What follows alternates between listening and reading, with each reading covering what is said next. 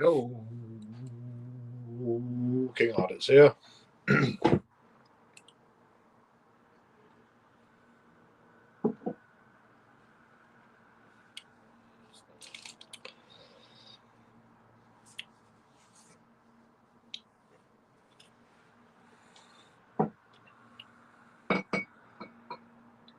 It's weird, that, isn't it?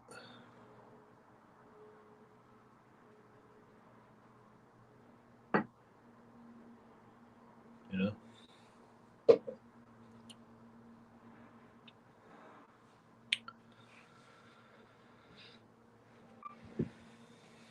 Ukraine, Russia, Iran, Israel.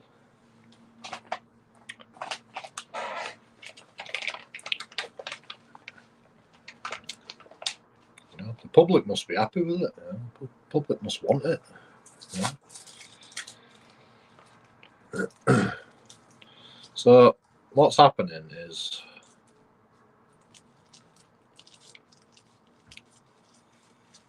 military defence spending is going up to 2.5% GDP instead of 2.3% by the year 2030. So 5 years' time, also 5.5 years' time, it's going to go up £7 billion. It's not like 6 billion, not 5 billion, not 1 billion. You know, £7 billion.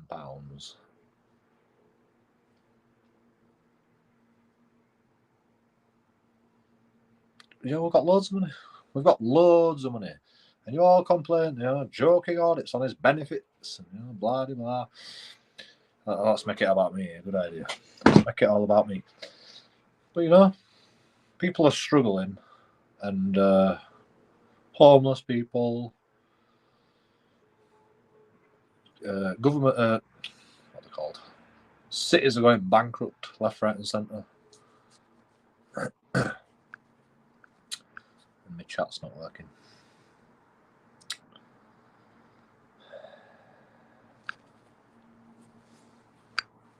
Stupid StreamYards.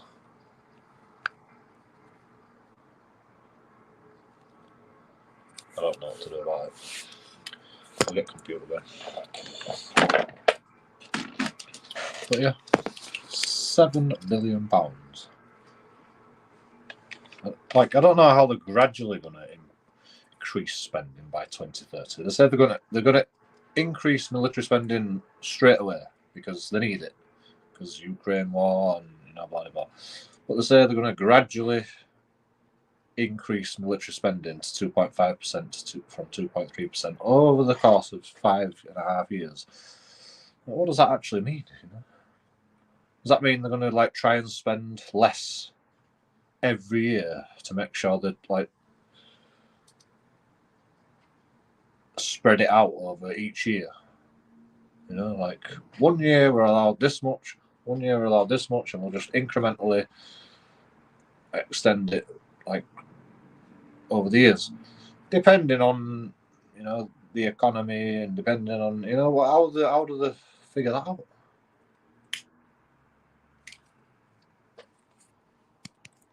I'll tell you how. They just spend all the money. They spend all the money that they're gonna get by the end of 2030. They spend it all straight away. You know, just like if they need it, you know, it's there. They'll just spend it all straight away, and then they'll go, "Oh, we spent too much. You know, we'll have to cut back or increase taxes." You know?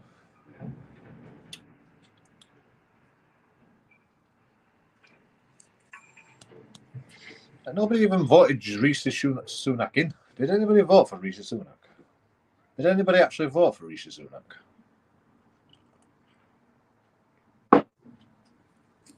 No. Boris Johnson got sacked, and then Rishi Sunak came in. And it just like, he does all this. He goes to war on benefits,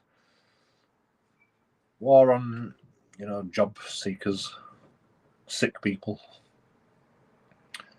War on PIP, war on disabled people. You know, it's just a war against the public. And let's increase the military power spending with a war against the taxpayers to get more military spending. It's just a war against the public, and it's a war against everybody.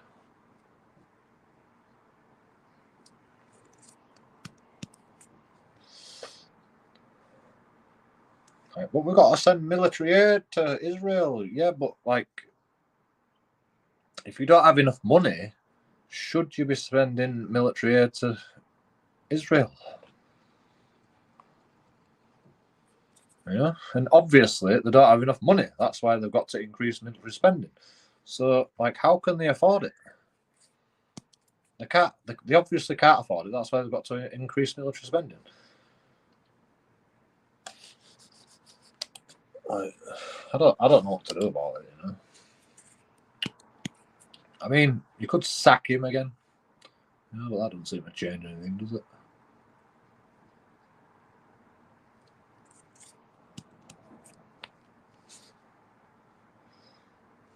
Boris Johnson got sacked because he had a party at 10 Downing Street during COVID times.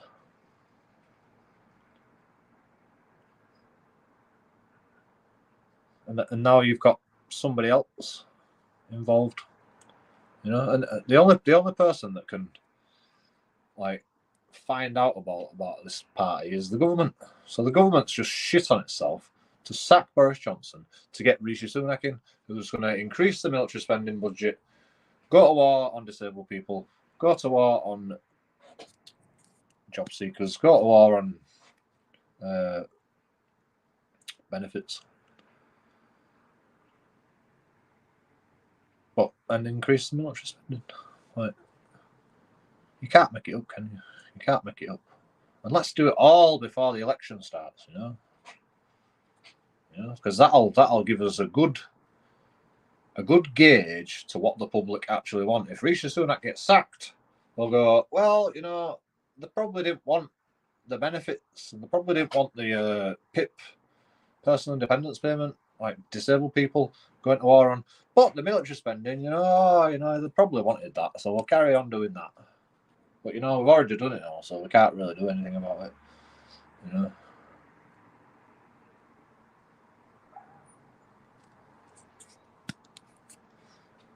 Even if people did agree with military spending, the military spending can't be changed now that Rishi Sunak's changed it. You know, it's like that until 2030. Can't be changed.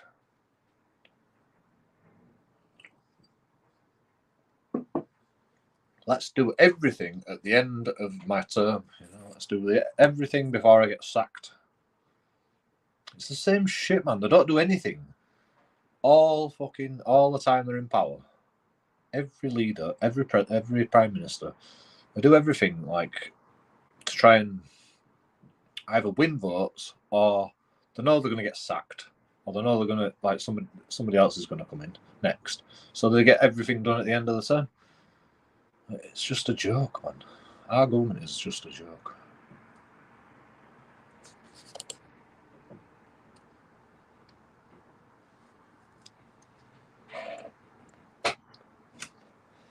Like, if there's any messages, I can't see any messages because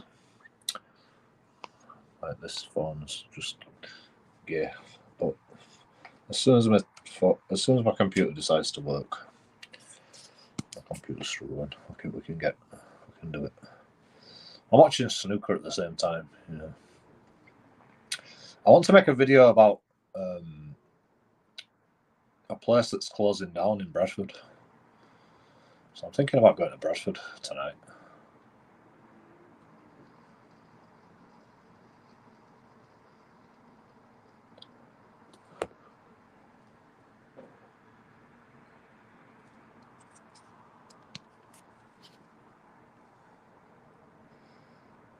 Might be an interesting video. might be too late. It might have already been shut down. But yeah.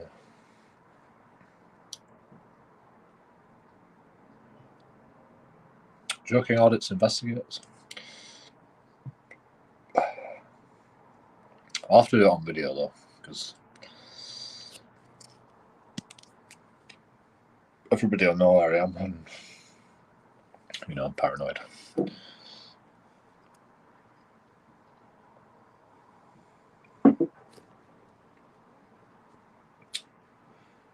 Oh, it's working. Maybe. It's got to configure updates. Why can't I see the chat? Like it don't work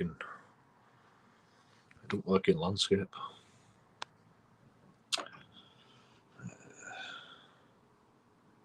Okay, we have no comments. It's fine.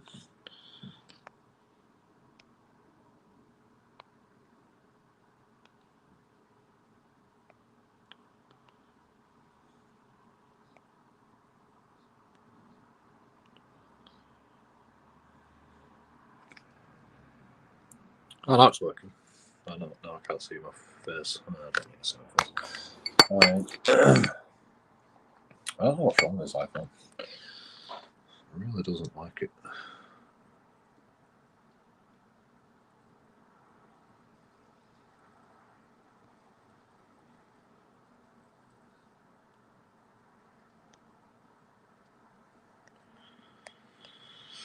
I don't know what to do. It's like you can only do like, I mean, this is fine, isn't it? Can you still hear me? If it's like this.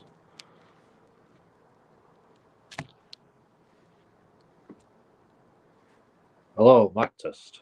Hello, mic test. 1, 2, 1. Hello, mic test. It seems quiet.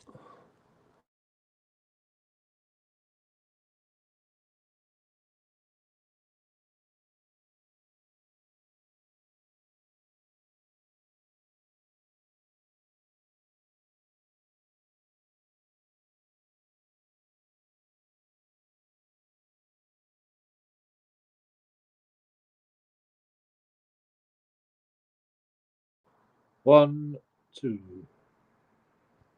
1, 2, 1, 1. It seems fine. It seems fine.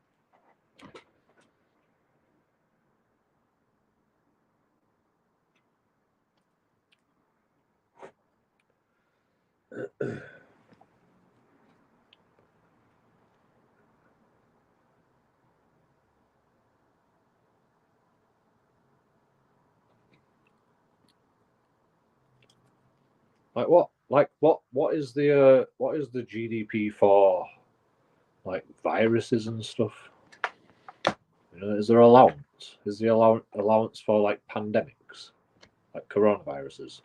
Is there like a spending? Is there have they got some money just in case another pandemic happens, or is that part of military spending? Is that why the GDP for military spending has gone up, because we've got to worry about pandemics now? You know, what's their excuses for it? You know? £7 billion. You know, it's not like small change. It's gone up from £87 billion to £94 billion.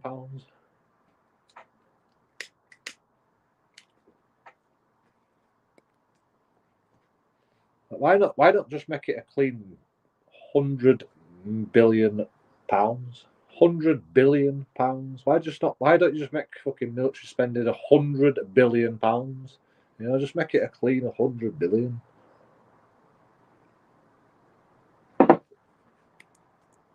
That's per year. 85 billion.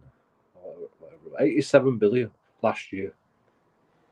87 billion every year.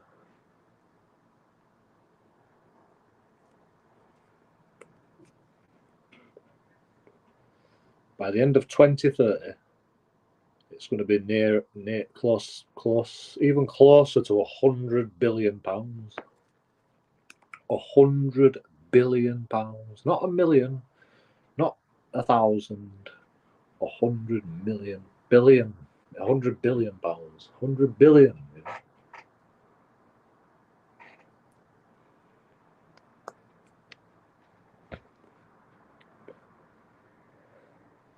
Yeah. Rishi Sunak's like coming to the end of his 10 years, like, we've got to spend more money. Good idea. We can all get behind that. Quick, get it through the books before I get sacked. Or before I have to bloody relinquish my Prime Minister to somebody else.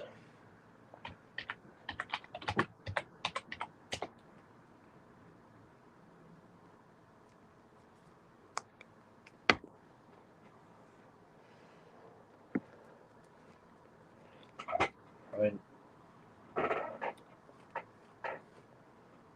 people say we don't have no money, you know. People say, oh, we're bankrupt, you know.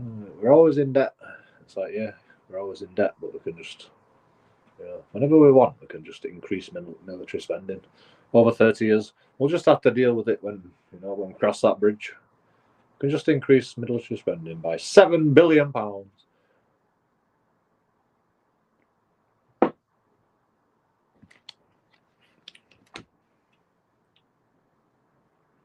Yeah. And it's not like you have to, you know. You don't have to, like take more money for military because we're not earning enough for the country. You know, it's not to do that. Well, it is to do with that as well, you know.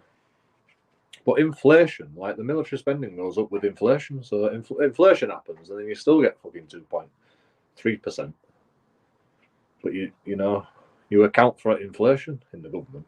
They don't account for inflation for anybody else. People on benefits, no, they don't even account for inflation when that happens.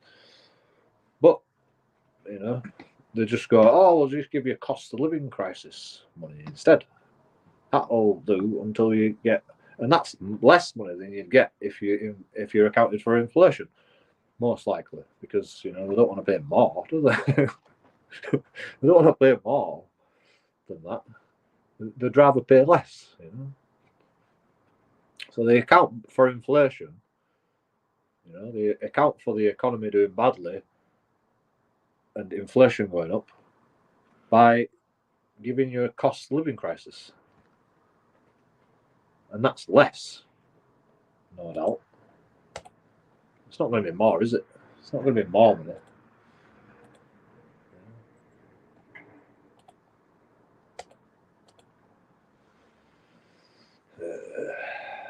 But they don't do that with the military industrial complex.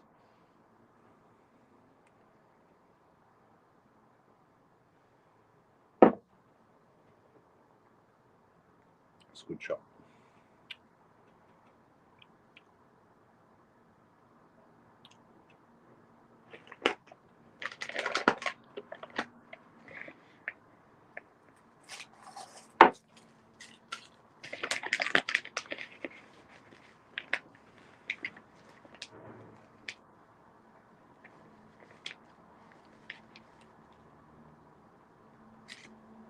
Okay, there's all the shot.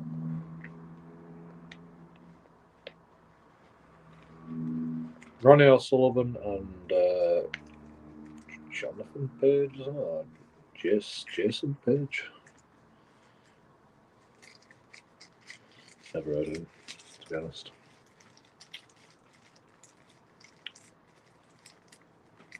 I don't really watch. I don't usually watch these early matches on the championships because they're fucking 19 frames. You're there all day, wouldn't you?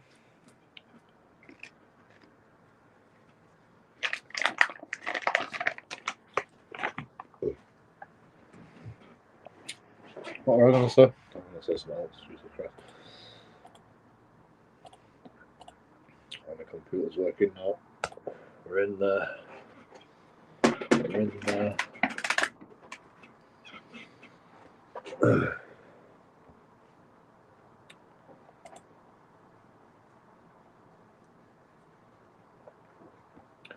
By the way, just like to say a big thank you. 20 subscribers in the last 28 days, whatever it is, I think.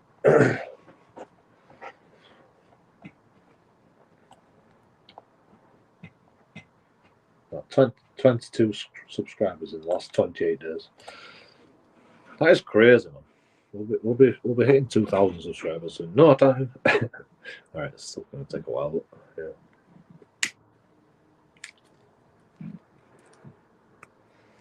Get your subscriptions in. You might be the 2,000th subscriber.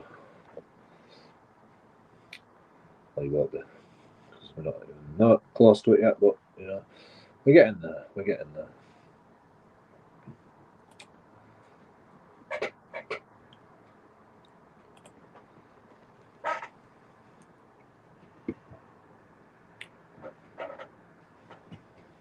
It's actually insane that I have 1,800 subscribers, you know. On Facebook, I have no followers. Like nobody likes me on Facebook. Hey.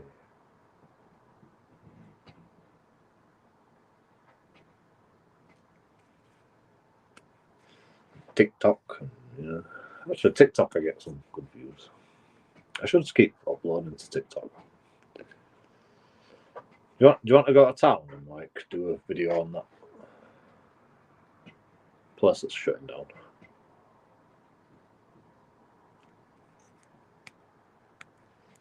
So what happened is Bradford Council, like somebody built a business in middle of town centre, built a building, and then run a business from this building. I think while COVID were happening, and they had like an outdoor area, and it were all like closed off. But they had like a car park, so they could put tables in car park as well. And they could keep people separate, 2 meters apart, and all that bullshit. And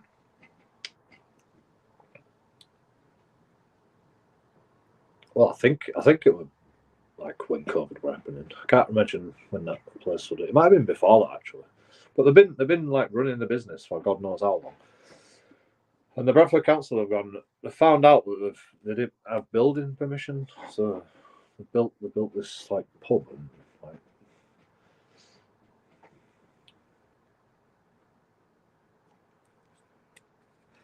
Everybody goes there, but they didn't get building permission. It's the weirdest thing. Literally the weirdest thing. Right back in the toilet.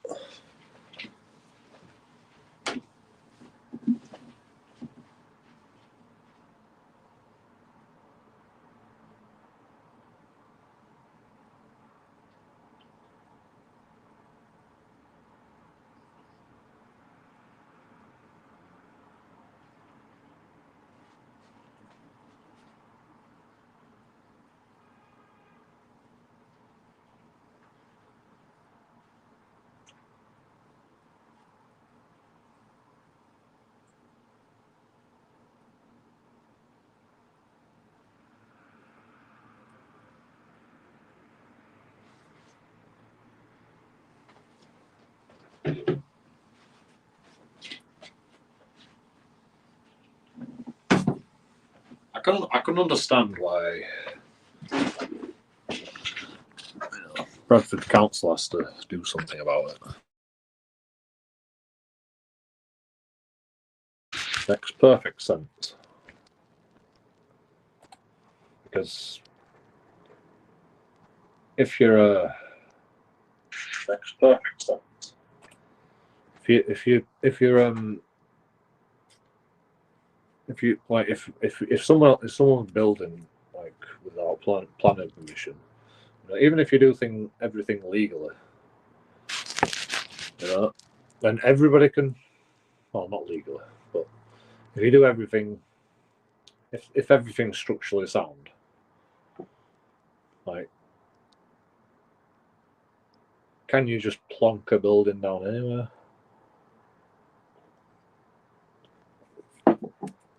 Without building permission? Like, I think what's happened is they've built in COVID times because nobody's in the office to give built like planning permission. So they've just gone, we've been waiting for this planning permission since before COVID. Now what's happening? We've got to get the business going. We bought this land, or rented this land. We're just going to build there. Screw it. We've got to make some money. And they make some money. They've been making money. Probably paying tax, probably declaring everything.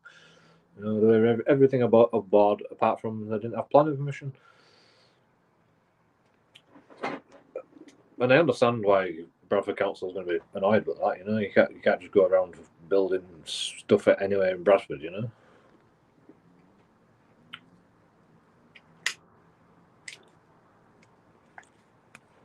But I can understand their point of view as well. Like, how am I supposed to get planning permission when it's COVID times? They probably got a loan from COVID money to like build this place.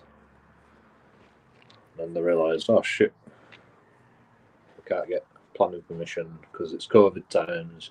It's taking too long, so they'll just do it anyway.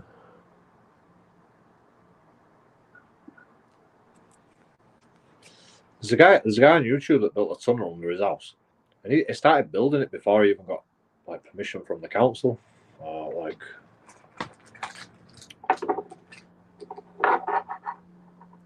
So you can build stuff on your property before you get the planning permission, as long as everything's above board, everything's structurally sound, and you think you're going to get planning permission, you can build it.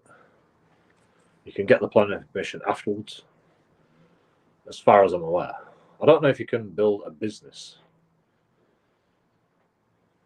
like in town, but for personal reasons you can do it.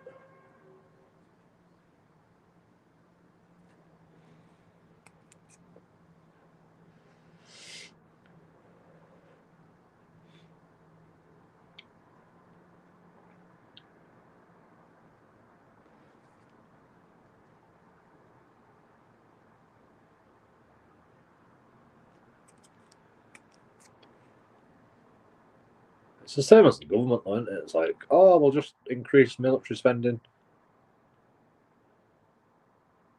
now, and then we'll worry about it in 2030.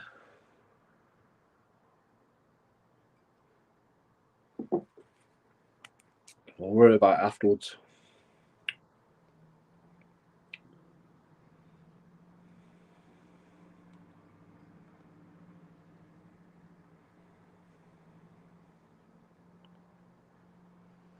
It's pretty ridiculous.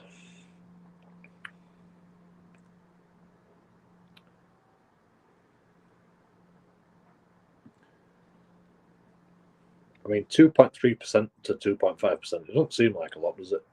But that's £7 billion.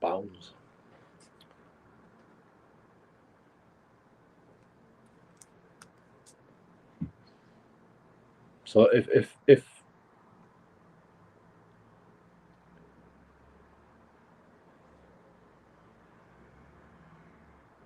2% is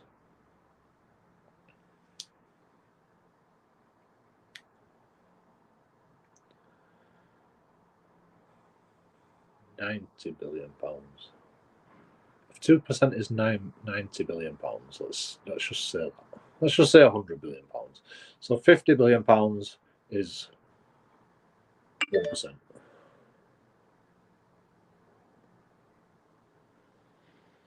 Right. Times that by 100. Times £50 billion by 100. How much is that? £50 billion, add 2 noughts. 500 billion. £1 trillion. That's how much money they have. 1 trillion. No, that's not right, is it?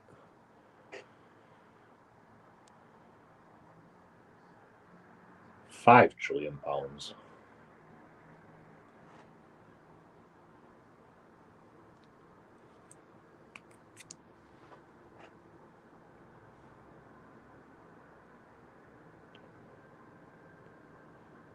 I'll say 50 billion. 50 billion. Add 2 noughts. Times, times by 100. 50 billion times by 100.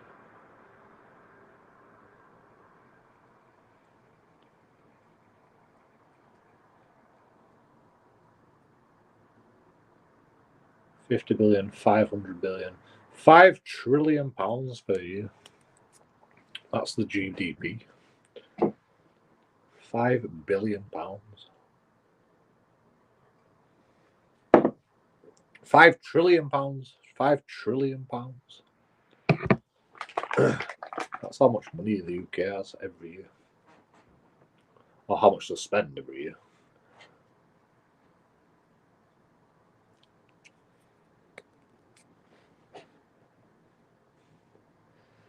If the military defence budget is accurate, they've probably got more than that. You know, probably got black money that nobody gets to see the light of day of.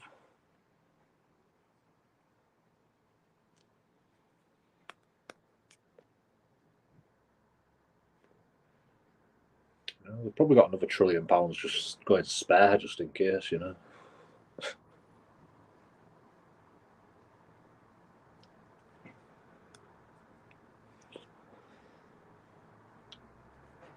Yeah, just to make a few more nuclear bombs, whatever.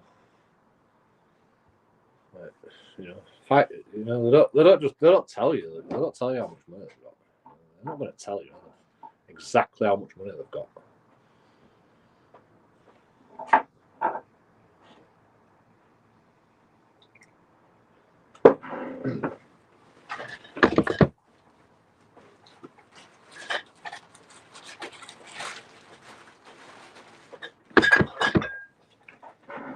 But, you know, work out for yourself.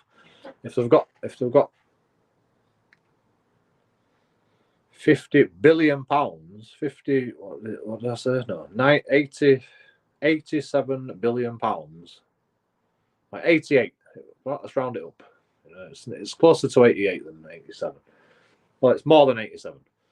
So, you know, I always round it up when it comes to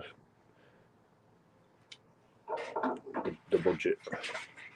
All right, let's just round it down. £87 billion. That's how much they spent on the military industrial complex in England last year.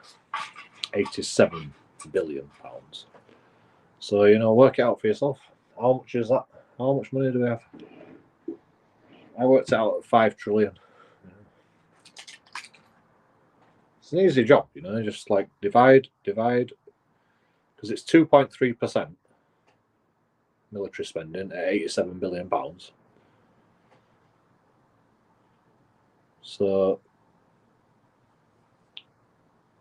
gross domestic product, GDP. I think that's what it stands for. So, you know, work out. 2.5% divided by 100 times by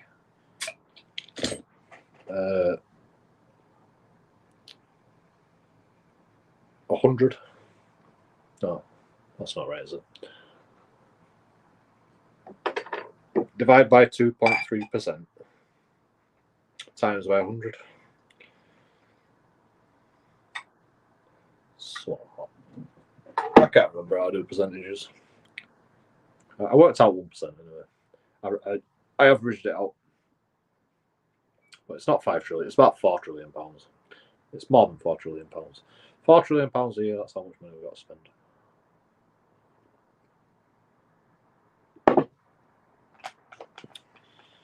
Well, that's how much we spend every year.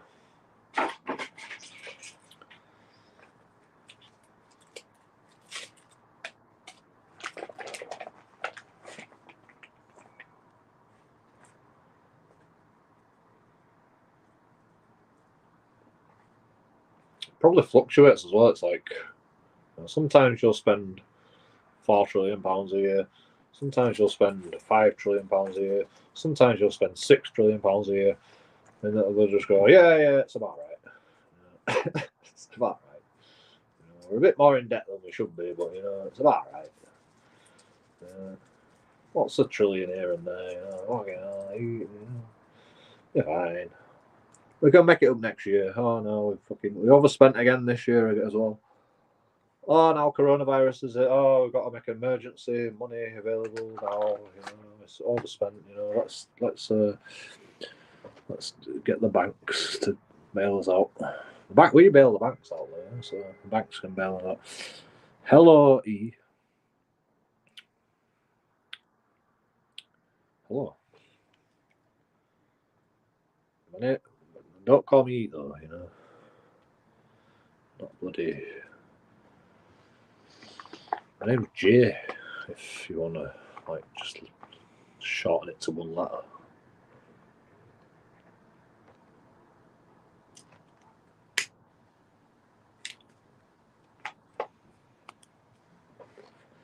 Hello, you. C. We can shorten your name as well. Seems fair.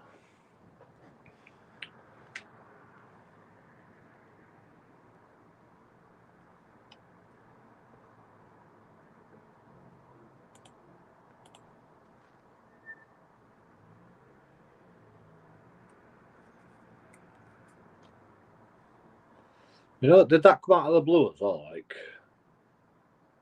Let's just increase military spending. Did that just come out of the blue, Did it come out of the blue? Let's go to war on people on benefits, people on PIP. Let's stop people getting sick notes. Not allowed. You don't like to do jack shit, are you?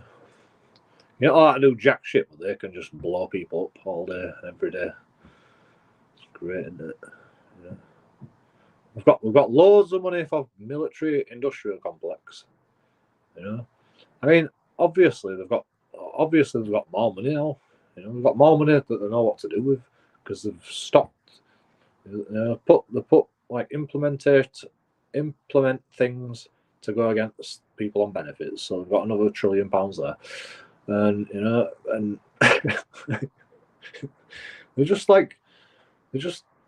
they go to war on the public, and then they're just like, oh, now we can raise the military industrial complex spending.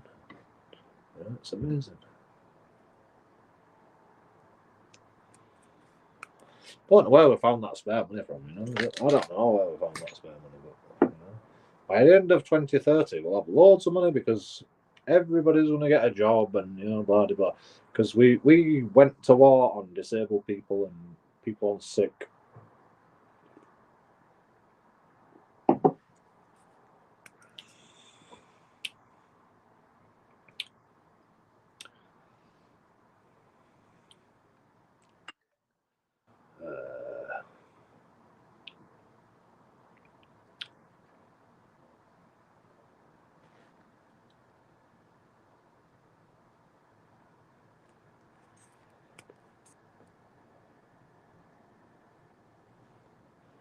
Have a try.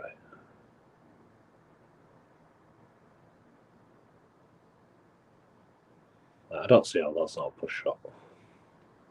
That's got to be a push shot. I want to see a fucking close-up of that shot. Come on, show me a replay of that shot. So close, and he just bangs it.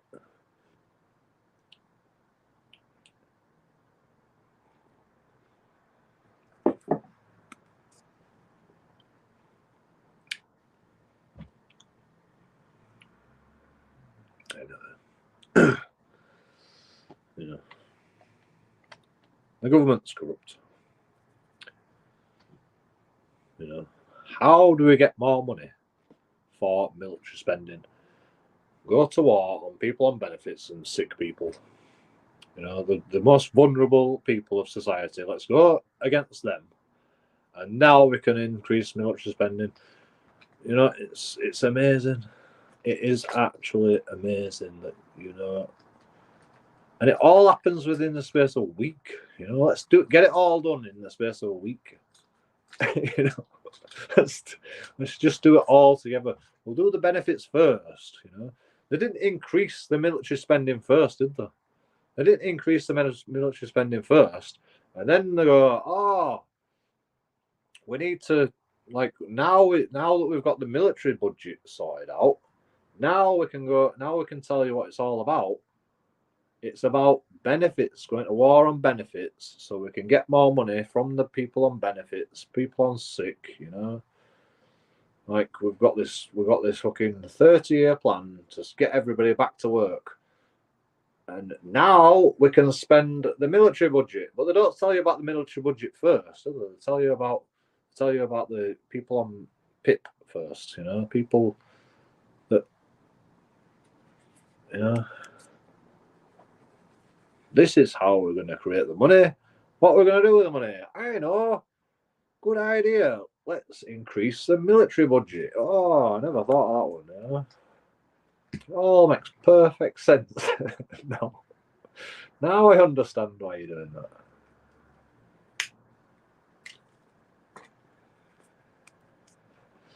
Not that you can get £7 trillion. I don't know what the GDP is for people on benefits. Probably £100 billion or something. You know? It's nowhere near a trillion. You know, we've got 5 trillion to play with. So, like, what sort of rest of money on? You know?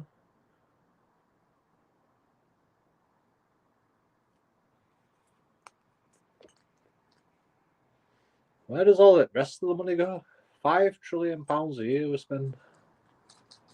Is that how much we spend? £5 trillion a year. That's what I worked out at. Close to £5 trillion a year.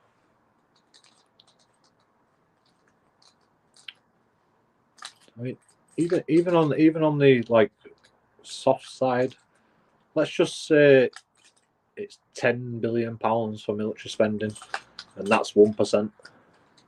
10 billion. You know,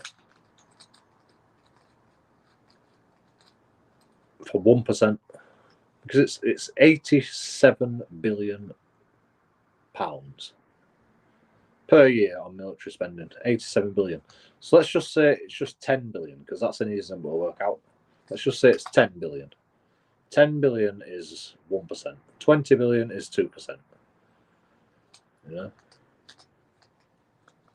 2.3%.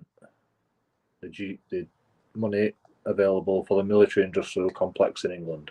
2.3%. So let's just say, you know, on a underestimate, it's £10 billion. That's 1%.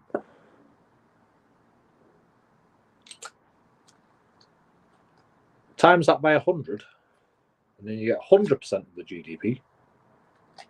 What do you get? 2 noughts on 10 billion. You get 1 trillion. 1 trillion.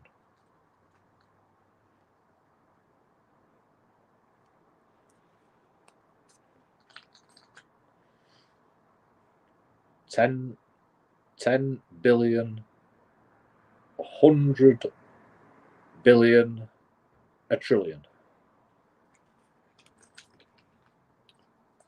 Yeah. 2 noughts on a 10 billion is a trillion. So even if it's just like oh, just spend 20 billion on the military industry, 40 billion. No, 20 billion on the industrial complex. You know, you've still got another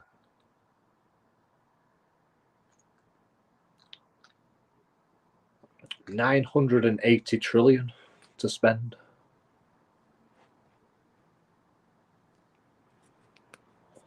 $980 billion to spend. Imagine if you had that in your bank account. Imagine, you know, the government has closer to 4 trillion. 4 trillion in its bank account, you know, every year. 4 trillion. How are you going to spend that money? Seriously.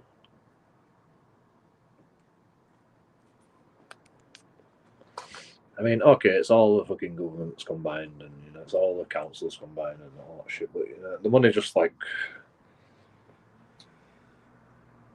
it's not like a pot of gold where they have like £5 trillion.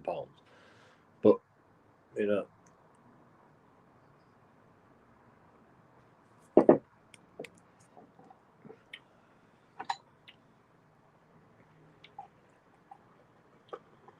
It's weird how they can just release the extra £7 billion for military industrial complex when all these wars are going on. You know, all these wars are going on around us, and they can just go, "Oh yeah, we need more money for industrial complex." Like, nobody wants to join the army anyway.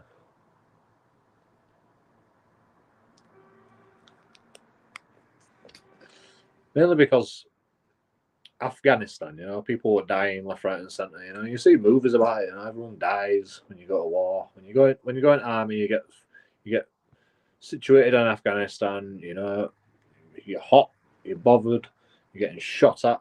People are dying left, right, and people are getting their legs blown off left, right, and centre. Like, we would want to join the army. You know.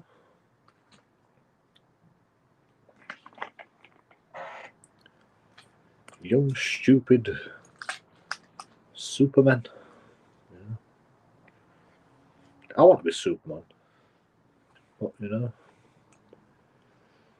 I at least want some body armour so I don't get shot or my legs blown off.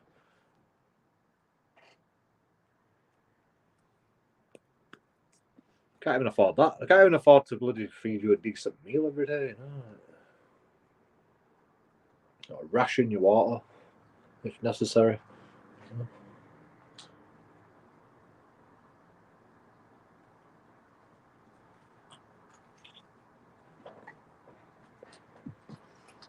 Maybe it's a bit better nowadays.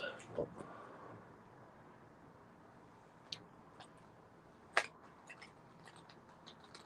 I heard about like the vests, the bulletproof vests that they wear in the army, and apparently they couldn't even stop a handgun. You know, some handguns they can't even stop.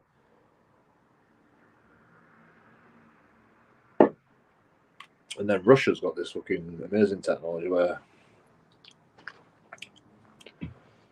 hit by a bloody 32 millimeter bullet, you know, fucking like this, like fucking like big bullet. Can't remember what they're called. Armor piercing, wall piercing, concrete piercing bullets. You know, Russians have that technology.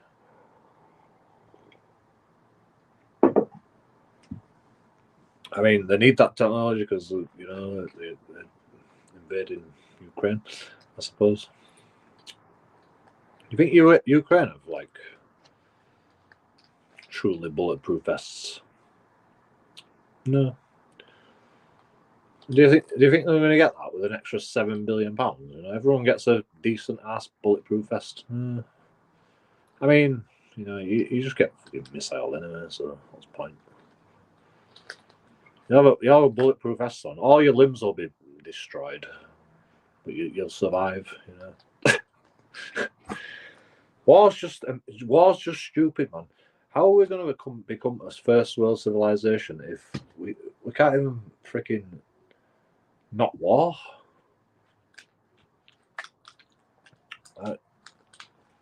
Tell you why aliens don't come here. Because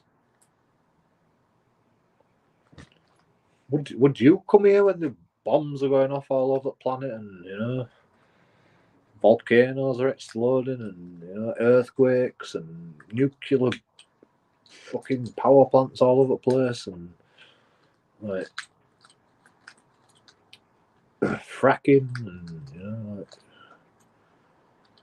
the aliens must go, whoa, fucking, have you heard all that noise down there? Fucking, I'm not going there. You know, I only came to fucking Earth for an holiday. They just go, oh, we'll just go to the next planet, you know. Let's go check the next planet out. You know, there's too much shit going on down there. Jesus Christ. I've heard it all. Have you seen their TV as well? Have you seen their TV? They've got like little boys dressed up as girls and it's fucking weird down there, man. You don't want to go there. Jesus Christ. You know, we've been put on rejection list, you know. That's why aliens don't come here, you know. Aliens are just like, nah, just skip over that planet. You know, just leave them to it. You know, they'll figure it out one day. You know, they're on the verge of figuring it out. You know, they're noisy bastards, and one day they'll go, oh, we're too noisy. Let's just stop being too noisy. You know, in fact, that'd be a good slogan for JoeKingAudits, King of the World. We're too noisy, you know. Metaphorically speaking and literally speaking, we're just too noisy. We talk the big man. We're always on social media going blah blah blah. Zip it, you know. Zip it. Less talk, more action. Less talk, more action. Vote for JoeKingAudits, King of the World. I'll make it happen. I'll be talking, you know. I'll be talking. No, I won't talk. I'll just go, what do you want me to do? What do you want me to do? Right, fine. I'll do it. I'll get it done.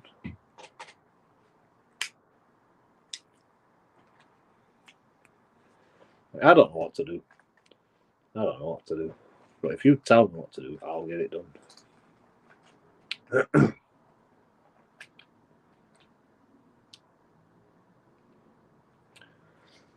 Ronnie O'Sullivan is 3-0 up. No. Boom. Oh, I missed it.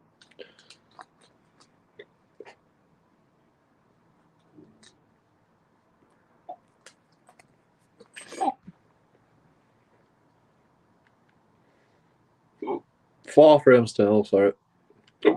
4 frames to nil. I'm behind. Don't tell me what happened. Start watching it.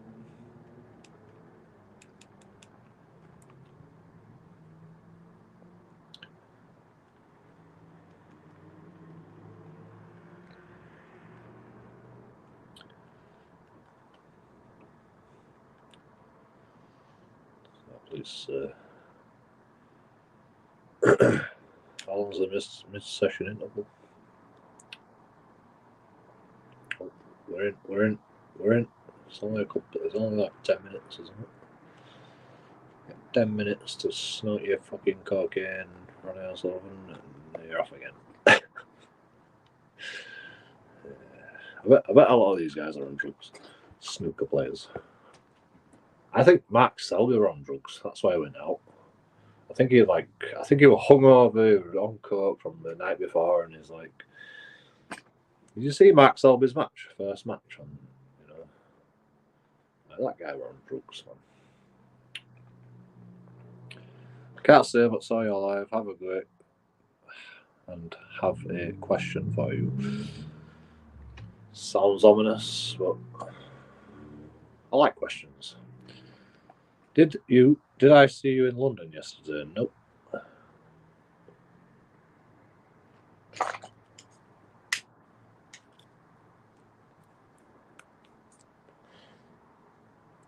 I don't have a ball patch. Was it Charlie Beach? Sorry, Charlie Beach.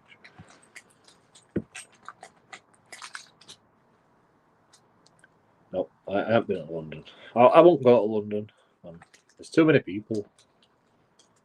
There's too many people in Bradford. I can't even deal with that.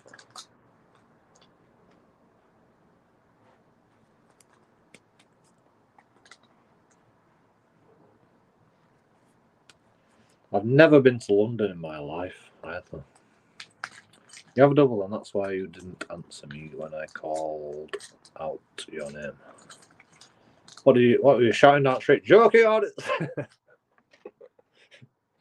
JoeKingAudits! Yo!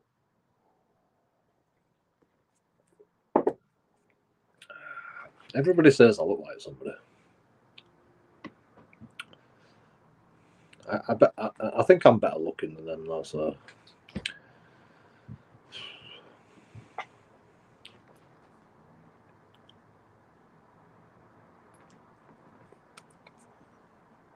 Can't have been me. Definitely better looking than them. Definitely. I mean, YouTube gives a good filter, though, you know, I must admit. So, I actually look even better looking on YouTube than I do in real life. Yeah, it's unbelievable. The filter, you know, YouTube just. I'm only joking. Audits.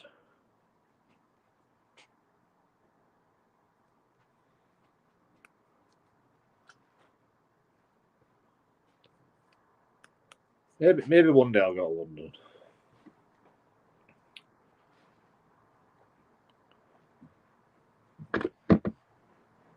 Mixing with about 20 orders throughout the day.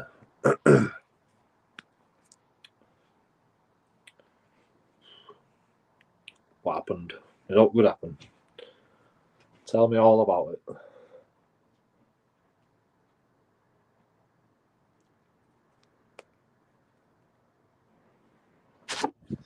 Like I can do mass audits. It's too much to think about.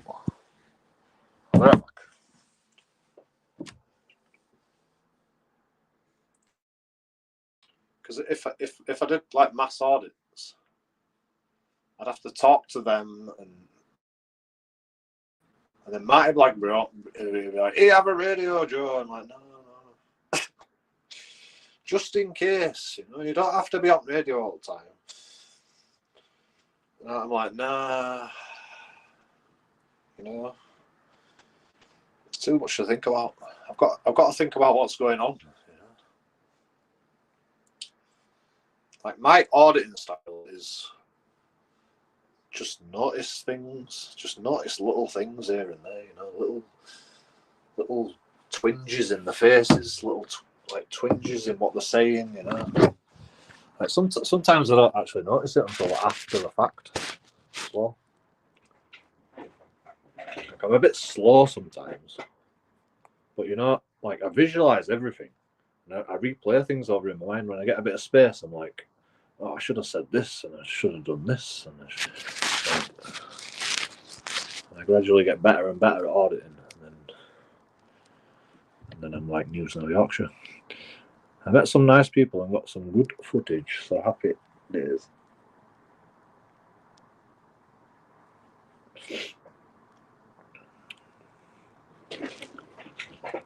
Good.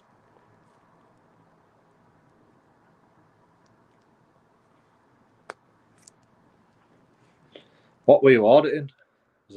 Was it another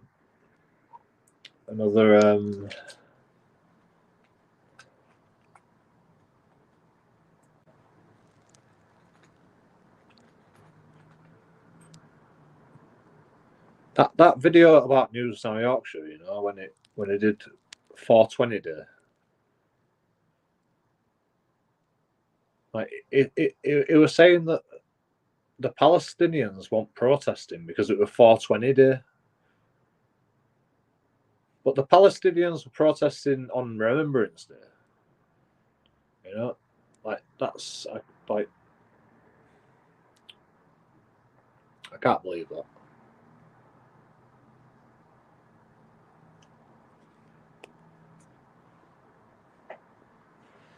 You know, we'll shit on Remembrance Day, but we're not going to march. We're not going to march for Palestinians on 420 Day. The human race is a joke,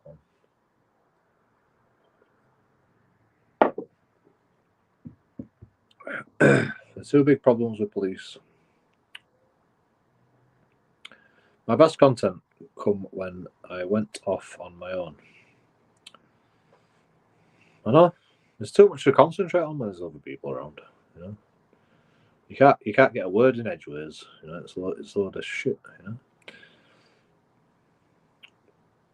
And plus, you know, people feel more like brave when you're just a single guy with a camera. You know, so you get into a lot more. Like they've got to have a discussion with you because you're the only cameraman around. If you go in a mass audit, you know, there's like loads of you, and it's like, oh, I don't want to have a conversation with like 10 people with like, mass audits. You know, even two people, you know, it's too many.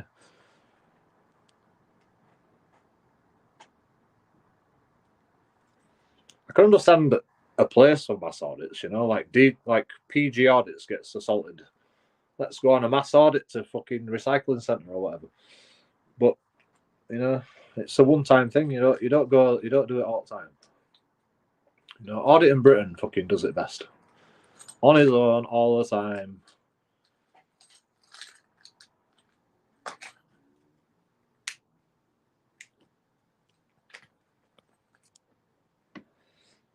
Audit in Britain can control all the variables if he's by himself. If it's with somebody else, you know, it's all hell breaks loose at that point. You know, Mighty Blackborough's always swearing, and you know, News Now Yorkshire's always like trespassing, and DG Audits is always fucking flying a drone. You know, it's like it's impossible to get a word in edgeways. You know, you're fucked.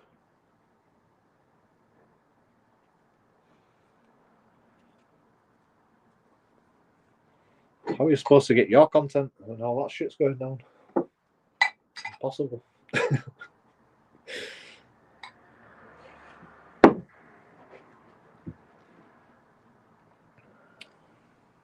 Two big problems with police and protesters. I got both close up. Big problems with police and protesters. What's that? What's the big problems? What, the arrest protesters? Peaceful protesters?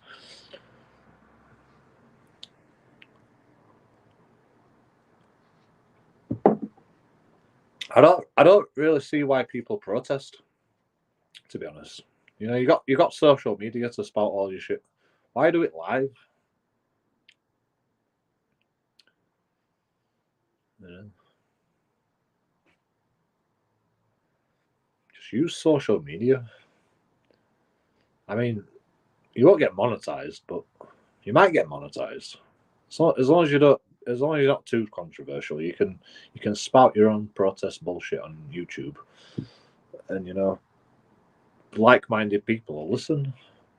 Like, why do you have to do it like in London, in Speaker's Corner or whatever? You know? Like, same with religious people. Like, why do you set up a booth? Just create a fucking Facebook page. You know? You probably get more views doing it that way than random people that come past and walk past.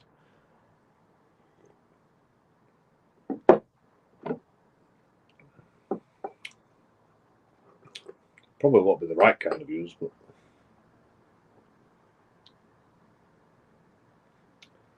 I mean, what is the right kind of views? You know, all protesters get is a load of shit because, you know, the alternative thinkers always come to the protests that they think alternative about. So, like, protests are always going to cause trouble.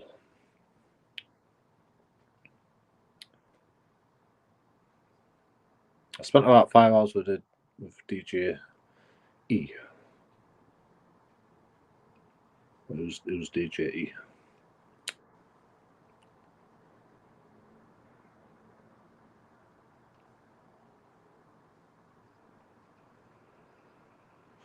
And we did a few fun audits with security guards. That was a good morning.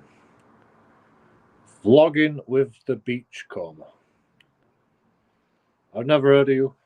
I'm guessing that's not what your YouTube channel is called. Vlogging with the Beachcomber. I got Raffles to shut their 6 gates. Lol, the money shot, I suppose. I got Raffles to shut their 6 big gates. I don't know what that means. You got the Queen's Guard to shut the gates.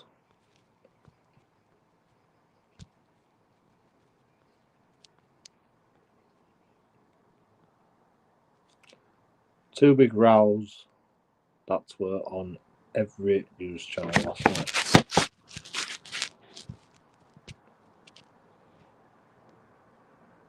because I live there. Yes, it is. Yes, what is? You have to be a bit less specific than you already are, because I'm dumb. Yes, what is? You live in London. Well, I'm sorry about that. Who's DJ? DJ Edits. DJ. Are you on about DJ Audits? You were out and about with DJ Audits.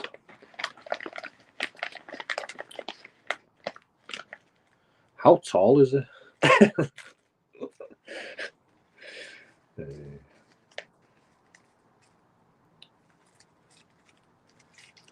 I think like DJ Audits, he gets a lot of shit because he's so small. I just wonder how tall he is.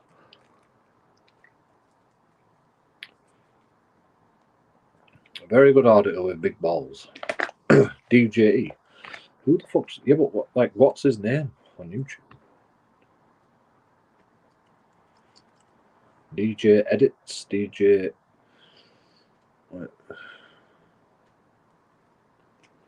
Loads of fucking auditors have got big balls. I've got the biggest balls. I go after the disabled bears. Yeah.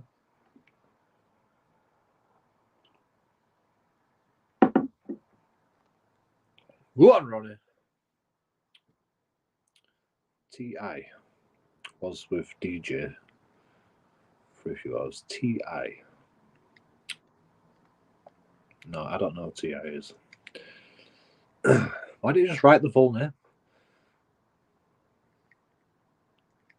For a few hours, but most of the day with DJE.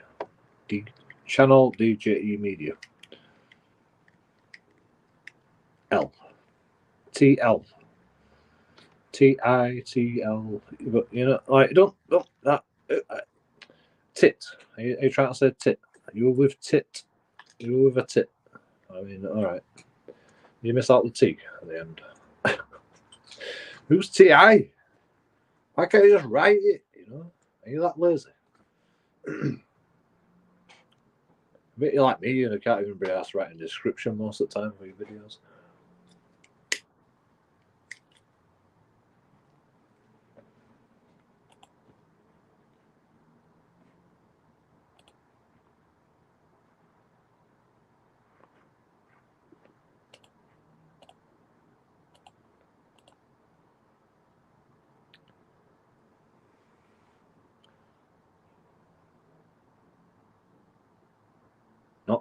Not TI.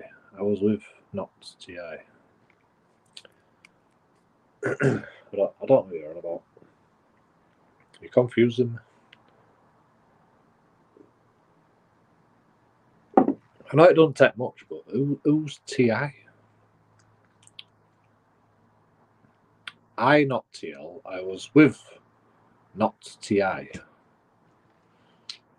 What's that supposed to mean? Are you drunk, sir?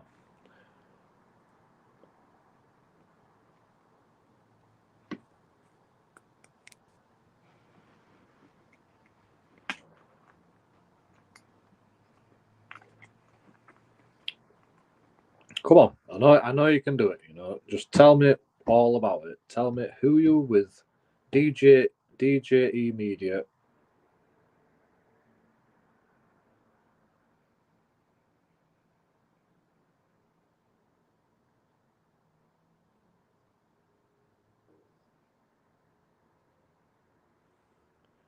I'm trying to break black up. He's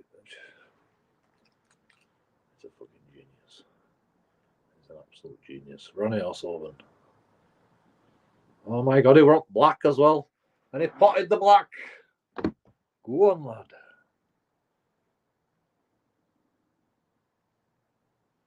Oh my god. Ronnie O'Sullivan's the best player on the planet. There's no doubt about it. 5-0. Nobody else has fucking run away with it like this. Like, come on. No, don't let him get a frame. Don't even let him have a frame, Ronnie O'Sullivan. Go on. You could. I mean, he's not going to let him have a frame. If he can help it, he's not going to let him have a frame.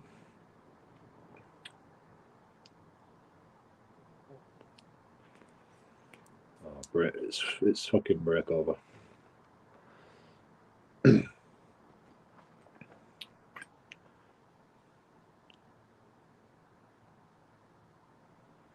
can get through. Missed it. He's not even bothered. The other guy's just not even playing well, so like he's just not even bothered. I was with DJ for a few hours, but spent most of the day with GDP. You were with JoeKingAudits for a while. Nice. How tall is he? DJ is slim, but he's not that short. Really? He looks tiny. I mean, I'm 6'3", 6'2" and a bit. Well, I'm nearly 6'3".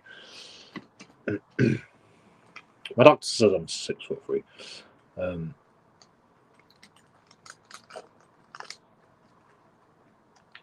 But yeah, so everyone's smarter than me. But like, how tall is fucking short?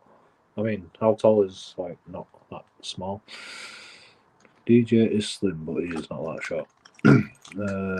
He was with DJE. Media. DJ Media.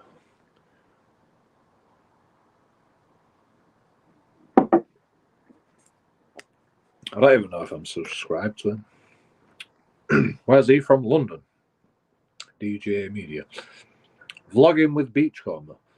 Are you on YouTube? What's your YouTube channel?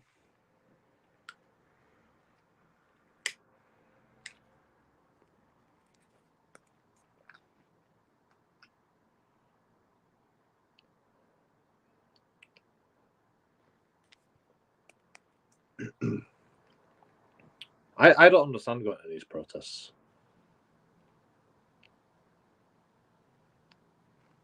That's it. Vlogging with Beachcomber. Okay. I don't think I'm subscribed to you. That's the weirdest auditing name I've ever seen in my life. I'm not surprised I haven't seen you. Like, you need to have a more catchy name.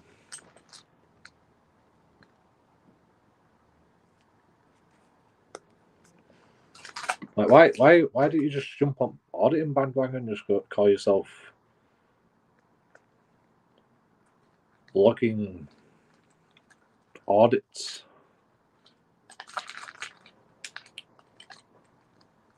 What's Beachcomber got to do with anything? I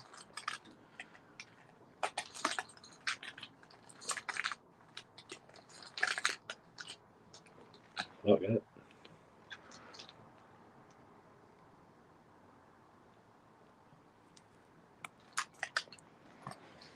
How many subscribers have you got? I think you're gonna have more subscribers if you got a catchy name.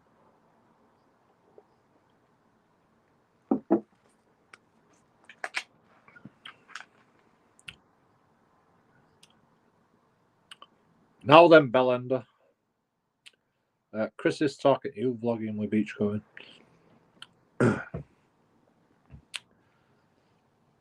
Didn't want to use the word audit. All right. Why not?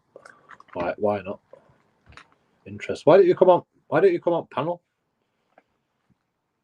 The link's there somewhere. Come on, panel vlogging with Beachcomber.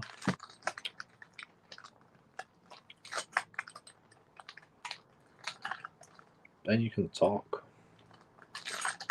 I won't be able to hear because I'm watching snooker, listening to snooker. But you know, I'll try listen. I can listen to two things at once. In fact, I can just turn fucking volume down.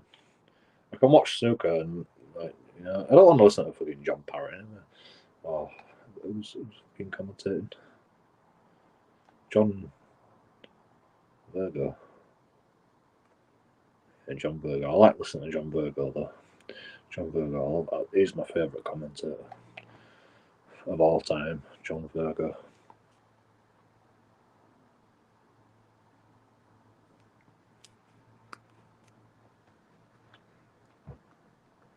I'm just a ghost, lad. A ghost of your former self. Yeah, well, yeah. Aren't we all? I've only been around for 4 to 5 months and have only 1,200 subscribers. It took me 10 months to get monetized. I had to get 1,000 subscribers and 4,000 hours watch time back in them days. It's easier for you millennials. You're bloody. You new up and coming guys. It's easy for you. You only got 400 subscribers and 1,000 hours watch time. Back in my day, freaking 1,000 subscribers. It took me ages to get 1,000 subscribers. I could get the watch time easy enough, but 4,000 hours watch time, I could get that easy enough. But the 1,000 subscribers, that took me fucking 10 months to get that.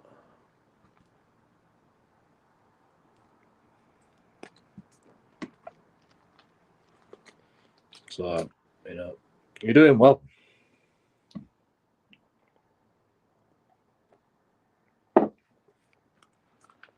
Congratulations. John Motion, best commentator ever lived. Rip John. Never heard of him. My subs don't seem. John Virgo. John Virgo is the best commentator.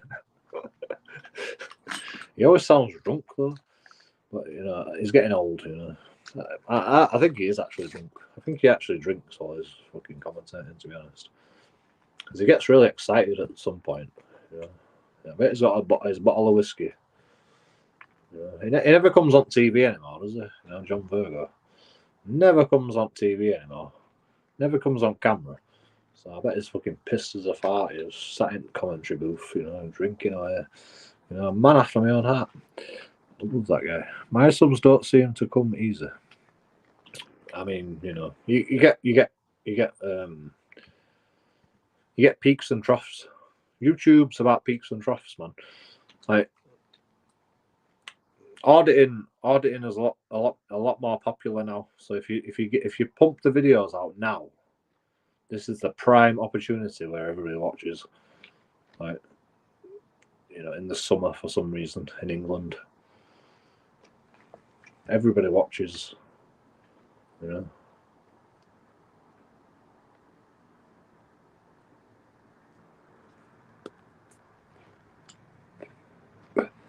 In the winter, everybody watches fucking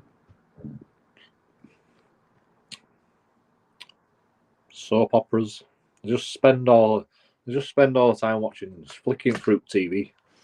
But in summer, everybody watches. In spring to summer, everybody watches fucking auditing.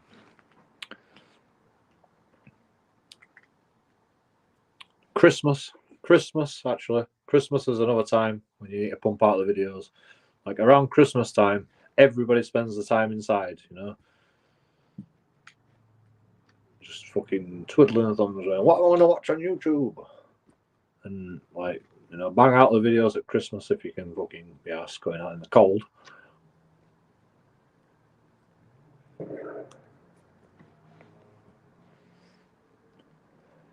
mean, you've got to be an auditing channel. That only works if you're an auditing YouTuber. Actually, it's probably before Christmas. After Christmas, it's not so prevalent. And then maybe a bit near New Year's Eve. If you do some auditing videos, then it's a good time because when people are on holiday, pump out videos. Like bank holiday Mondays, probably pump out the videos. When people are at work, it's mainly the people at work that fucking watch auditing videos. Probably. Like it'd be good to find out the metric on that, but I think that's the thing, When people are off work, people watch auditing videos. When people are on holiday, they watch auditing videos. So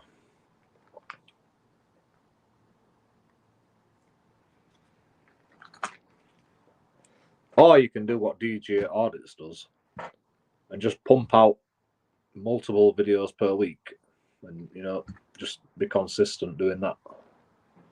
and you'll fucking get all the views. I did it.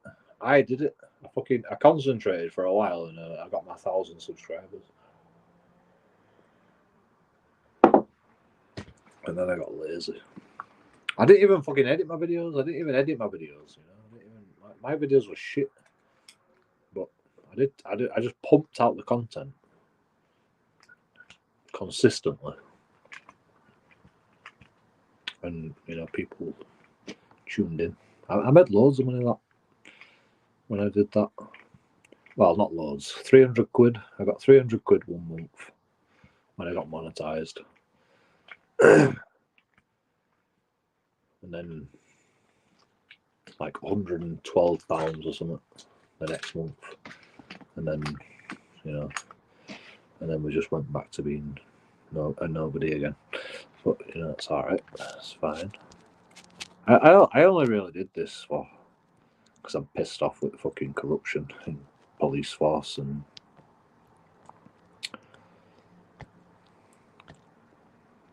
I'll still keep doing it, but I'm not going to break my back over it anymore. I don't need to. I've got other shit that I've got to do. I joined the auditing game late, and everyone seems to know what an auditor is.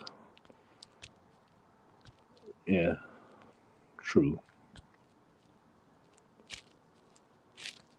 I mean, like if you want to be like one of them guys that get the Terrorism Act, you know, just do what Auditing Britain does.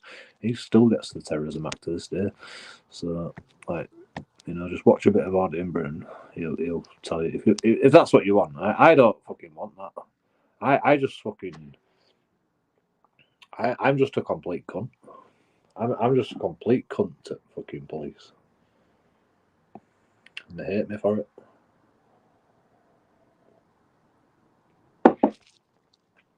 But they deserve it. Like I just want to see how far I can fucking take them. It's not easy to get our targets, security, etc., out of their little boxes. Well, you don't have to get them out of their boxes. You don't have to do that. I mean, maybe you should watch some more of JoeKingAudits. Just do what I do.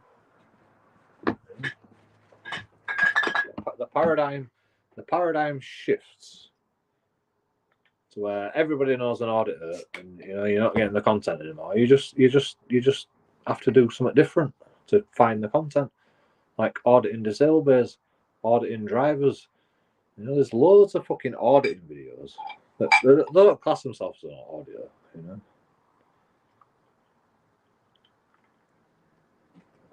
know, driving videos, bicycle videos, cycling Mikey, trolley videos, supermarket videos, GDPR videos. There's loads of shit you can do, man. Loads of shit. You know, I've got ideas. I don't want to give away my shit though. That's just the things I do. I've got other ideas. But, you know. Have you seen Tour Pre on YouTube? Check out Tour Pre.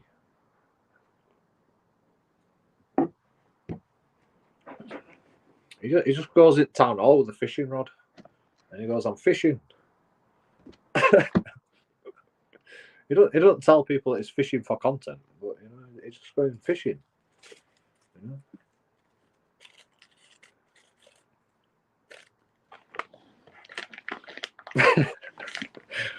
He's a fucking genius. He's a fucking genius. You know? There's loads of fucking shit you can do. You know? Like all you've got to do is just like act stupid. You know, like Auditing Britain is the fucking like he is actually the like all you have to do is just act like a layman. You know, don't act like a guy with a camera. You know, don't act with like a guy that knows his rights. You know, just like a nobody, and just go. I'm just recording fucking building. You know, Charlie Beach does it all the time as well. You know, I just want to get a view. I just want to get a shot of this building. No, you don't. Charlie Beach knows that people are going to come out to him and fucking ask him questions and go, not allowed. You know, we all do as auditors. All you've got to do is find a reason to be there, and you know, just do your thing. And then if not happens, you just move on to the next fucking shit. It's like asking a girl out. You know, 99% they'll fucking reject you, but you know, 1% you get a fucking date. You know.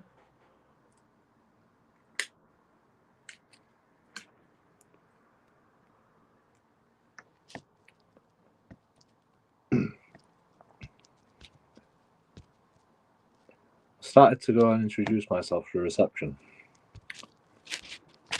I don't even introduce myself. I just walk in, you know, like post office. I'll just walk in at post office and I'll just go, what you doing? You can't be recording. I'm just having a look round, you know. No, you can't record in there. And they've got like a hole in fucking staff entrance. Like, oh, but it's interesting. Come on, please. Please, can't I just record? You know, please.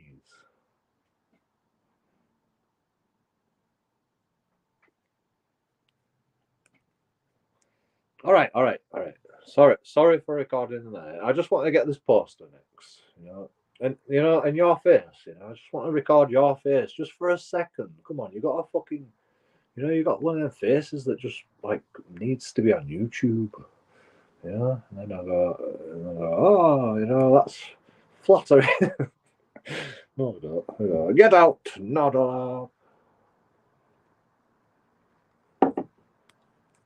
I mean, it's easy to fucking set people off, you know.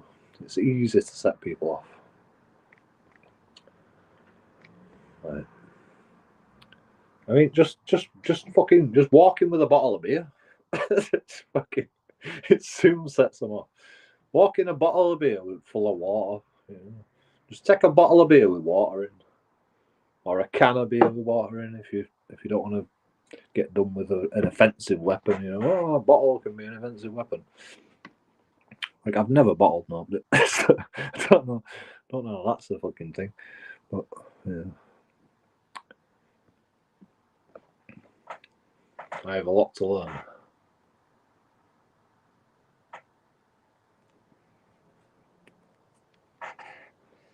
It's pretty simple, you know. Like, auditing is a social experiment primarily. We shouldn't be called auditors, to be honest. It's a social experiment to see what people will do. You know, that's the primary drive of content. You know, social experiments. Social experiments get millions of views. Like, we are like in the genre of a social experiment.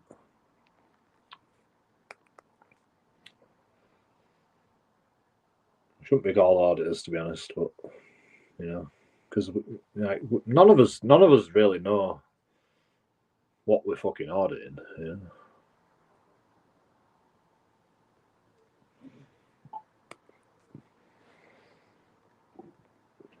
And hardly any change happens. You know, like you know why it's called auditing?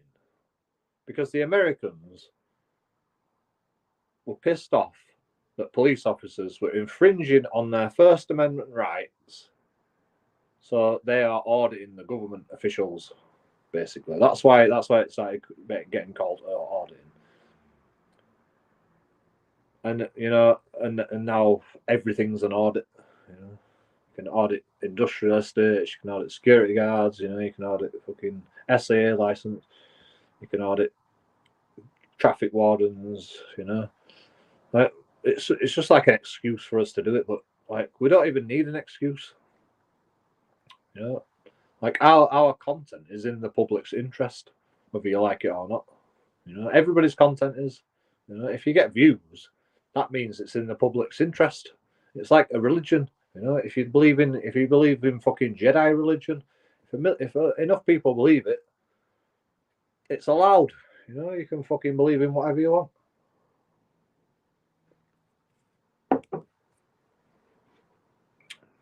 And we're just on the cusp of like creating something amazing. I think the auditing community is it's going to create something bigger than the government, bigger than fucking corporations.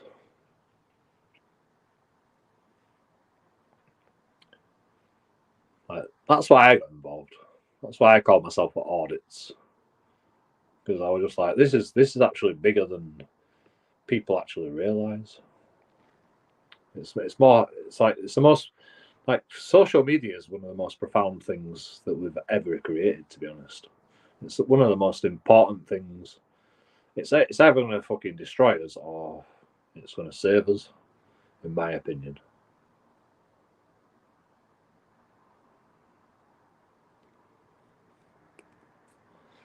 Because when you get that reach, it's like OnlyFans, like OnlyFans is a load of fucking shit. But you've got that reach. You've got that reach to like hundreds of people that want fucking porn and porn on demand and live porn and whatever. It's not a good thing, but when you've got that reach, and you can, and then you're like a social figure. You're a social figure. You become this like influencer. You become this influencer. Like, either it's going to be a bad influence or it's going to be a good influence. And like, I'm a cunt, so I can't say that I'm going to be a good influence. But I'm a good person, so I hope I am a good influence. And that's the you're an influencer. You're not an auditor. You're an influencer. Once you get fucking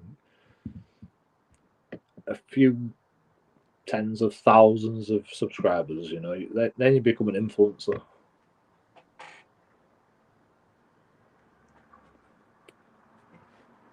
And it's important to realize that, as a YouTuber, you have an influence on society with even a couple of thousand subscribers, And, I think of that every day, to be honest. The auditing community is dying off, though, Joe. There is only a few good auditors who do it right, and the rest let it down massively.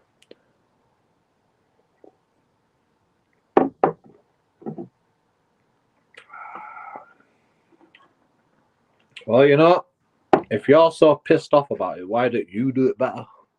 Show us how it's done.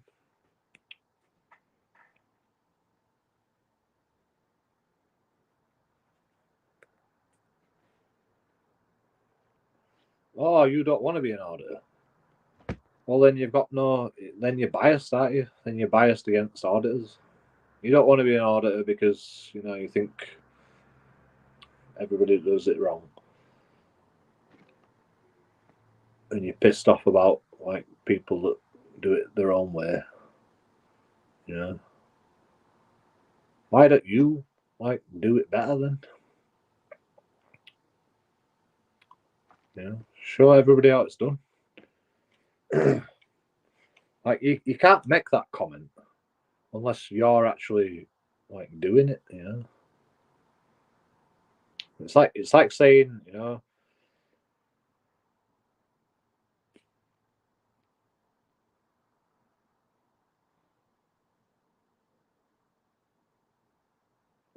don't know. It's like saying, I've watched a lot of farming videos on YouTube. I think I think they're doing it wrong. You have no idea what we're talking about because you're not an auditor. So, like, you've got no, and plus you're biased because you think everyone's doing it wrong, or you think a lot of people are doing it wrong. So you've got bias there. So you can't really, like, your words don't even mean anything. They're just words on a screen. You're just a keyboard warrior. You're just a keyboard warrior, MC Hammer.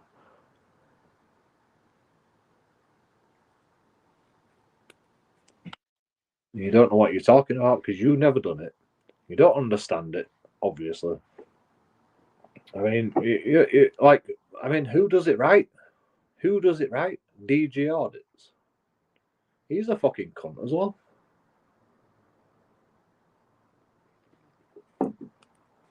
Go on, give us some names. Who does it right? Audit in Britain, Charlie Beach. Come on, give us some names. Some names that I know. Who does it right? Who does it best? News Now Yorkshire, Marty Blackburrow, Live Free. You know, who did it right? Who does it right? Come on, give us some names. Come on.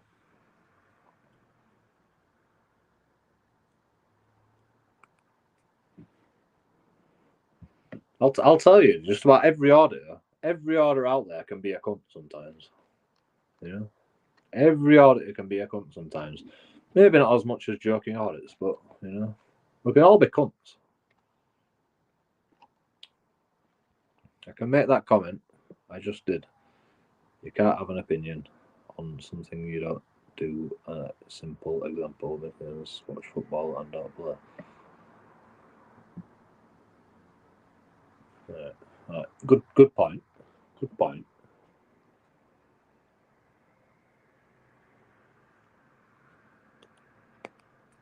Come on then, give me some examples of who audits good. You know, who's a good auditor compared to JoeKingAudits or vlogging with the beachcomber or you know, Reggie Photos or Bustex or you know. There's loads of fucking cunts that audit. You've got to be a cunt, man. You get hated on so much. It's unbelievable.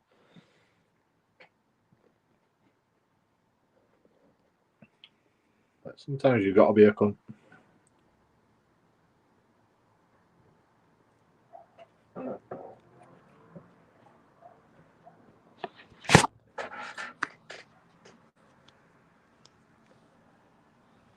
Reggie and Focus.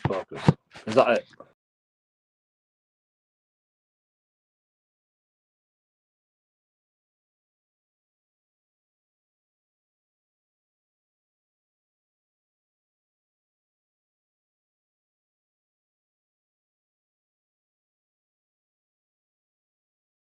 Like they're the least people that I watch. I mean, Reggie Photos, Focus. Like that, I don't watch them very often.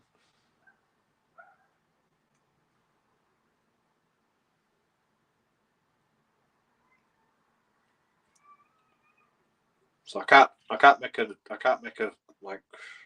Is there anybody else? Anybody else that thinks a good auditor? Is that it? Just them two? Just them two are the best. Is that it? You know, well, you know, like, you know, I need a bigger list. You've got to have more people that you watch than that, surely.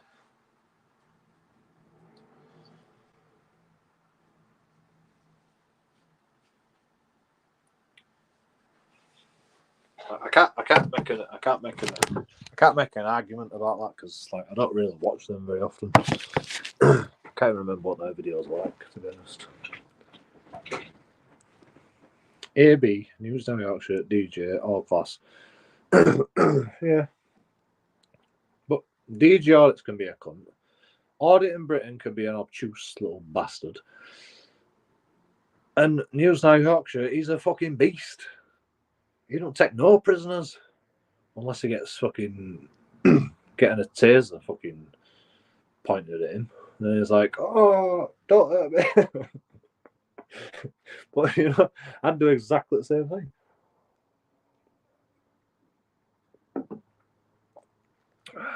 News Now Yorkshire's a fucking beast, man.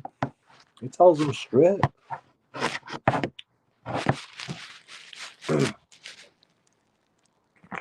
Audit in Britain's a beast as well. You know, once he gets out of his handcuffs, he's getting searched unlawfully. You know, it's like, fucking, you're all cunts. And they go, stop shouting at me. And I was like, I'll fucking shout if I want to, you bastards. Put me in handcuffs. What do you fucking expect? You know, they can be cunts as well. Just because I'm a cunt from the get-go doesn't mean I'm a bad auditor. You know, it's just I just escalate things to where the content is, and then I like to get it done fast. You know, I like to be in and out. You know, audit in Britain and using our auction. Everybody, I like to drag it out. I just like to get to the nitty gritty of them being a cunt. You know, I just like to be a cunt, so they'll be a cunt, and then the content happens, and then everybody wins. You know, everybody gets fucking. I know I do it wrong. You know, I do it wrong, but I fucking hate police. You know, and I don't make no qualms about it. I fucking hate police, all of them. Don't matter if I've met them before. They always say, "Oh, you've never met me before." I'm like, I don't give a shit. I've seen you guys in bumblebee jackets abusing your powers left, right, and centre. Like 99% of you, you always like try and infringe on my rights just a little bit. 99% of you, there's 1% that might be subscribed to JoeKingAudits and they're nice to me, and I'm like, all right, we're gonna be a cunt to you, but because you parked illegally and you're fucking idling, we're gonna be I was a cunt to them as well. Even them, I were a cunt to. I go up to them and you go, "You're idling. Stop idling. Sit there in the cold and shut up." I didn't say that, but that's what I should have said.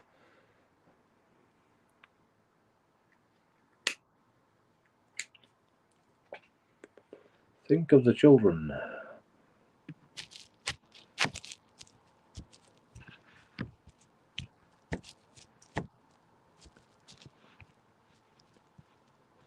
Yeah, I watched 30 probably. 30 what? Can't remember what I said. Reggie has the comedy value. Torbs has the cheek. There's a lot more to Reggie than what you see. I can't remember Reggie photos. Same as AB, they are similar in some ways. Yeah, because they stick to the fucking script. They all stick to the script, Well, I don't think News Now actually does anymore. But he made his subscriber base, so like you don't have to fucking stick to the. I don't know why Audit in Britain still sticks to it. I mean, they don't really. Audit in Britain used to be a lot more fucking vocal about.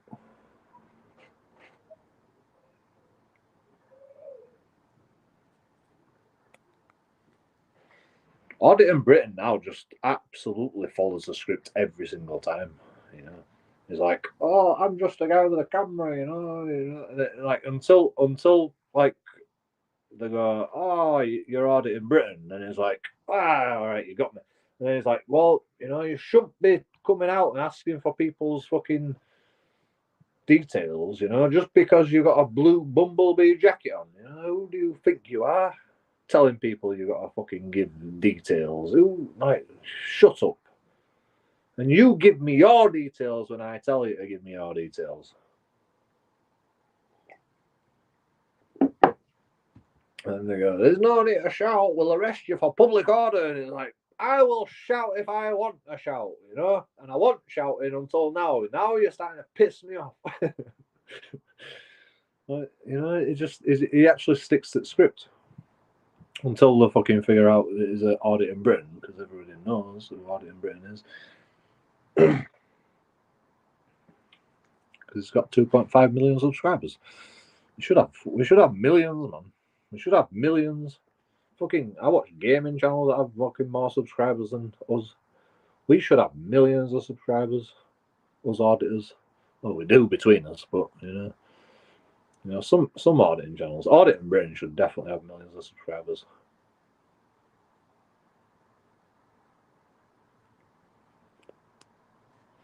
DJ audits gets a bit boring, in my opinion. Sorry, DJ, but you get a bit boring. It's the same bloody script everywhere you go, DJ. You've got to. you've drowned out the auditing industrial sites. You've drowned it out. You've drowned it out with all your content, and now nobody's interested in it anymore. That's what's died, you know. Industrial estate audits. To be honest, you know, if you see a police officer, you know,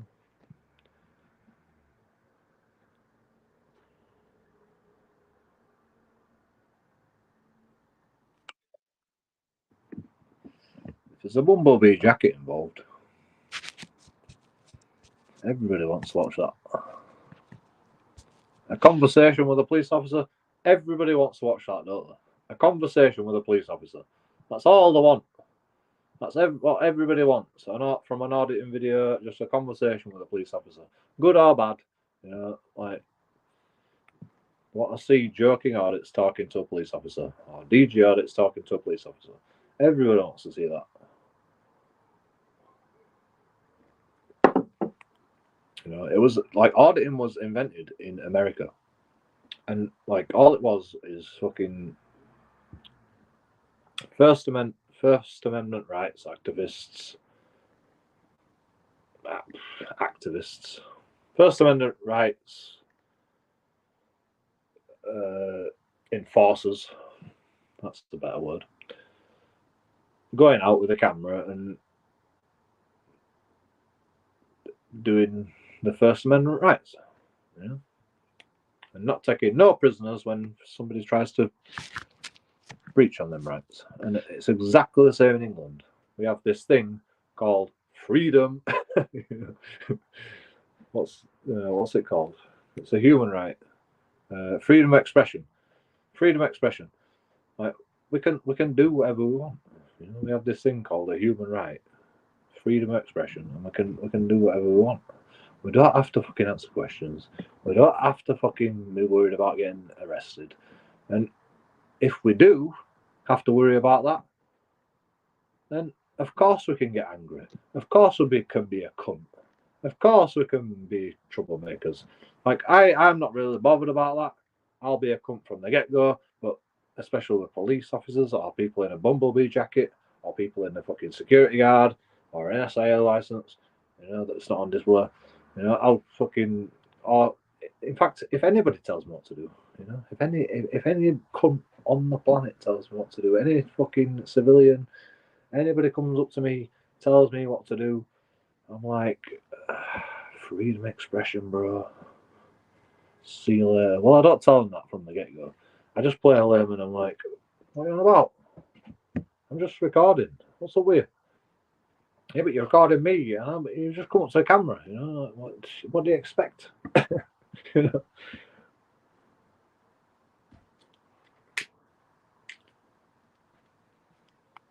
Oh, but you were recording me before that. And I'm like, well, maybe. Sue me. Sue me.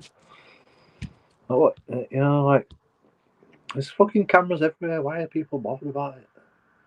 Like, I don't understand this. Like, I have an expectation of privacy in public. Like, and I know all you guys know that. Like, everybody knows all this shit, you know. And I understand how it's intrusive. You know, you're just walking down the street and JoeKingAudits as they're recording you. But, you know, if you don't come up to me and say something, you know, like, all this fucking hell won't break loose. And, like, we wouldn't have to let the cat out of the bag, you know.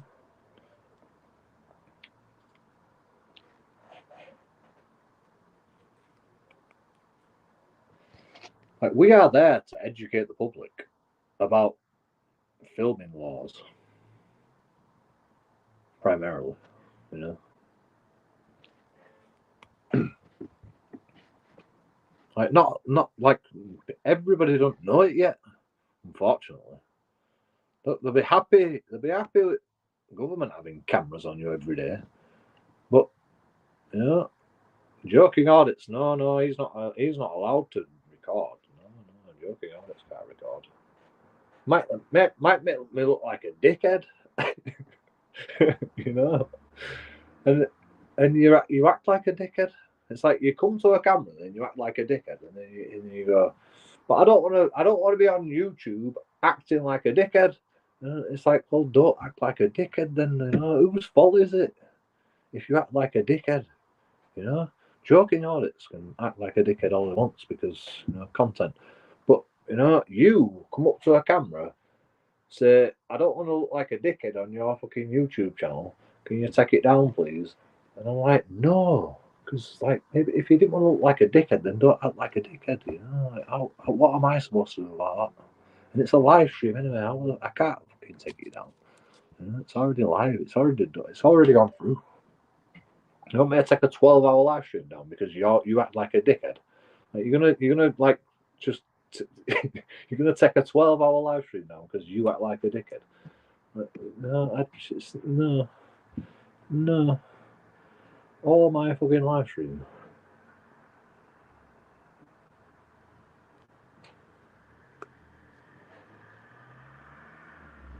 I like what News Now Yorkshire does. It's like I'll fucking blur your face out.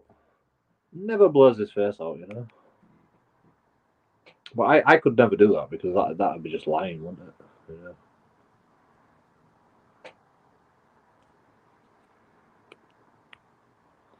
People have actually asked me to blur the face out, and I'm like, all right. But now I'm not going to do that anymore. I'm not going to say yes because I never do. I never do.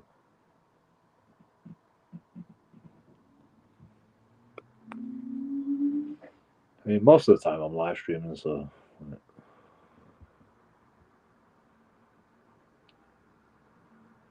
I can't. Like, the damage has already been done. But sometimes I don't tell them that I'm live streaming, and I'm like, yeah, I'll just play your face out easy, yeah.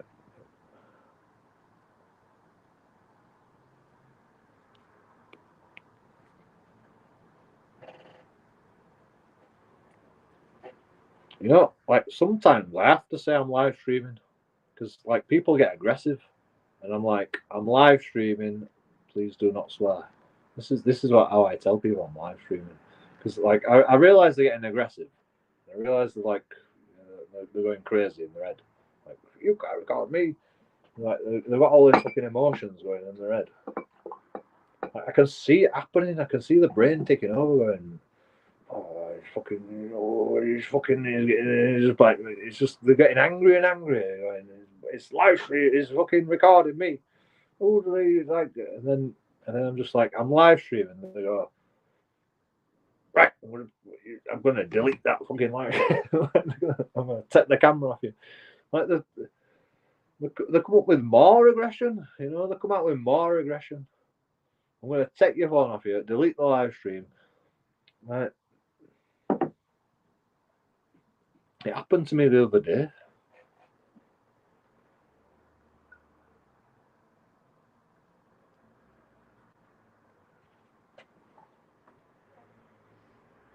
Random member of the public. Like I'm more bothered about the public, to be honest, because the public is the police. So if the public's fucking bad, then the police is bad.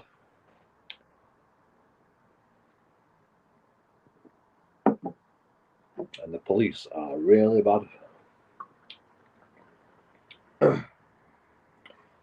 So's the public. So, like, I have no holds barred. The police are getting it. Public's getting it. Everybody's getting it. It don't even matter if you wear a bumblebee jacket, or if you have an SIA license. You're all getting it. So I recommend don't come near JoeKingAudits because you're all getting audited. In fact, you're all getting audited right now in chat. So, well done. That's why protests have value, coppers. Oh. Don't know what that means. There are some good ones. I don't see enough. You defo have your own way and style and do what you do regardless of what others are doing. I mean, I always have, to be honest. I've always been like this. Like, even before I started auditing, I was like this. You know? But I didn't even realize it. Like, I didn't even find out about the auditing movement till like later on in life.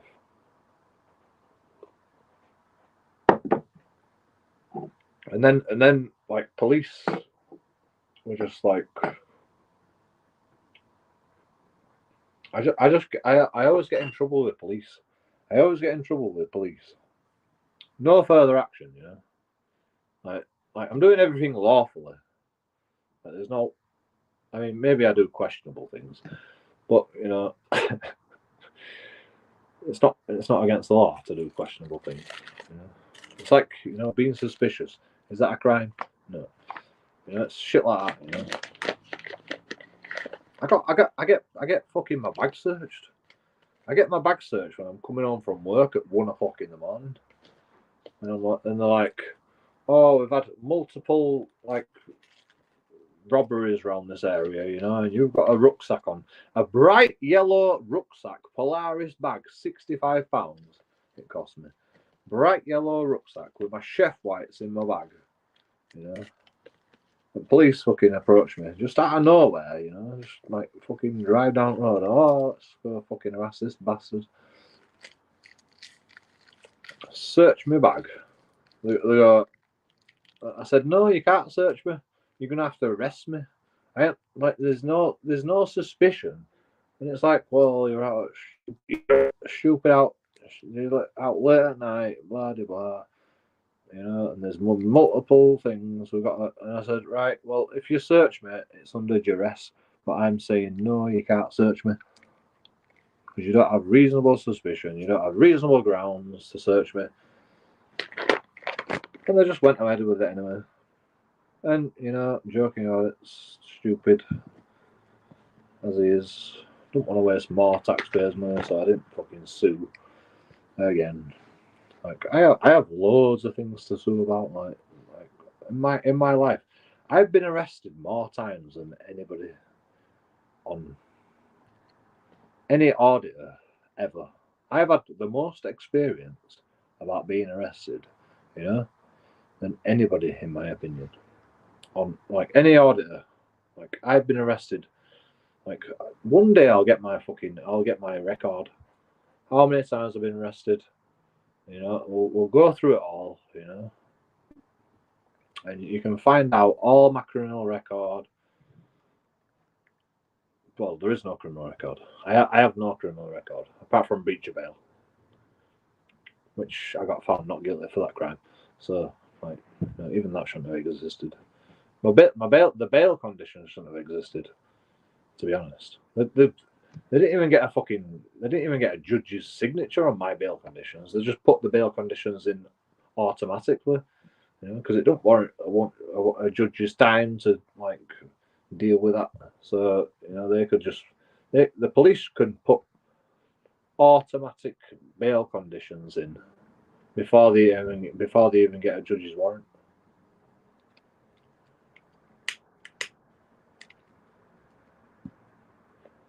Before I'm even found guilty of anything.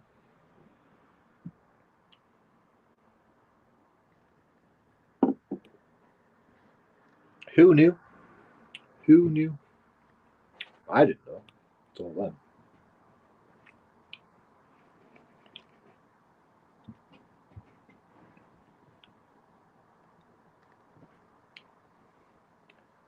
It's something to do with like protecting vulnerable people.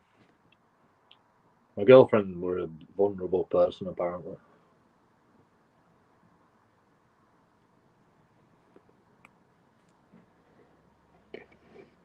It's funny though, because my ex-girlfriend's in prison now. You know?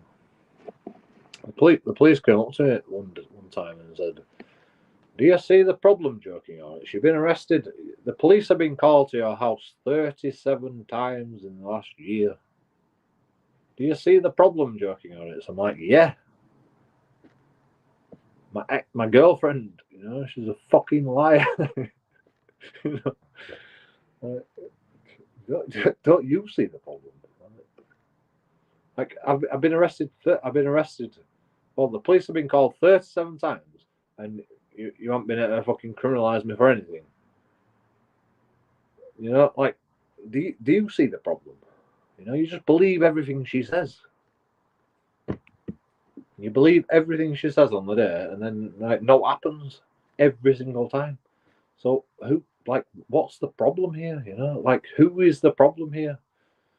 And you know, now she's in prison and I'm not. So like, who is the problem? You know, who is the problem?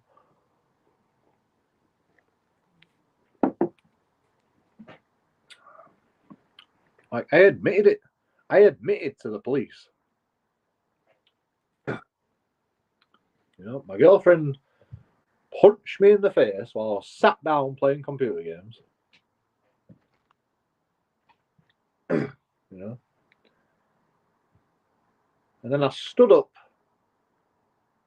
and she goes, "I'm sorry, I'm sorry, I'm sorry," and I'm like, "All right, fine, I'll just fucking don't do it. Why did you fucking punch me, so bitch?" And then I fucking look at mirror to try and I go to the mirror to try and see if my lips bust. It felt like it would bust. And then she punched me in the kidney, and then I backhanded her in the face. And I admitted everything that. I admitted it. We both got arrested. Like, she called the police as well. I backhanded her. Well, she didn't call the police, actually. She called her mum. She called her mum and she goes, JoeKingAudits has hit me in the face again.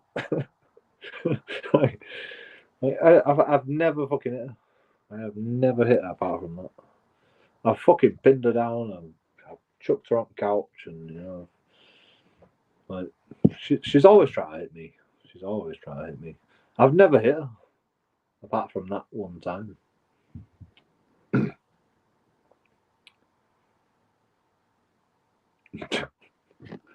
You know, I've had 37 calls to my house because I've hit her or because I've done something to her. You know, like, she calls the police and she goes, "Oh, I'm a vulnerable person. You know, I had post traumatic stress disorder. My son's 5 years old now, but yeah, I've still got post traumatic stress, postnatal depression. I've still got postnatal depression. You know, well, you know, and the fucking police just fucking believe it. You know? She's a fucking very manipulative. You know, Joe's coercive, and you know, it's like it tells me what to do. You know, and like I'm like, fuck, you know. If there's no way I could tell her what to do, man. There's no way I could tell her what to do.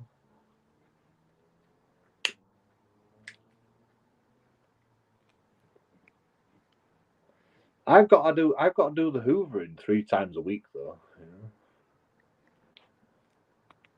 I've got to do the hoovering 3 times a week. Which, you know, it was fine. I'm not bothered about that, but I like, there's not to hoover. You know, there's not to hoover. It's just us two in the house. It's just us two in the house. There's no fucking dust. Like, fucking. I'm like, right. I'll hoover Wednesday and Sunday, and that's it. You know, you know, by the end of it, I was just like, you know, fucking. She wanted me to hoover every day.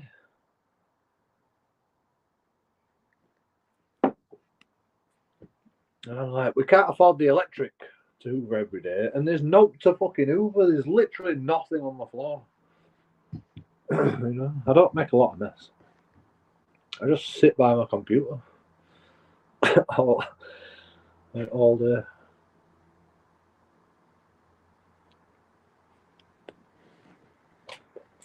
Or I go to work. Literally, she was 26 when I met her. I was like 31 or something. Can't remember. Well, we're 9 years difference, so yeah, she was a lot younger than me. But she's never had a job in her life to this day. You know? I hope she gets a job in prison. She should be a good cleaner. She likes cleaning, you know. She can clean the fucking prisons.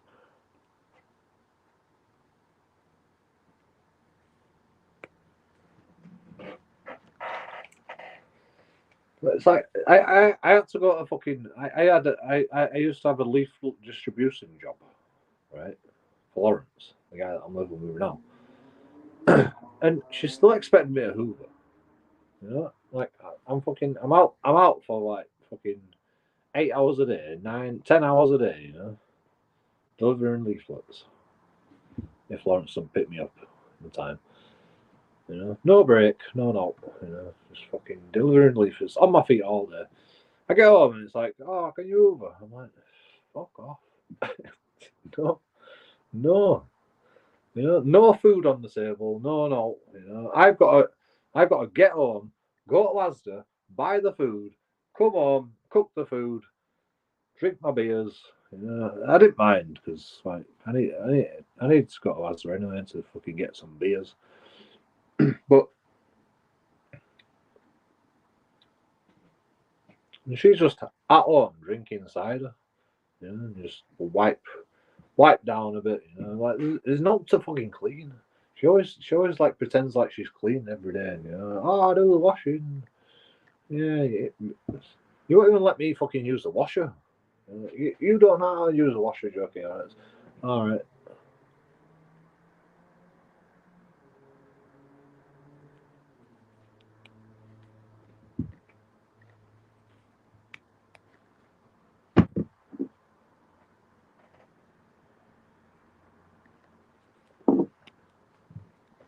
Like she don't know how to use a washer. I tell you.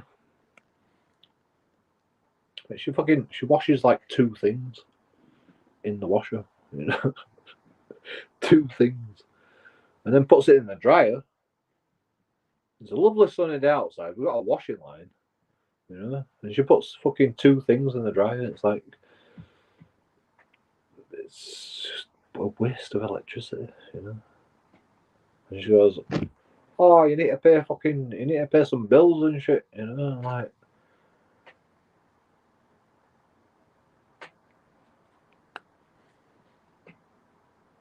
all right, but we have to have a talk about your waste of like resources. Like, I refuse to buy toilet rolls. I refuse to buy toilet rolls because you know what she does? She washes the sink out by, you know, cleaning the sink with toilet roll, wet toilet roll. So she cleans all the sink and then she dries it with more toilet roll. And then she uses about fucking 10 tons of toilet roll because she goes for a piss every fucking 2 minutes because she drinks cider all the time. Like wiping a vagina. And a vagina fucking stinks, by the way. Just for reference. You know, don't wipe your vaginas with fucking toilet roll, women. You know, your piss is a lot better smelling than fucking crusty old fucking bits of toilet paper stuck to your vagina. Just trust me, I know.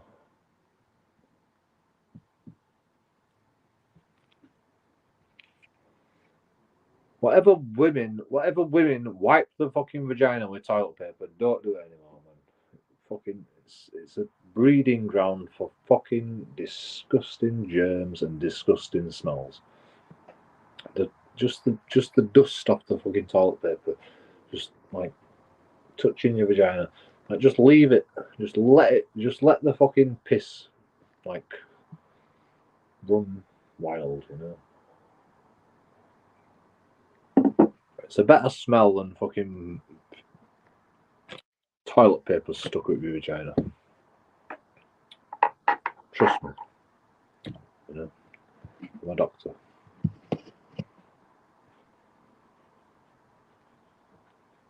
I mean, that's the only explanation I've got for why her vagina smells so bad.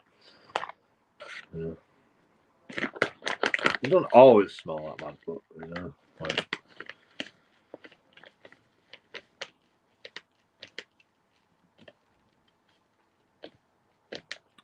it's pretty bad.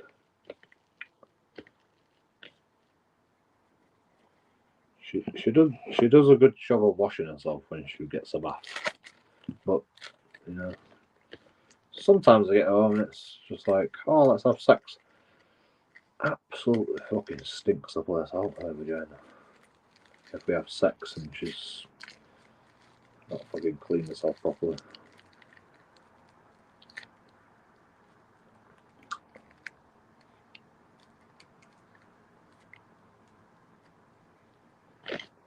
You know, I used to wipe my penis with toilet roll, and that just causes more belchies. So I stopped doing that. You know, has anybody noticed that? if you wipe your penis, you know, after you've had a piss with toilet roll, you get more belchies. Fuck that shit. You know?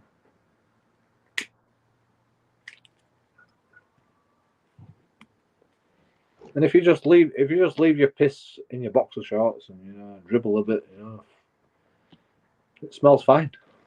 Your penis smells fine as long as you clean it properly. You know, scrub your bell, scrub your fucking, scrub it. You know, just fucking scrub it. It smells fine. The piss don't fucking. It don't. The piss don't fucking. You know, you don't smell piss. You don't smell a piss. You know, the bell cheese is worse than piss anyway. You know, even if you do smell a piss, the bell cheese is worse fucking smell than piss. So like, why risk it with fucking toilet paper? You know.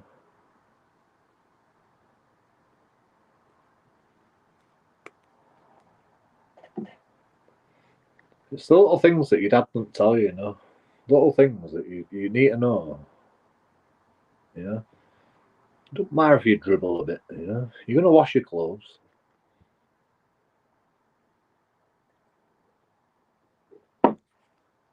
Dribble. But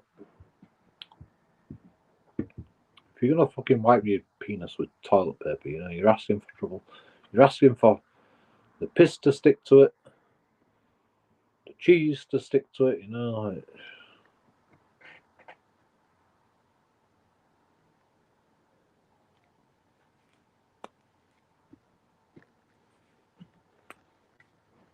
I mean, since I stopped like wiping my penis with toilet paper afterwards, like I don't have half as much bell cheese.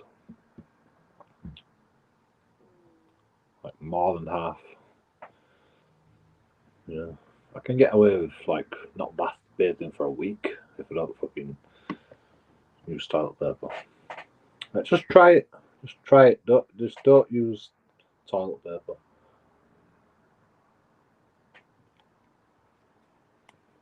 On your penis. It's probably the same for your ass as well. You know, like that's why bidets were invented. Bidets are better than fucking toilet paper. Otherwise, you wouldn't have bidets.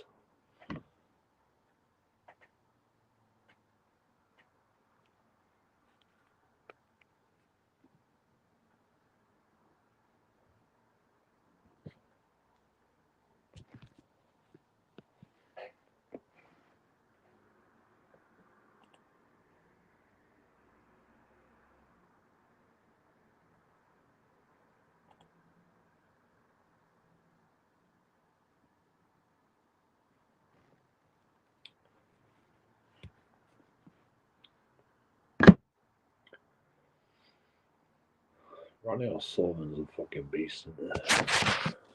He's an absolute beast.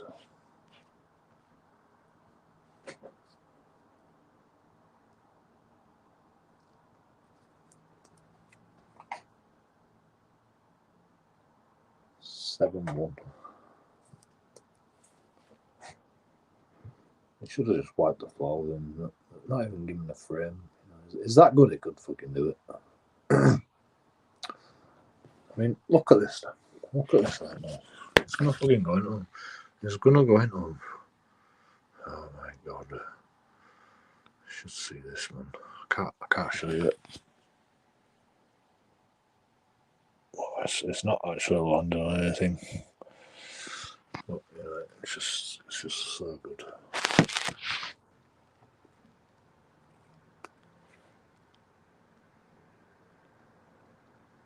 It's just so good.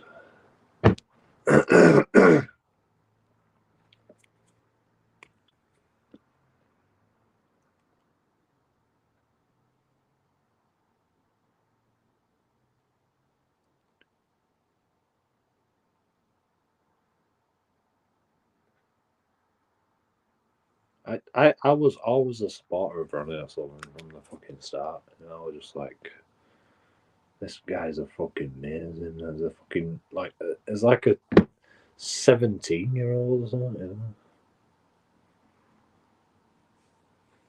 Like first time I heard his name, I was just like, wow.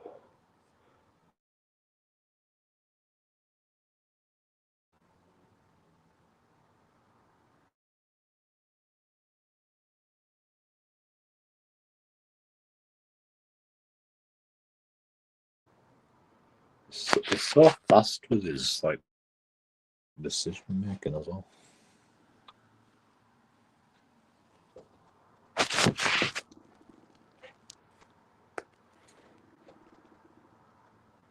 I couldn't understand him being fast now. He's like, let's just get on with it. I can win it right here. To 1, boom, no problem.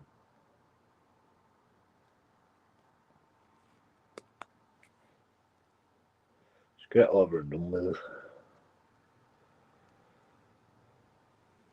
And it's off again. New break. I've got to go, so I might speak again later if you are still on. Okay.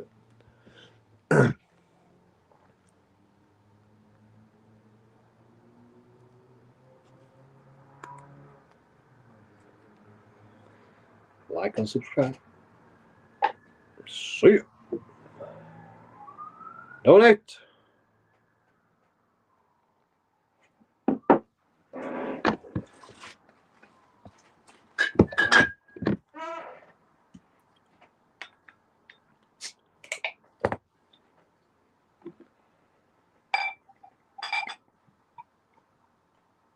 I'll be here watching Ronnie O'Sullivan.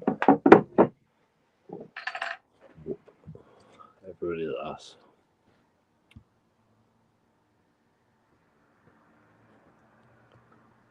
I don't pick your nose. Disgusting. Disgusting animal. Don't tell me to score if you know, the future score. 7-1 it is now.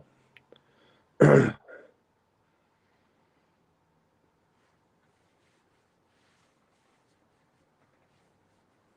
he made a 147 yet? You can tell me if he's made a 147 yet. I'll watch it again.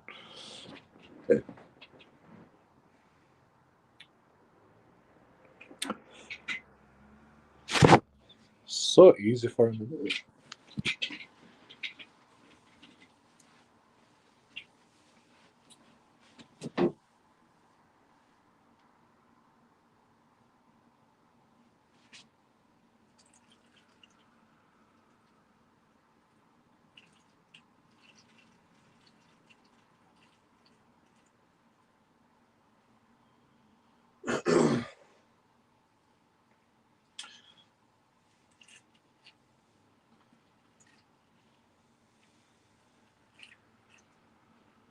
He actually doesn't have the best reaction, but it's so natural to him. He doesn't even have to have the best reaction.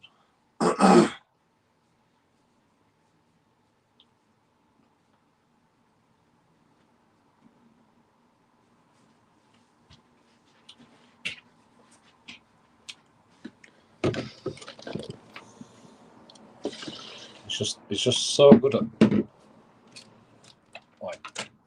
ploughing through the ball with his cue. The white ball just goes exactly where he wants to go.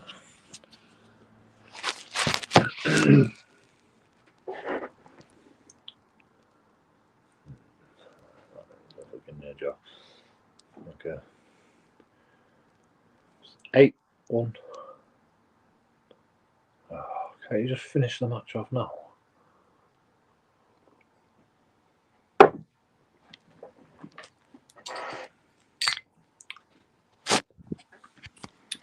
touchdowns. The touchdowns.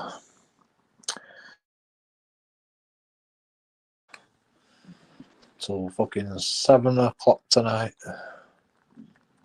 What time is it now? 5 o'clock.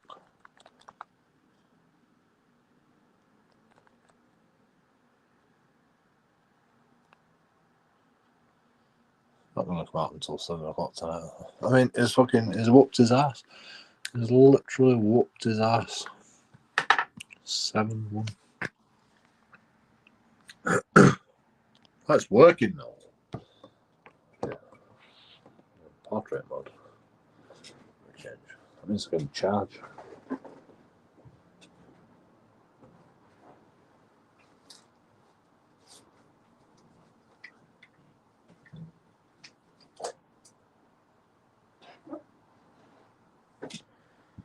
What do I want to do now?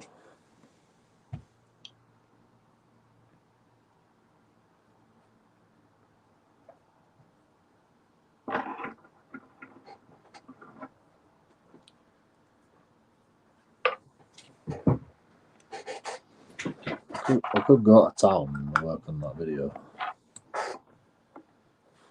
Pretty drunk. It's not going to end well, is it? Going to town and working on that video.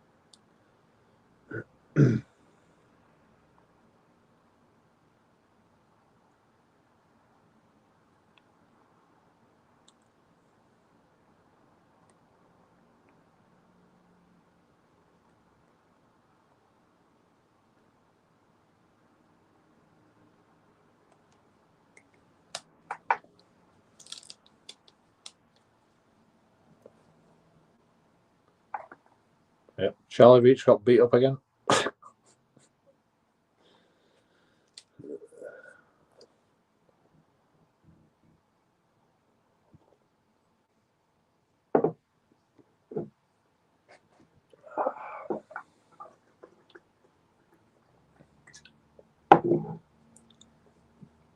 You know the problem is with people that try to hit you and shit.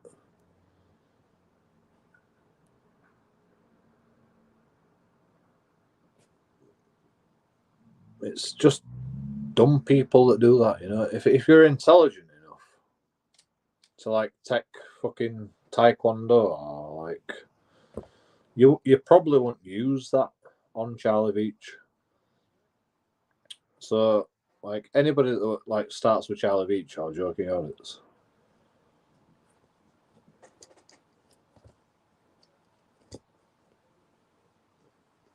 like obviously you're gonna lose because you're just not intelligent enough to even warrant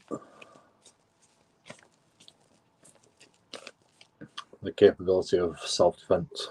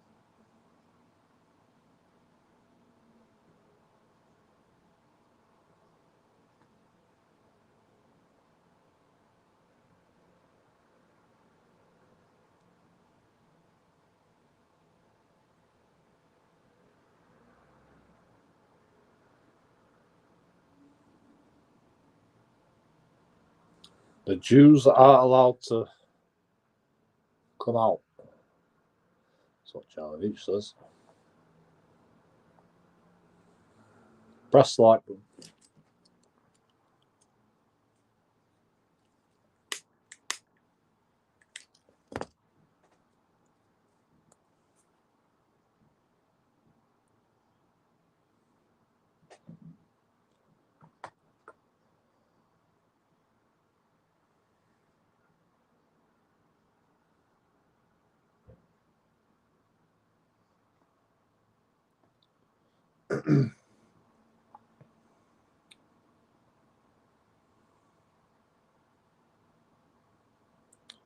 So protesters were out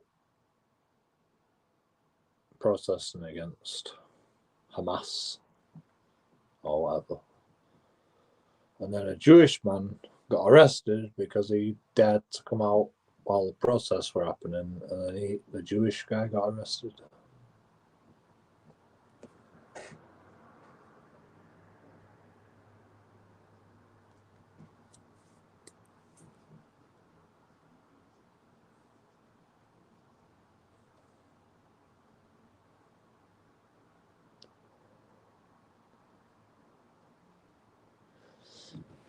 I don't know what it's all about. But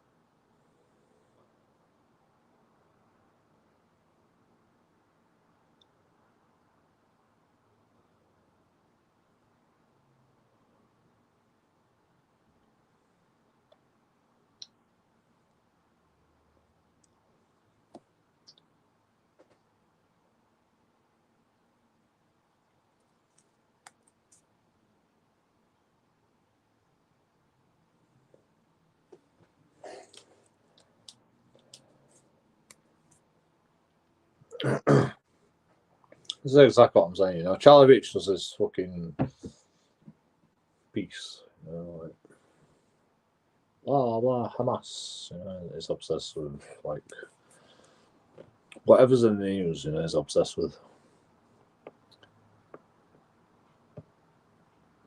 It came to Bradford, you know, somebody got like murdered. Somebody murdered a mother with her child. Which, you know, it's important news, but like Charlie Beach came to Bradford because of that. It just jumps on the bandwagon of the news. I mean, I jumped on the bandwagon about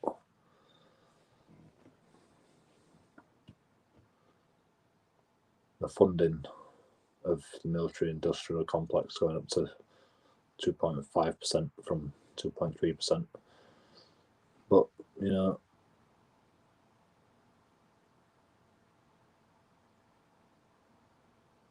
it's not the same, is it, you know? Or is it the same?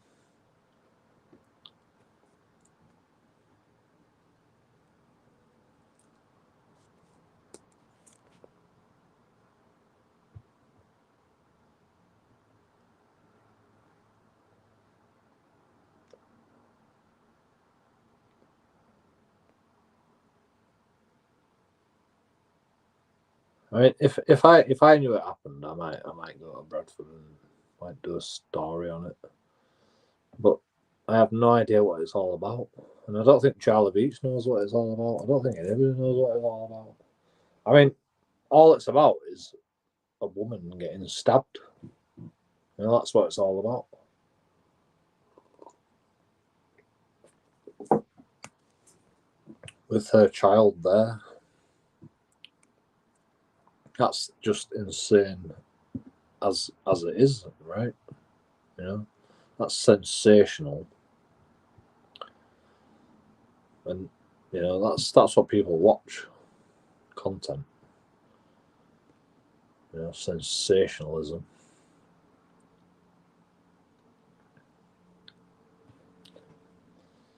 You know, like I like Charlie Beach, but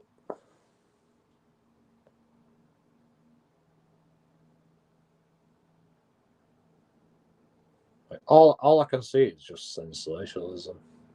Like what's in the public's mind at the time? Let's talk about that.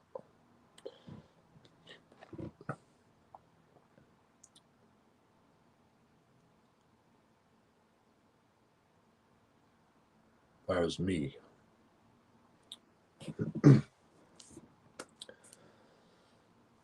I just hate all authority.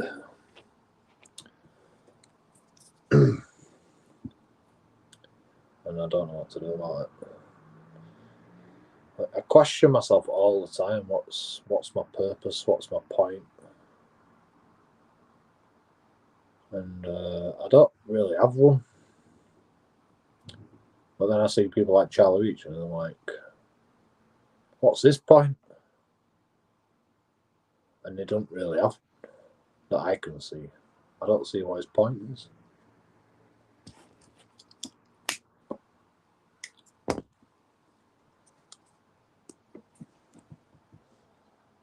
So I can't really.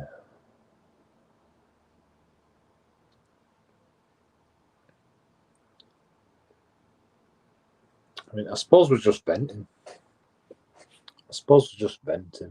Primarily.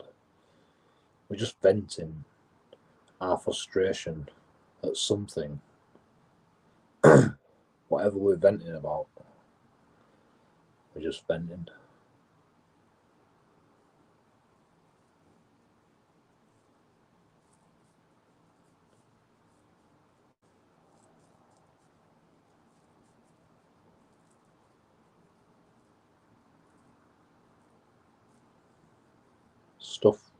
Stuff we can do nothing about.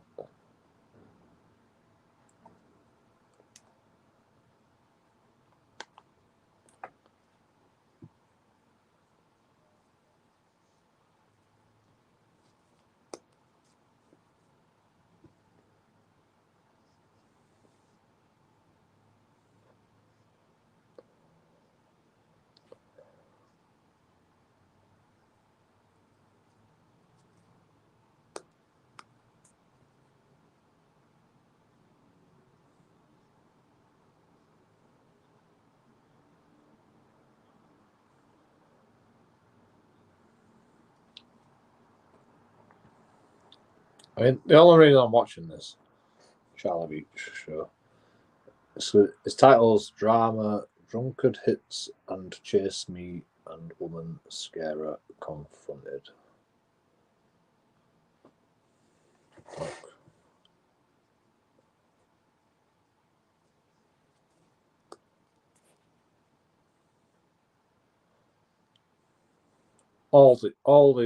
Like, all the content, you know, all the fucking content, all the shit that everybody wants to watch.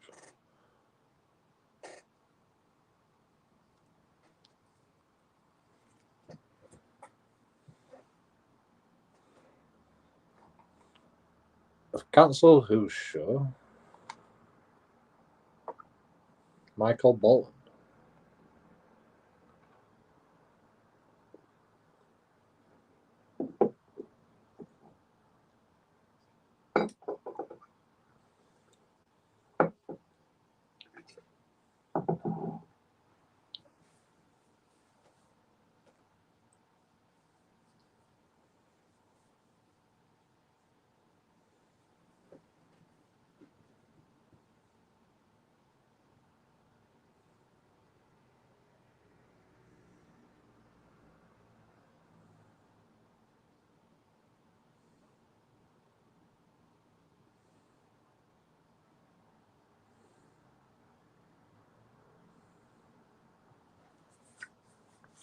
I've cancelled Peter Kay's show.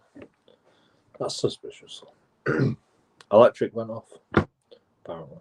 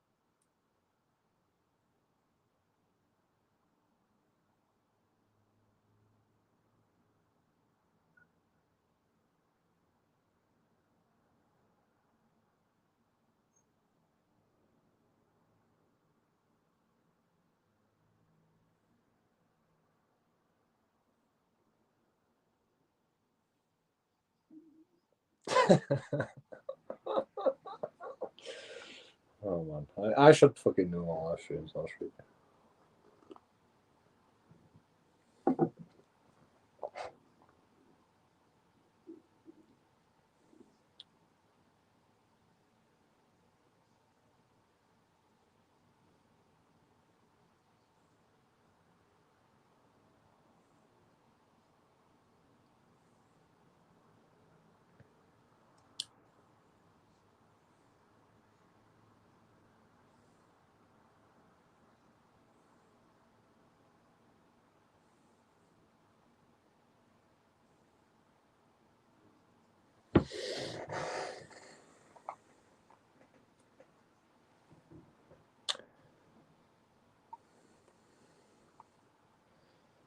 Charlovich, yeah, he knows what he's doing.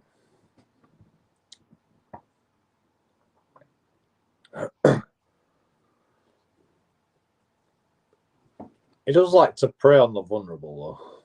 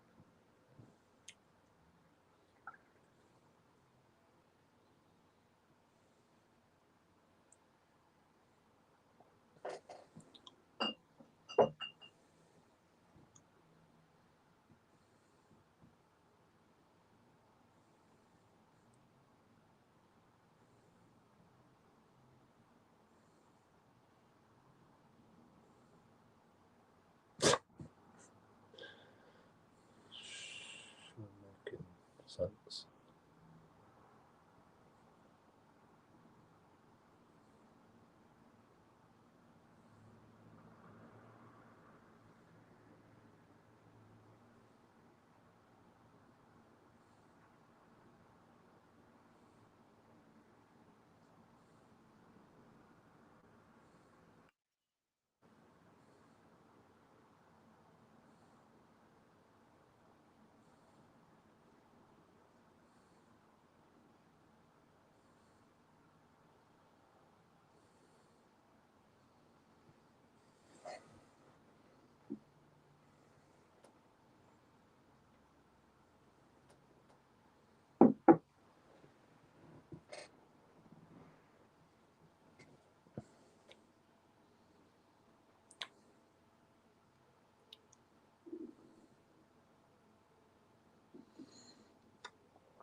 I mean, that is amazing, you know. Charlovich, I listened to what the activists have to say about Primark. You know, the Primark people are just saying, you know, give them better pay, give them better wages, put the prices up for everybody else. Fine, you know.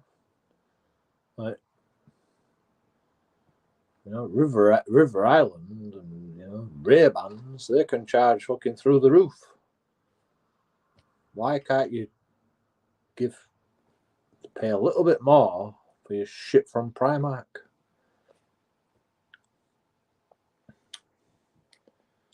I'll tell you why, because the Primark shit's shit. it's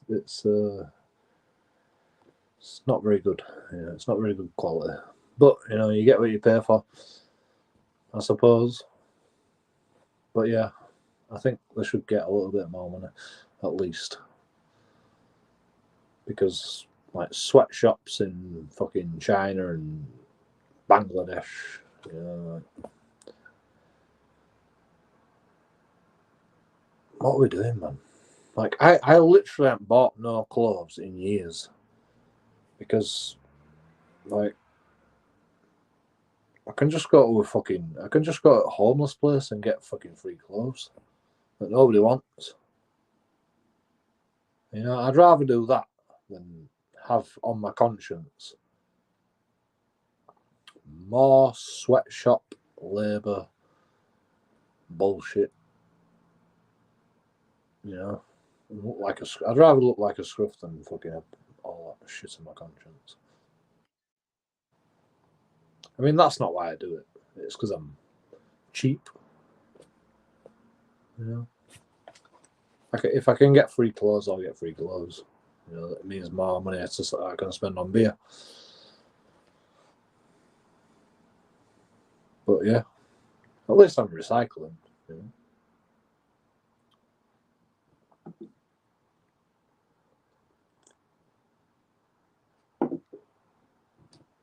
Like I seen car boot sales, you know, people are selling trainers and, you know, clothes, you know, perfectly good clothes. They say, oh, I've only worn it once. You know, people have all this clothing in the wardrobe. They don't even wear it. You know, this is the time of abundance. You know, it's the time of abundance, and like, oh, I've got all this clothing in my wardrobe. Let's give some of it to charity, and then, you know, and then I get lumbered with it. You know, I have to wear your old guy rules t-shirt. Seen this? Old guy rule. I found this in a fucking charity shop. No, not even a charity shop. I didn't even pay out for it. Not even a charity shop. I don't do charity. I won't even go to a charity shop. I'm not paying money to a charity shop. No chance. When they don't even do no charity. You know? Bullshit. Gotta pay extortionate fucking wages for people. You know, they've got to be sat in a shop doing jack shit, selling the cheap ass gloves that have been donated. Like, free clothes. You know, have you seen what it says on the back? You won't even believe this. You won't even believe this. Check this shit out. What this t-shirt says on the back.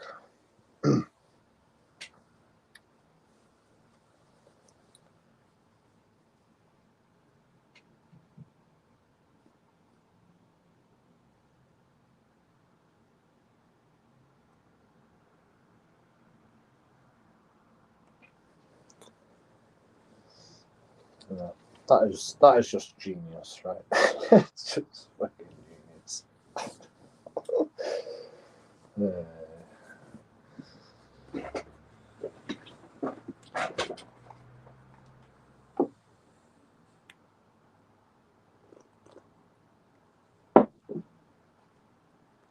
Whoever designed this t-shirt, make more. It's fucking genius. Woke people are going to be offended by that, definitely.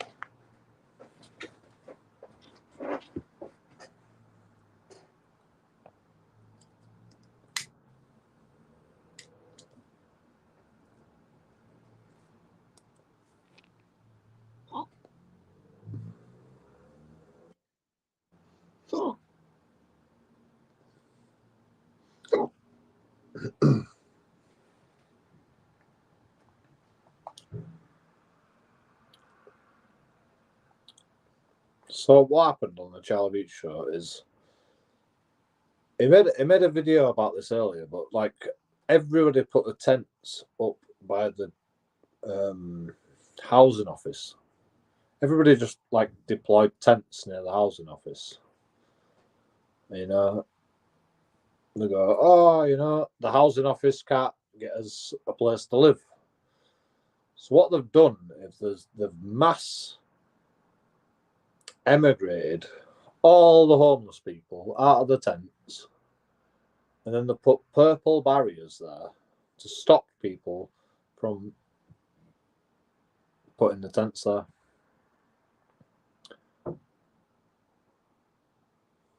And we have this problem in Bradford where we have these things called the arches. It's a viaduct. Well, it's a bridge. It's like a viaduct, but well, it is a viaduct because I think the train goes under it actually. But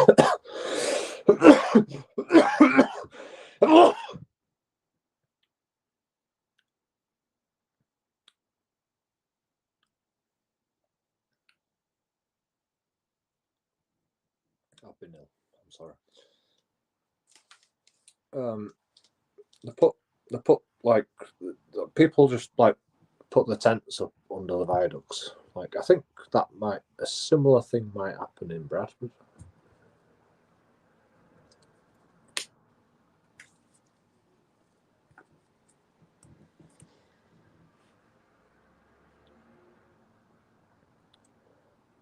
Like they'll just get a court to remove them. Like they always do it. You know, you can be there for so long, but then eventually you've got to move.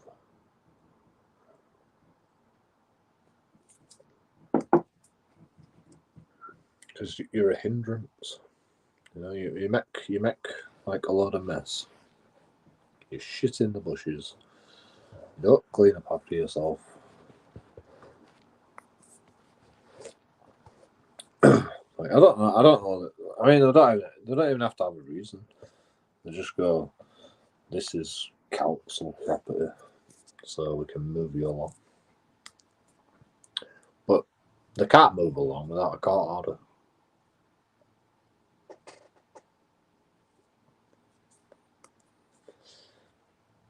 And that takes time.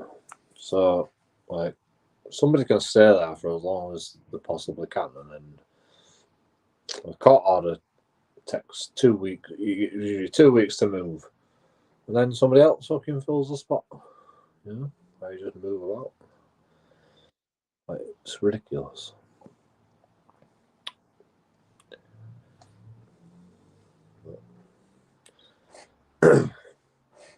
It don't solve the fact that they're homeless. You know, it don't solve the fact that they've got to live in a tent. But apparently, that's good enough. You know. If you just move them about, you know, then everything's fine.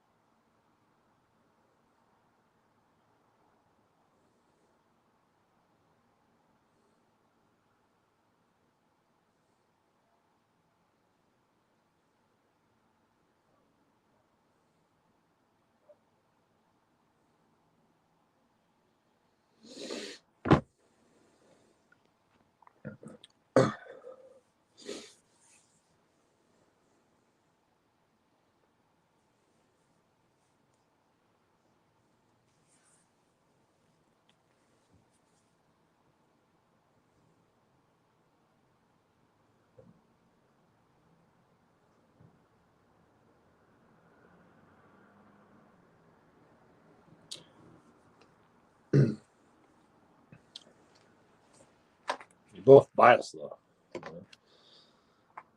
Laura seems like a guy like you, like, oh, let's just make a big deal out of something that's not really a big deal.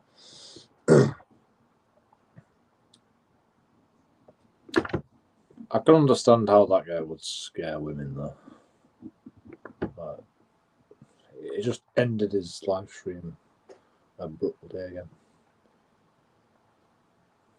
I mean, okay.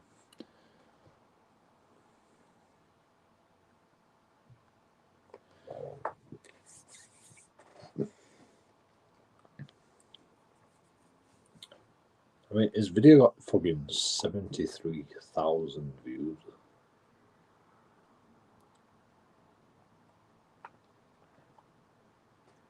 In one day.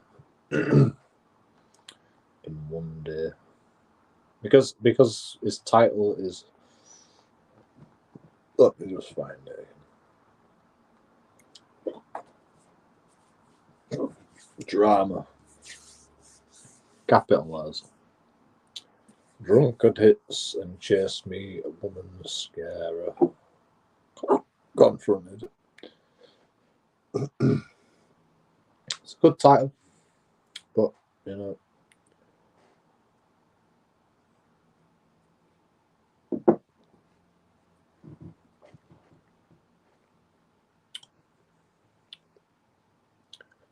it's clickbait.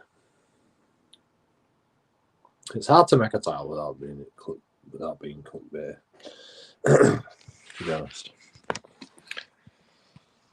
I can attest to that. You try to make an interesting title that explains everything in one fell swoop. It's difficult. It's difficult.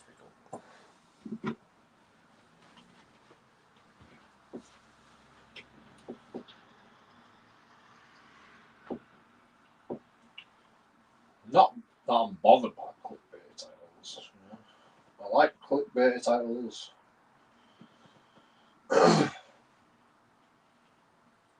It's just, I like my titles to be honest and clickbait.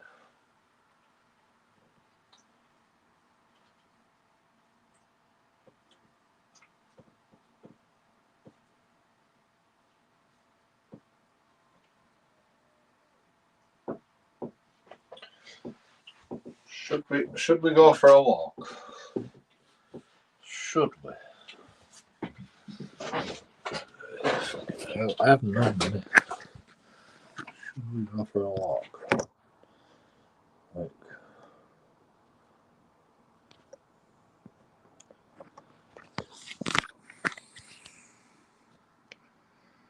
I don't know.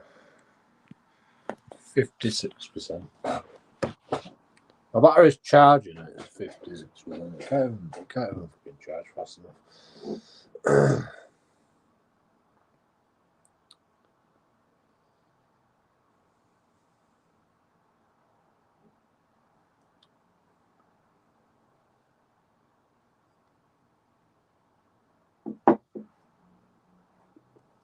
Tommy Robinson, total waste of time. Tommy Robinson court result. Total waste of time.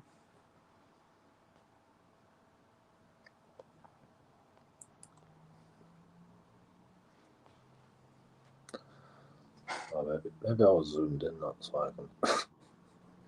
Okay. Yeah.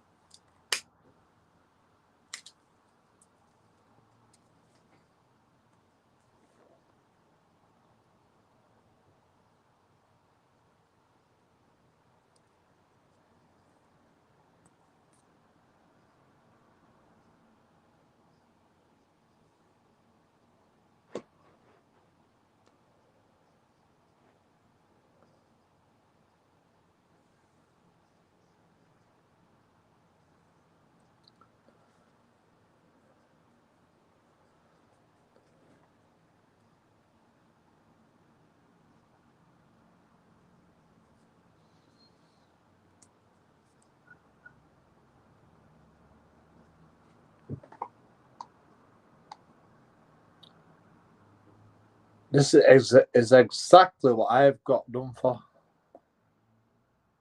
Antisocial behaviour, drunk and disorderly, because they asked me to leave and I didn't leave. So I'm watching Black Belt Barrister right now. Who knew? Who knew that this would happen? I can't switch the camera. Black Belt Barrister, Tommy Robinson, the court results. That's what the video is called. So I'm watching this video, right? And everything that happened with Tommy Robinson is asked to leave the area because antisocial behaviour. So, let's finish the video and then I can talk about it.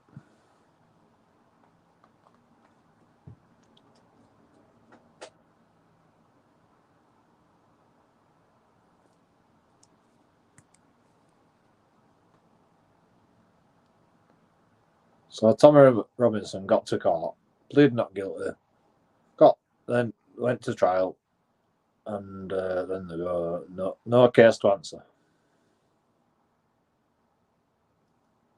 Because the police have got it wrong. Again. They can use the powers, but are they abusing the powers? That's the question we've got to ask every single time they use their powers. That's the problem with the police. Like, if you're ever in doubt, just plead not guilty every time.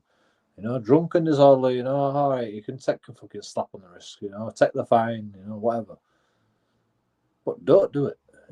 If ever you think opposite of the police, make sure you fucking plead not guilty. Take it to court. Then you can go to court and the court will just go, not enough evidence, not a case to answer, a load of bullshit. Again, not in the public's interest, just like I do.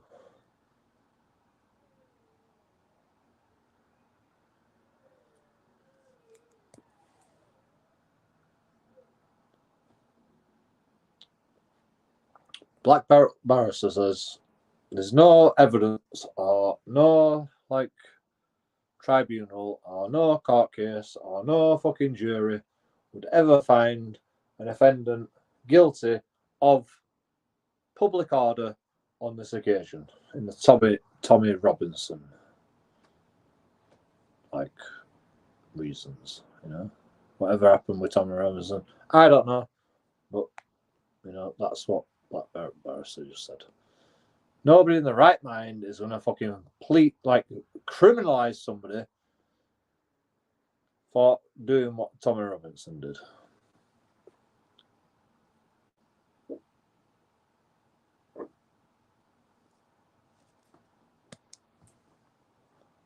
Might be a bench, might be a jury.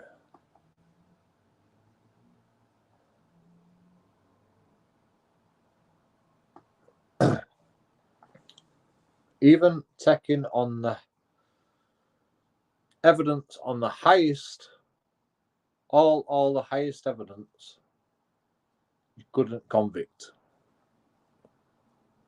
You couldn't criminalize somebody for a lot of bullshit that police have put forward.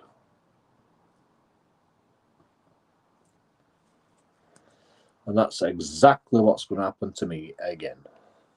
Second time it's happened. It just gets chucked out of court every single time. I swear at a police officer. They take me to court, waste my time. Blah, blah, go to trial. Police go, it's not in the public's interest. Case dismissed. I boot a police officer. Didn't even get to court. It's weird, that. Weird.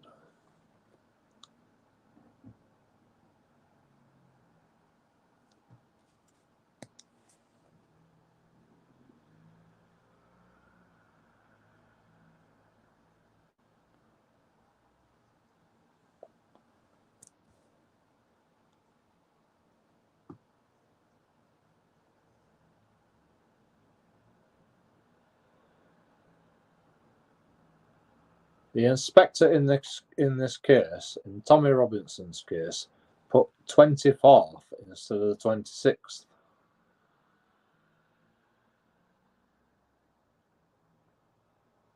Black belt barrister says this is quite embarrassing.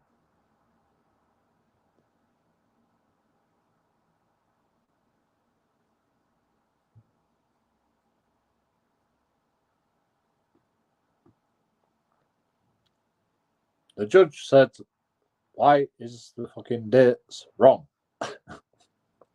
Basically.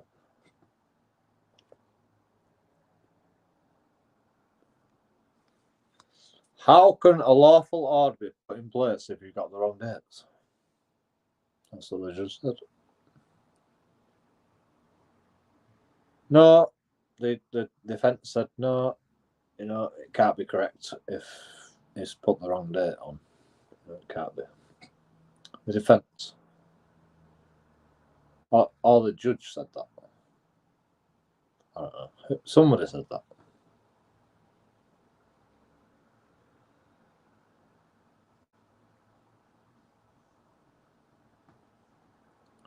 So he made a mistake on the date. So like the Section 35 was invalid because he fucked up the dates.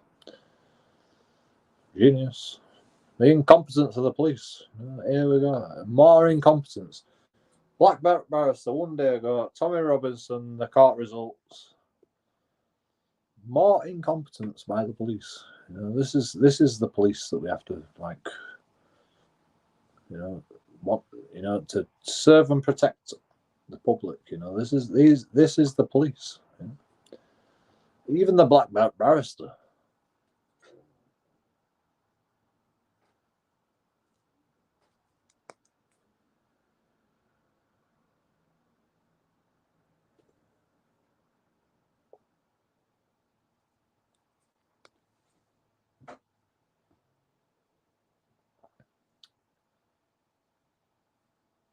So people have views that Tommy Robinson is not a journalist. So what is it then, if he's not a journalist? I mean, I'll say it now. I'll say exactly what black belt barrister is going to say. You don't have to be a journalist. You have the right to freedom of expression, whether you like it or not. You don't have to fucking say you're a journalist. Like the journalists are not important. They're not like more important than the public. Like journalistic rights are the same as public rights.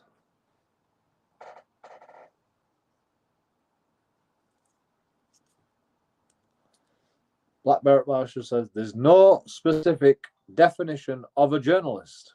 You don't have to be a journalist. I don't have to say I'm a journalist to get permission to record people.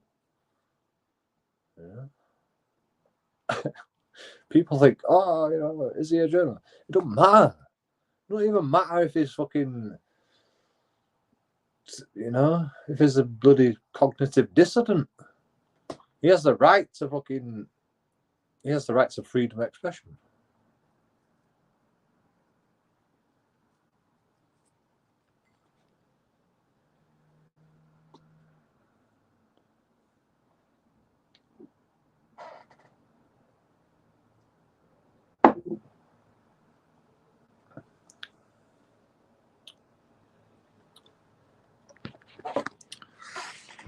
I'm going to do this all on live stream. I don't know. I wonder if I get demonetized for this.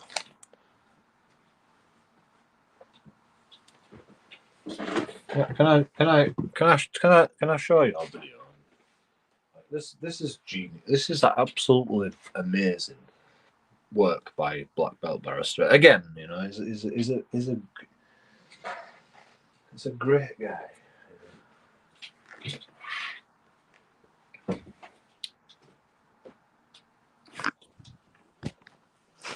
I'm gonna get demonetized. I'm gonna get my channel shut down just for this.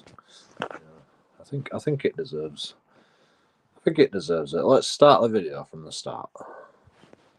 Let's start the video from the start. Let's turn the sound on so you can all hear. Hopefully you can all hear. I mean, just go watch the video. Just go watch the video, you know.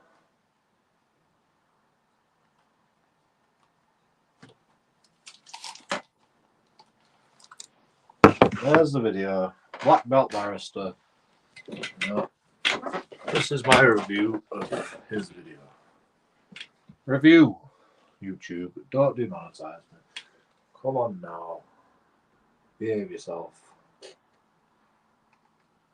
Tommy Robinson, real name Stephen Gaxley Lennon, was cleared this morning of the allegations of failing to comply with the police dispersal direction, a direction issued under Section 35 of the Antisocial Behaviour, Crime and Policing Act 2014, which means, of course, that the subsequent arrest was unlawful, for which he will doubtless seek damages for. So, if you got a caught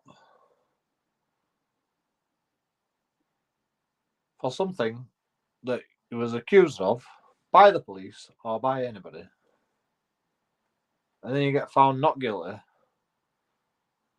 in whatever way, then you can claim damages for your time in court, you know, just like a judge or a jury can do, you know. If they've got to pay like jury fees to get you criminalized, and then you get found guilty, the jury can put all the debt onto you, all the money onto you, so you can claim. You know, where's the blame? There's a blame. Lawful arrest and detention. Many of you have asked me to do a video about this topic, and indeed I did one before where I explained what this direction is. I will replay that for you in a minute so you've got some context. But the reason I couldn't say too much about it before is obviously because it's a live case with significant consequences, and as I said in a post this morning on X, there are some serious issues in this case and serious failings in this case, which I'll come back to in a moment. I'll also point you towards a very useful blog on the matter from the Magistrates blog, which I'll link in the description below. Go and have a read and you can see a little bit more perspective on it there as well. But first of all, if you are new to me, I'm Daniel Shenfish, a barrister of England and Wales, which is one reason I'm limited in certain things that I can say. But by the way, this is another win for auditors. This is another win for auditors. Like what he's saying on here, this is another win for auditors, by the way. Tommy Robinson, you know, whether you like him or hate him, he's done it again, you know. It's fucking won for the auditors. You know, for us guys, just like trying to go around with the camera. You know, like Tommy Robinson is just like he doesn't have to be a journalist, you know. He's just a guy with the camera. he's just a member of the public with a camera, you know, that fucking voices his opinion. I mean, it's a bit more complicated on this occasion, but you know, it's exactly the same thing, to be honest. Like, all right, the police made a mistake, which is why they couldn't prosecute, but I would be very grateful if you would subscribe to my channel. That's how I can grow my audience. YouTube will spread me out to more people, and my ever-growing audience will... Everybody go watch Black Belt. I'd be very grateful if you do that now, and like the video while you're down there. Also, if you hit the notification bell, it will give you notifications of new videos as they come out. So first of all, let's do a quick recap on what this Section 35 direction is, what it means, how it's issued, and then we'll come back to the issues in the case. Now, by the way, Black Belt Barrister doesn't like auditors, but he does put a good point across for the reason that we can do what we do. You know, it even says, you know, you can't do any, you can't stop them. You know, you can't stop people from doing what they want. You know, if they're doing everything but lawfully, then you can't stop them. I don't necessarily agree with auditors, but they're not doing no wrong. You know, just watch this channel and you'll figure it out. power to require somebody to disperse the area is under Section 35 of the Antisocial Behaviour, Crime and Policing Act of 2014. This section provides a power for police officers and designated police community support officers to deal with individuals so long as they're 10 years or older, either if they are engaging in antisocial behaviour or crime or disorder, or, more importantly, when it is likely to occur within the locality and they might have something to do with it. I think that right there is like up for abuse, you know? Antisocial behaviour, 10 years or older. You know, it's a wide range of things that the police can abuse their powers on. Like, I think it's a bit of a problem, you know? They can arrest you. PCSOs can, like, stop you. Like, it's like a recipe for disaster, in my opinion. And hence why Tommy Robinson just like gets done for antisocial behaviour, like, and the antisocial behaviour is like a recipe for corruption. And you know, I've seen it more than anybody. I the first time I got done for antisocial behaviour when I was 19. You know, I'm 39 now. 20 years later, you know, it's still a problem, you know. This is why the police get defunded as well, because like they abuse their powers and then they have to go to court and blah blah blah, and then you get found not guilty, and then who's going to pay for that? The government. The government has to fucking pay for it. You know, you got not guilty. And like there's millions of people across the world that are getting not guilty. Trillions of people probably. You know, trillions of fucking cases. I mean, hundreds of millions of cases not guilty over 20 years. Like, it's a recipe for disaster. You know, you give police power, they're gonna abuse it. You know, like they know that. They know police can abuse the powers. Like, it's been done millions of times over the years, but they just go, well, maybe we can make enough money to like warrant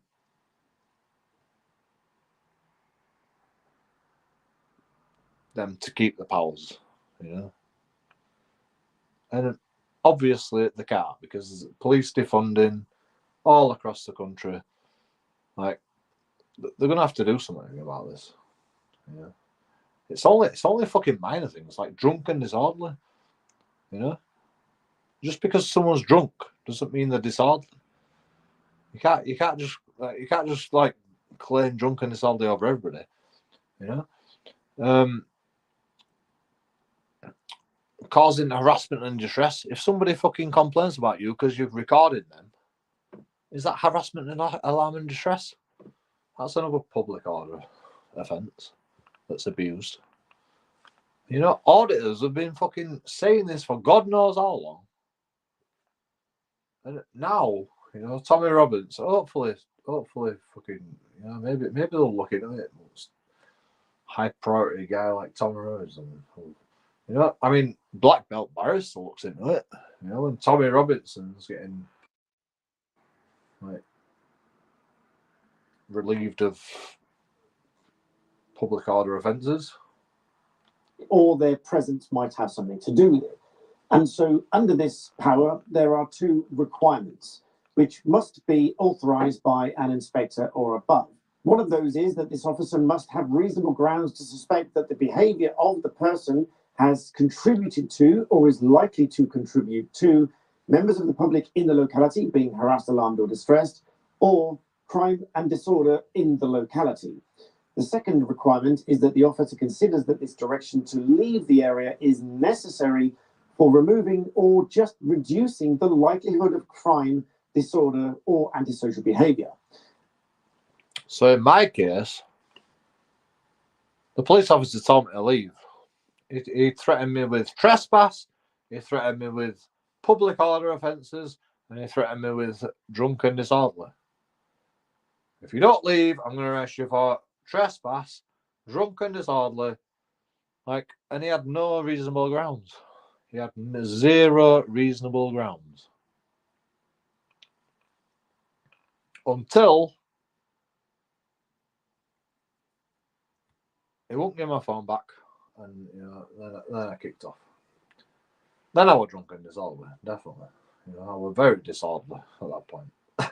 But, you know, he had no grounds. He had no grounds before that. You know, and that's the argument I'm going to make. I've got a court case, by the way, just to recap.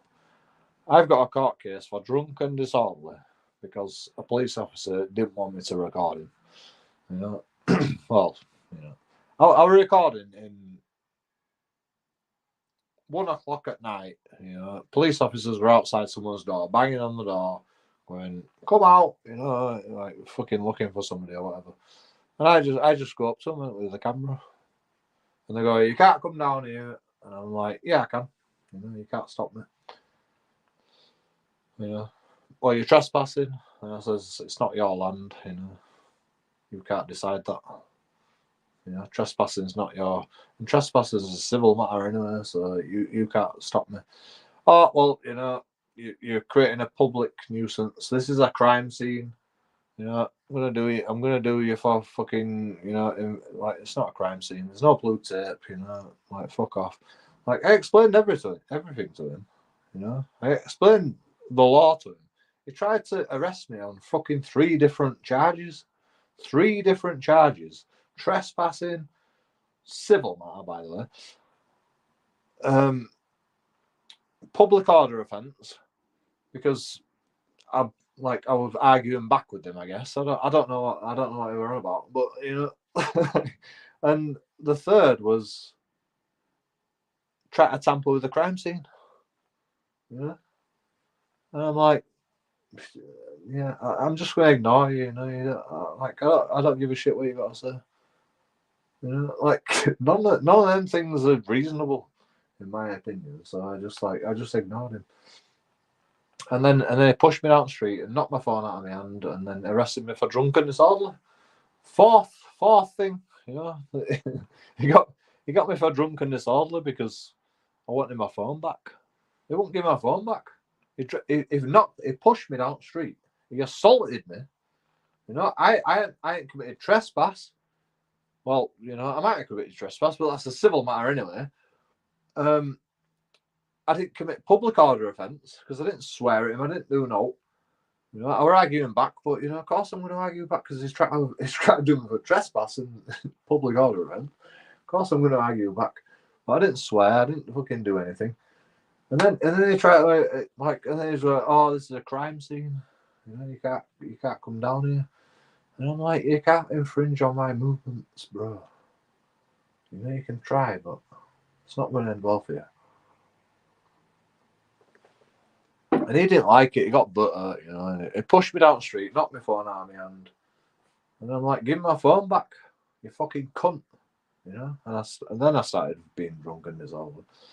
But you know, wouldn't you if you got pushed down the street and he knocked the phone out of your hand and probably smashed my phone? I didn't even see my phone to this day. It's still in fucking police custody. And this is exactly the same thing that I like on a daily basis. I get this, you know. I'm going to arrest you for harassment, alarm, and distress. Somebody's made a complaint, you know. We can easily arrest you for harassment. And it's like, go for it, bro. You know, go for it. Go for it. You know, just don't tell me what to do just because it's like, oh, you can arrest me. You know, if you I even put my hands out. I said, "Go on then, arrest me for trespass. You know, arrest me for public order. You know, I'm live streaming right now. You know, I'm live streaming. You know, like, go on then, arrest me for." I put my hands out. I said, "Go on then." You know, he got butthurt about it.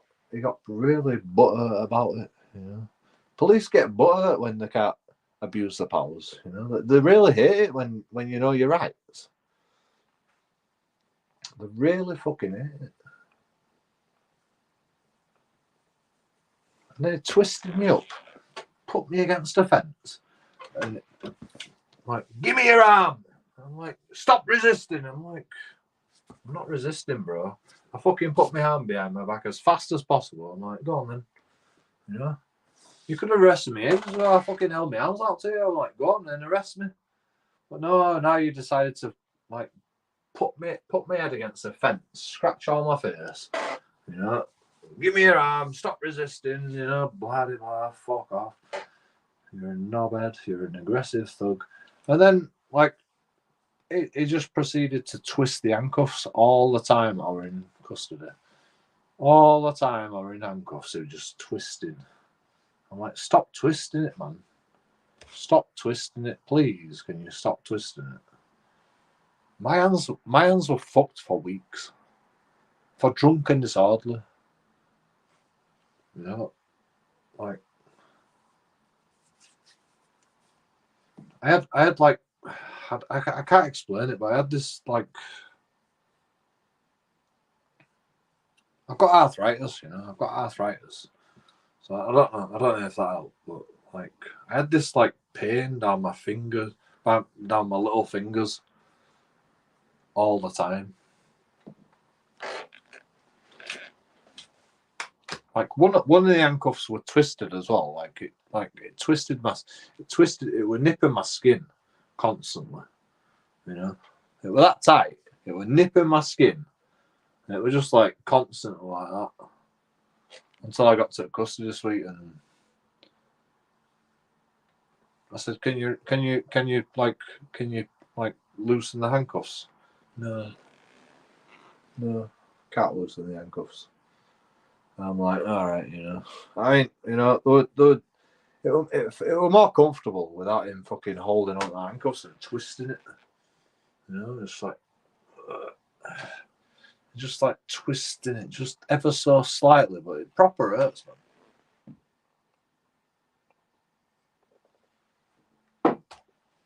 And I'm like, stop twisting it. It's like, I'm not twisting it.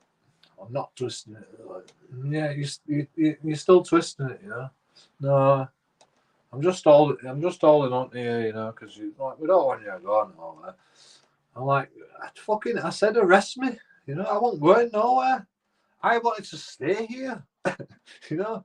I wanted to stay. In fact, I still want to stay. See what else you're gonna fucking do, you cunts.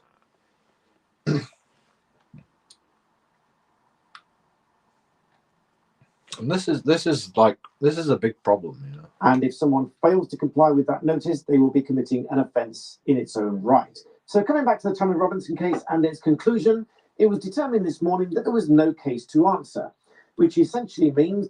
Oh, what a surprise. No case to answer. Essentially means...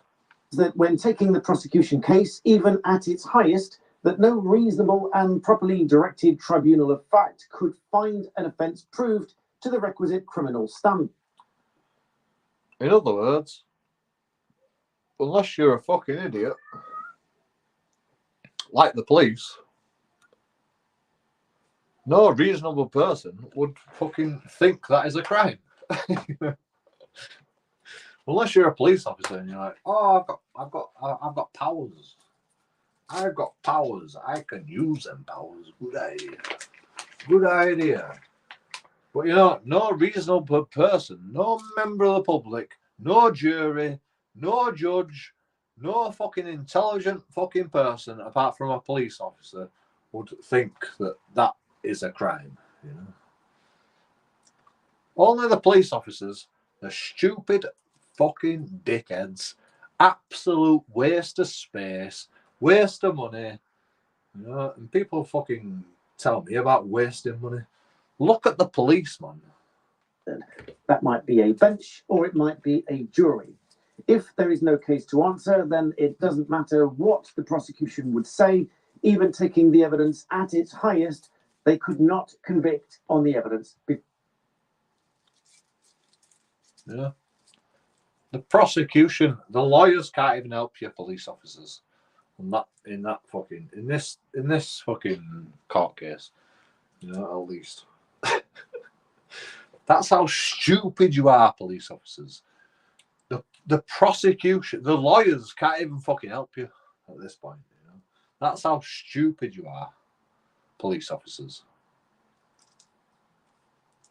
To cause alarm, harassment, and distress. In Tommy Robinson's case, even a lawyer can't help you. You know, the best lawyer in the world can't even fucking help you. That's what the judge said. You know, even the judge is like, nah, you know, I'm not even going to let it go this far. Just chuck it out of court before even, you know, prosecution. I don't give a shit about you. I'm a judge, you know. Fuck you with your prosecution bullshit. This is absolute fucking. This is absolute, like, just a waste of time. Boring. So that's essentially what happened this morning, and there's a very good reason for that conclusion. Now, whilst I said there was a very good reason for the conclusion, it was also a rather embarrassing one. Because if you recall that the authorization needs to come from someone of at least inspector rank, it was determined in this case that the inspector who granted the authorization under Section 34 put down the wrong date. Oh, the inspector's incompetent. Oh dear, the inspector's incompetent. Oh my God, they put the right. Oh, yeah, fucking hell, put the wrong. Oh bloody hell. Oh, yeah. Let's just forget about that. You know. I didn't mean to put the wrong date down. You know. Oh dear. Oh dear. Oh bloody hell. What are we gonna do? What are we gonna do with these inspectors? You know. Why did you even get the inspector rank in the first place? Fucking hell, I can't even fucking write the right date. Jesus Christ, I need to go back to school. Put down 10 a.m. on the 24th instead of 10 a.m. on the 26th. Meaning that the authorization would have lapsed. And the defending barrister, Alistair Williams. A 4 looks like a 6, though, doesn't it? Sometimes, you know. A 4 looks like a 6, doesn't it? Sometimes.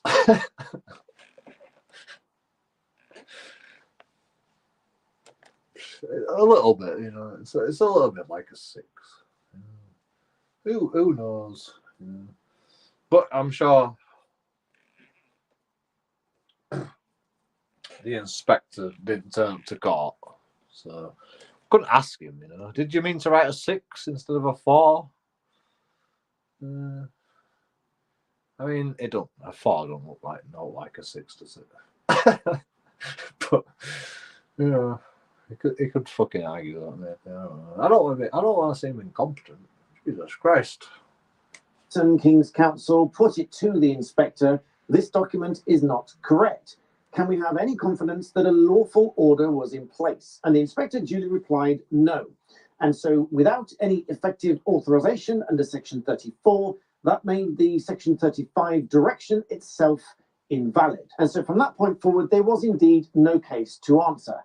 But there's another more pressing and fundamental point to all of this, which I've spoken about in previous videos and which has been debated heavily on X, and that is whether or not Tommy Robinson is a journalist. Now, many people will have different views on this, and I'll tell you, like, you know, a little side note, right? The police are corrupt in general, in my opinion. I think that police officer, that inspector, wrote down the wrong day on purpose because he saw that this was an unlawful arrest. So he writes down the wrong day because he's supporting his constables. You know, is like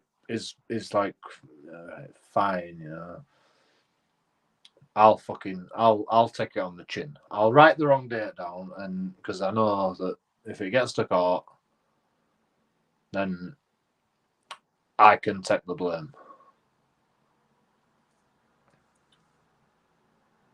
You know, the inspector's corrupt because he's trying to help his fucking constables. That's what happens all the time, by the way. You know, they do it on purpose. They arrest you. They don't give a shit. They just want to get you in cells and just like, you know, don't do it again. You know, I don't know the reason why. You know, they just want to act the big man. You know, like, Oh, you know, I did my best. I did my duty, you know, and then they'll all cover for each other, you know.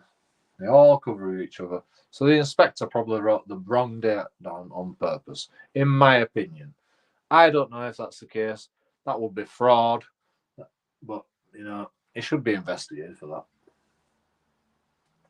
Because, I mean, like,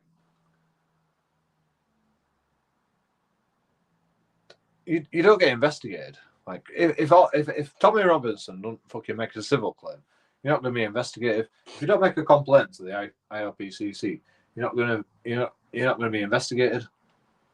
So, like, it just gets brushed under the carpet. You know, it's just a waste of taxpayers' money. It's not worth investigating unless you complain or make a civil claim. Like, it'll never see the light of day if it wasn't for fucking YouTubers like fucking Black Belt Barrister telling us all about this corruption. This is corruption, by the way. Black Belt Barrister is not going to say it's corruption, but in my opinion, it's corruption. Like the inspector wrote down the wrong date on purpose to try and get the fucking police officer out of these abuses of power. Video, and my views here are not telling any one person or another that you are right or wrong.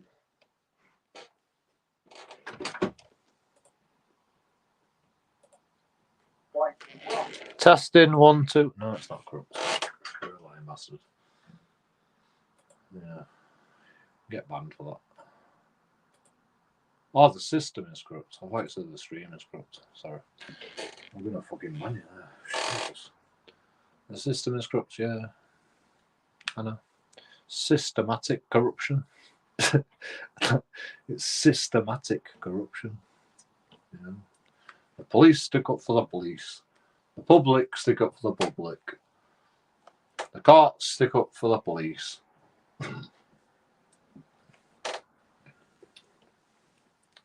Systematic corruption.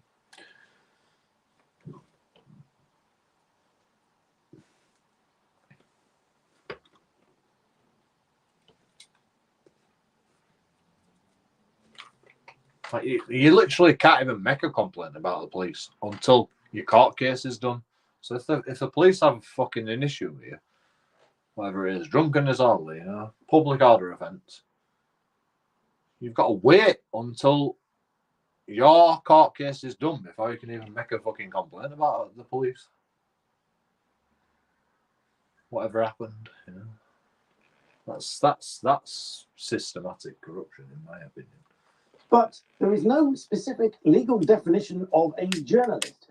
Yes, there are certain groups and certain accreditations that you can get as press members and be employed by.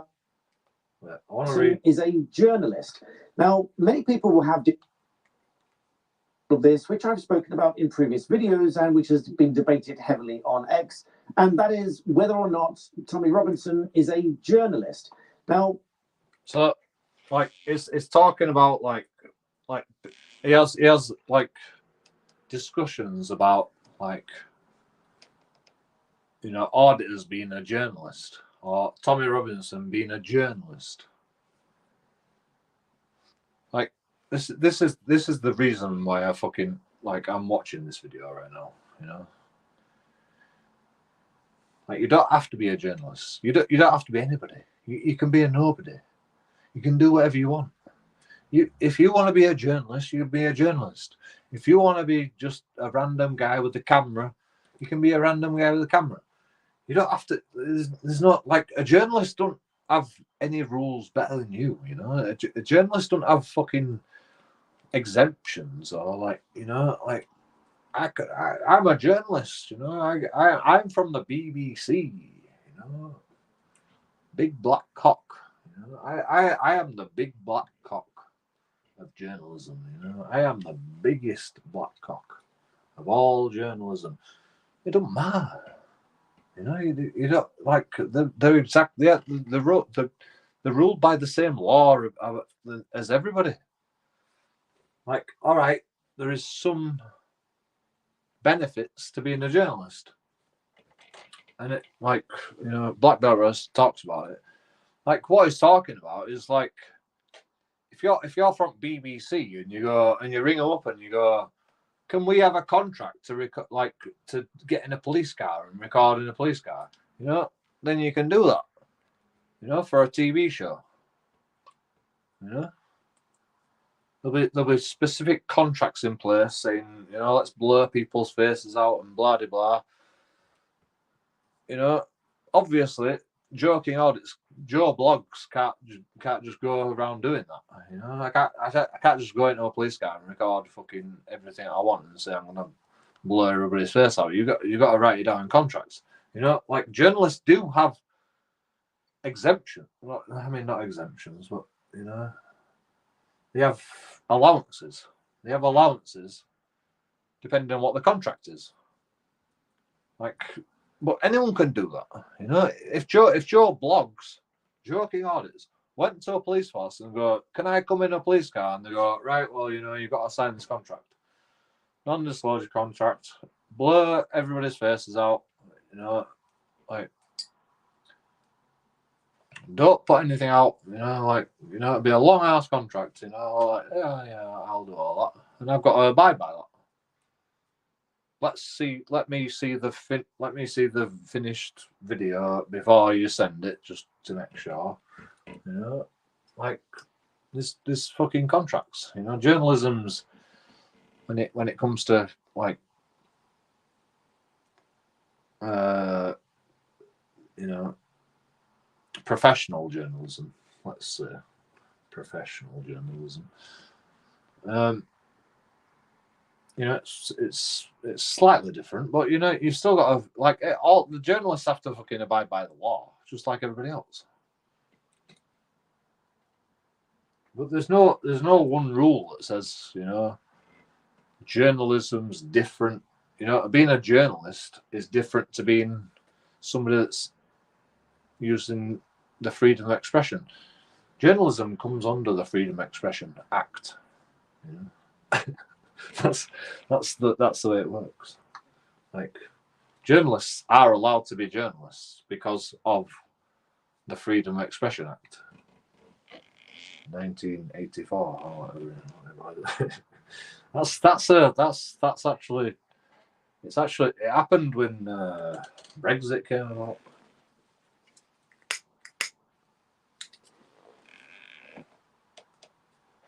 Well, when we entered the European Union, the Freedom of Expression Act came about when the European Union came about, which is interesting. I think it did.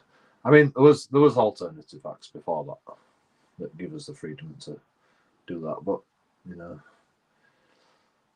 that was when the act was repealed. Many people will have different views on this, and my video and my views here are not telling any one person or another that you are right or wrong, but there is no specific legal definition of a journalist.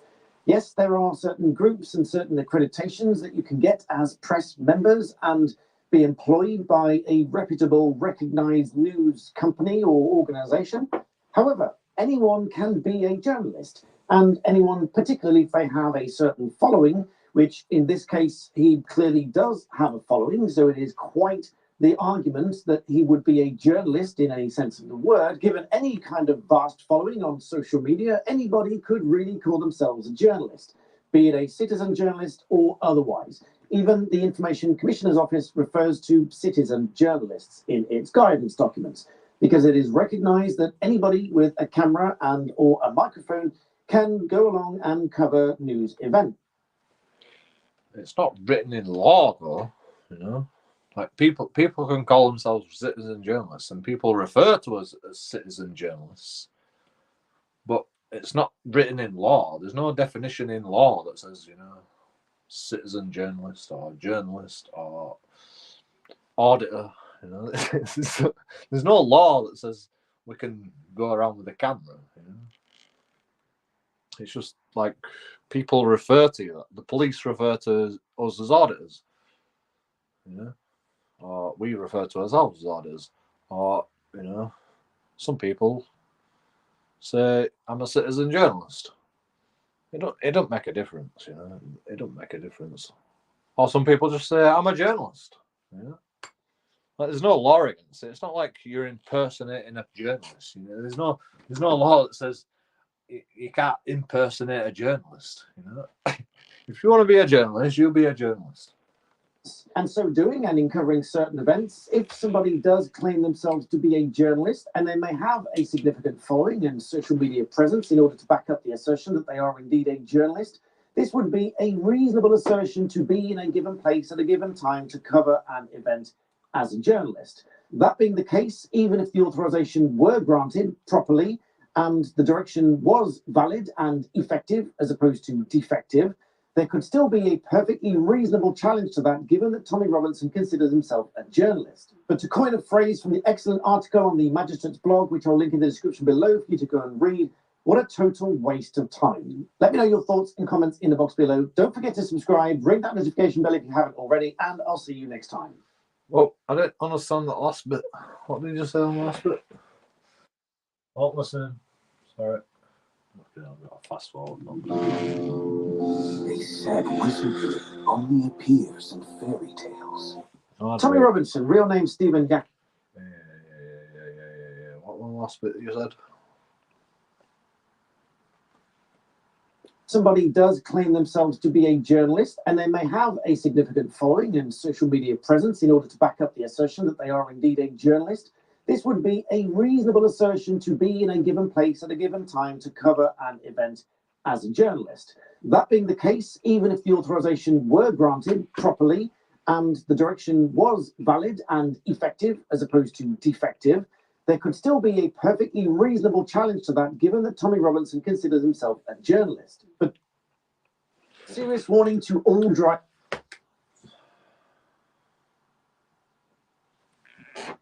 I don't understand what it was saying at the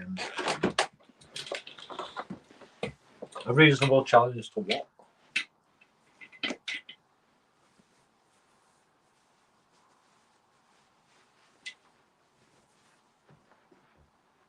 It says like it'd be a reasonable challenge.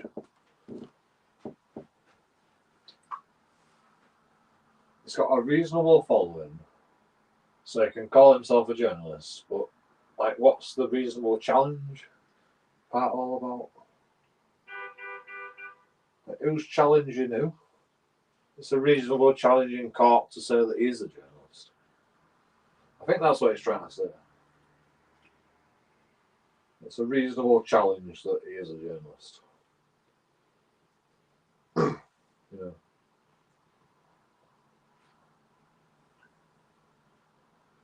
But you don't even have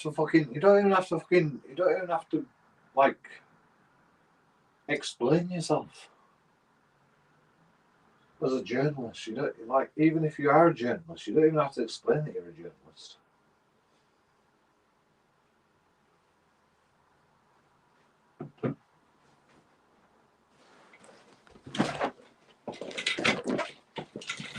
I mean, I'm guessing he's saying that he said he were a journalist, but like, you don't even have to fucking say that.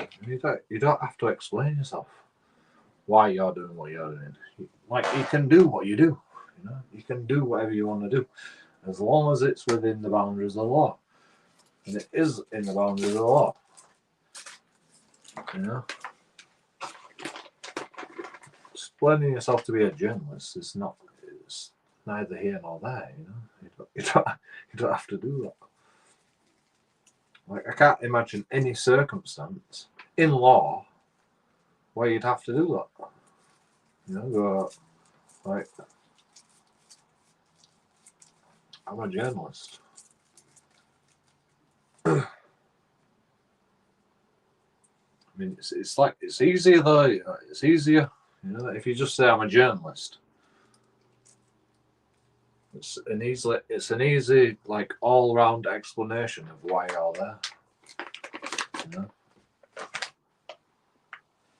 but like, if you're there filming, right, and people go, "Oh, I don't like you filming," blah blah blah. You know, who are you? You know, we need to know who you are. Like, I don't need to tell you who I am. And then you tell them, all right, I'm a journalist. Is that all right? And then they go, right, I'm calling the police because you're a journalist. Blah blah blah. And then police turn up and you go, yeah, I just told them I'm a journalist. And he's like, have you got any credentials? No, I don't have no credentials. Oh, well, you're not a journalist then. Right, we're going to arrest you for, you're a terrorist. You must be. Because you lied to us, you said you're a journalist. You don't have no credentials, like, you're not the BBC. Let's arrest you for terrorism. Like, well, I just said I'm a journalist because it's easy, It's easy. I just want him to go away. I just want him to go away. All right, I'm an auditor. Does that make you feel better? I'm an auditor. Ah, too late. We're gonna search you anyway. Fucking under Terrorism Act. Too late. You can't make it up. You can't actually make it up. This is what auditors have to go through every day. It's genius what we do. It's fucking genius.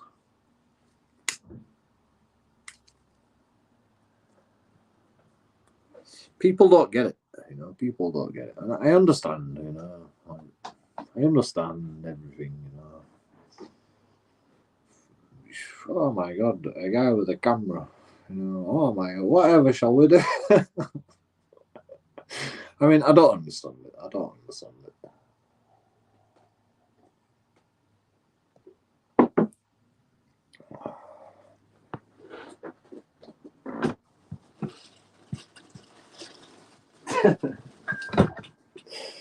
I mean, I understand it perfectly. And I'll just keep doing it. Because you're all fucking idiots. If you're gonna get fucking scared about a camera, then a random person with a camera, a layman with a camera, then I can't help you. All the corruption of the police, all the corruption of the government, and you're worried about a guy with a camera, like.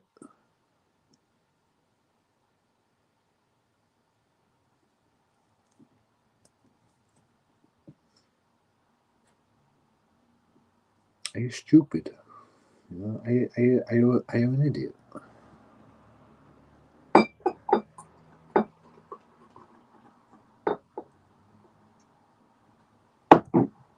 Like, what are you worried about? We're going to catch your criminality on camera.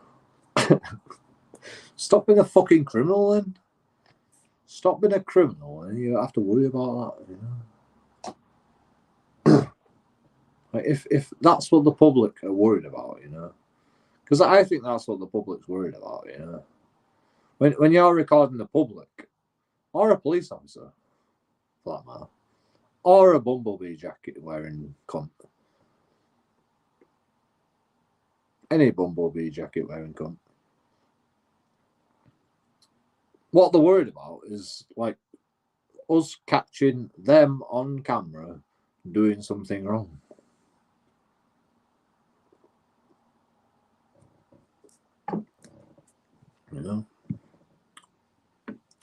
And 10 times out of 10, 99%, 99.9% of the time, they do something wrong because you've got a camera, because you're recording them. That's mainly at the time when they do something wrong. When you're recording them, it's the strangest thing. It's like it's unimaginable. You wouldn't think you'd do it, would you? But like, you get a camera put in your face. It's like the strangest thing. People act up on camera. They don't know how to act on camera. Everybody's happy TikToking and blah blah blah. But when you're recording them, I feel uncomfortable when someone's recording me. I'm like, why the fuck are you recording me? I'm just a guy with a camera. But then I'm like, oh, wait a minute. I am recording them, it's fine. Like,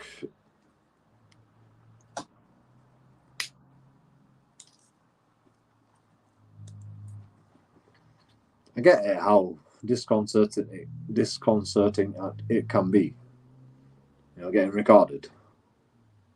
But at the same respect, you know, you're going to get your camera out and record me. And you'll be on TikTok and you'll be like, oh, yeah, look at me. I'm fucking narcissistic personality disorder. And, or you'll be on OnlyFans. And, you know, you'll be an OnlyFans girl. And you're like, oh, I don't record an OnlyFans girl with a vagina, a camel toe out with the yoga pants on, you know, walking around. And I'm like, don't record me, you know, with my yoga pants on. No, I'm not allowed. And I'm like, yeah, I just wanted to show camel toe on camera, to be honest. I zoomed into your camel toe. I can see your camel toe, by the way, in your yoga pants.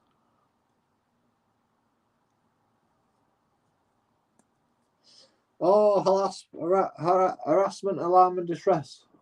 Yeah. Recording my camel toe on camera, even though I'm in public. Showing my camel toe in public. Yeah, good one. Yeah. That'll get through court, yeah.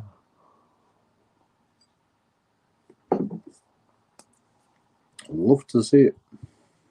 You know, kids nowadays wear fucking yoga pants. Like, it's not going to end well. It's not going to end well.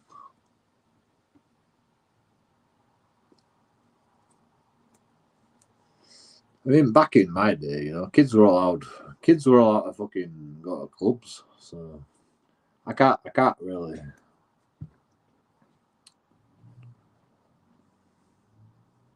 comment on it, you know, because the amount of kids I met in clubs. You know, I were a kid. Well, you know, I didn't actually start. I were a late bloomer, to be honest. I didn't go to clubs till I was fucking 14.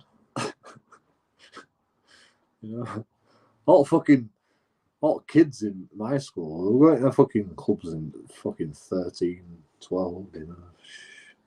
Like,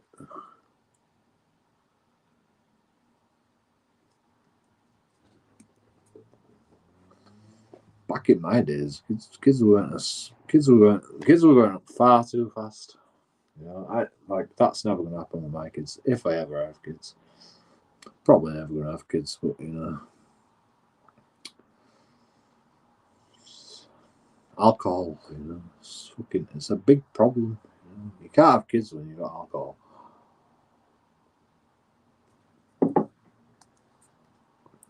You know,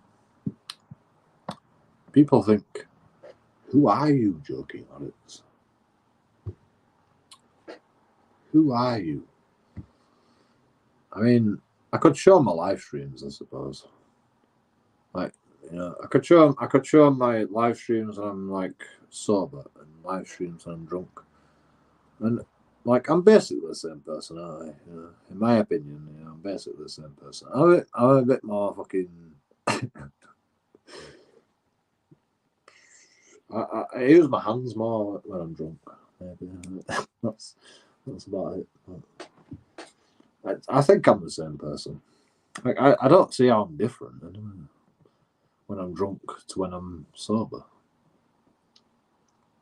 I talk a little bit more.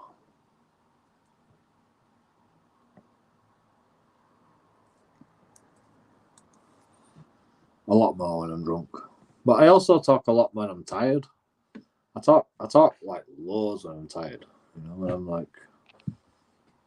when I get tired, I talk loads. I don't know if people have seen that, but you know, when I'm like playing fucking the game for like 12 hours straight, I start fucking talking loads. Like I just start yapping away. You know? It's weird. Yeah. I start the stream off all fucking nicey, and then I get like tired, and I'm like, blah blah blah. I'm gonna do this shit, and I'm gonna do that.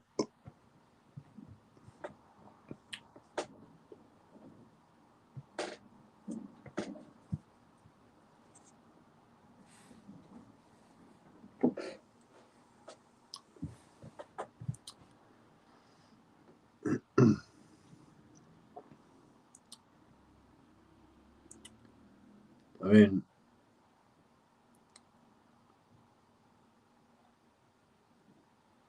I don't see alcohol is the problem. You know, everybody else seems alcohol is the problem, and yet I still keep talking about it. You know, it pisses me off though. You know, because like I drink to get away from the shit that I've got to do. Like I've got so much shit to do. It's unbelievable. Like.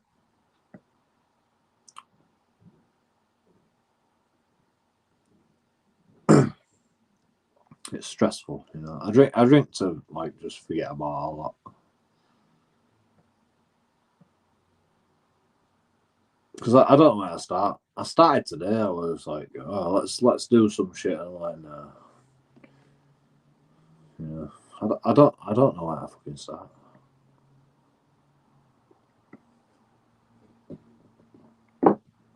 I'll tell you what happened, right? I cleaned the fucking house. Well, I didn't clean the house. Well, I started cleaning the house, and then we got a leak, and then they just like they pulled up all the floorboards and like made a mess, and the roof caved in the kitchen. I cleaned the whole kitchen, cleaned the downstairs, you know, and now it's just shit all again. And I'm like, what was the fucking point? What were the how the heck am I gonna like get anything done? You know? Like, I've just got to rinse and repeat every day. I'm a carer, by the way. I'm a carer, so like, Lawrence can just chuck his fucking rubbish on the floor,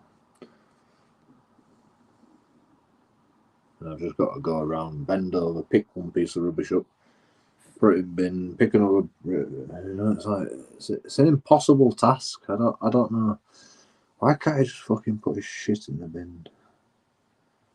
It does my head in. It does my head in. Just put it in bin. You know, and then the dogs just tear it apart. Like, oh, there's some cream on this. You know. And then Lawrence is like, oh, they take it out of the bin. Shut the door then. Bullshit, they take it out of the bin.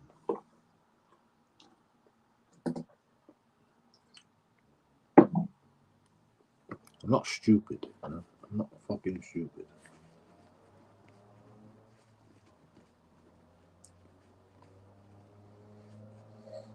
But, you know, you treat me like a cunt, and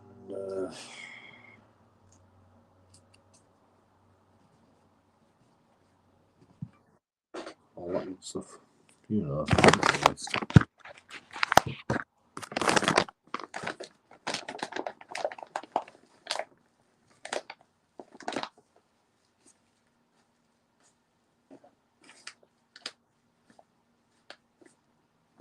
I hate liars. But, you know. I mean, even I have to lie sometimes. Well, I don't really lie. I just beat around the bush. Like I am the most mysterious person. Now, you want to meet a dark, handsome, mysterious, dark guy. That's me. I'm mysterious. You'll never fucking figure me out. I can't even figure myself out. But, you know, I pride myself on my own self-conscience. If that's even a thing.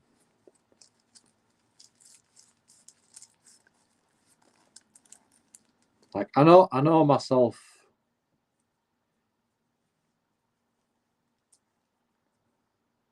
Like, I'm probably on the verge of being a sociopath. You know, or a psychopath. One of them.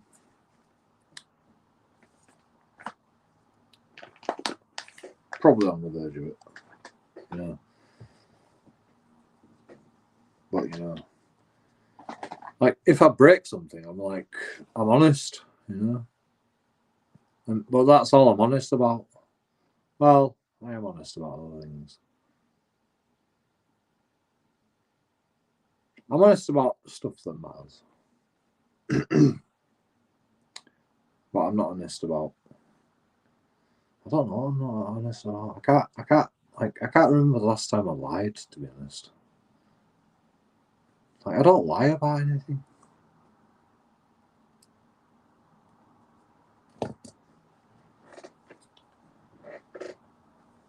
I mean, I got some fucking crack once. Once it's like, where are you going? I'm like, oh, we're just going to see a friend, you know, something like that, you know, just going out for a second.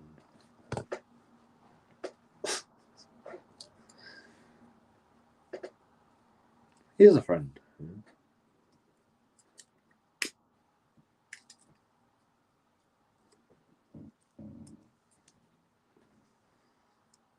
I don't even want that cig. I don't know how I rolled it. Smoked too much.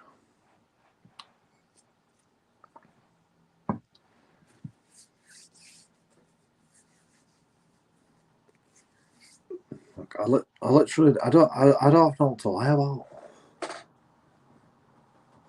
I literally don't have nothing to lie about. You know, Lawrence texts me for who I am, which is great. You know, I don't have to lie about anything.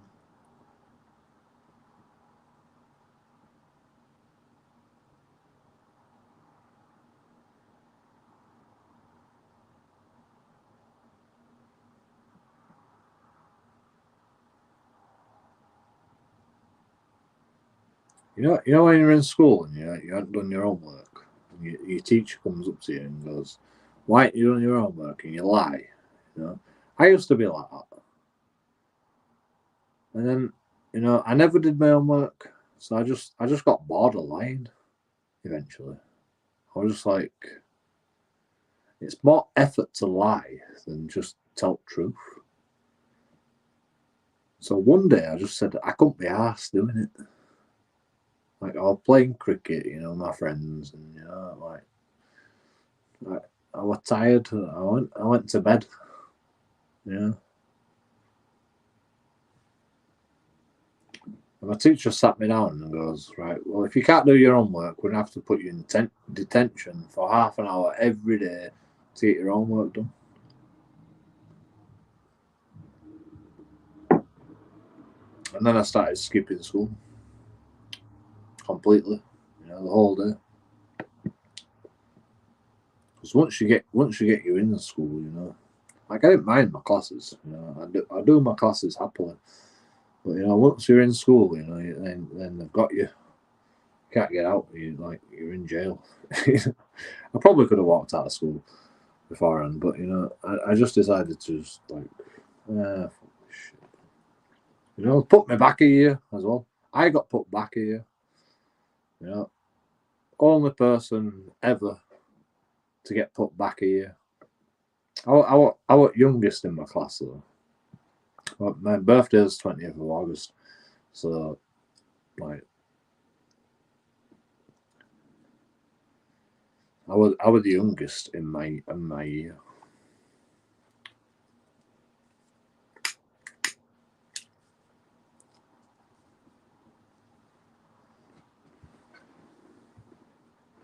And so like I was behind. I was still fucking good at everything, you know. I was still good at everything. Maths I was struggling in.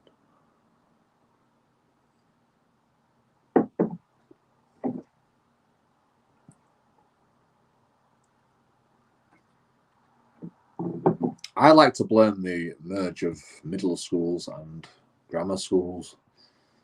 You know, they merged the middle schools and the grammar schools in one at some point, and you know, and that were happening while I were like doing my GCSEs.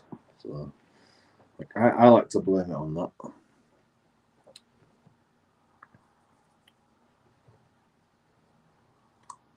because I want happy. I was happy with school until, you know, we had to fucking spend time in terrapins and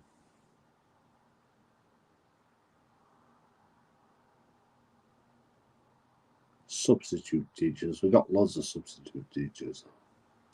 It was such a weird merge. Right.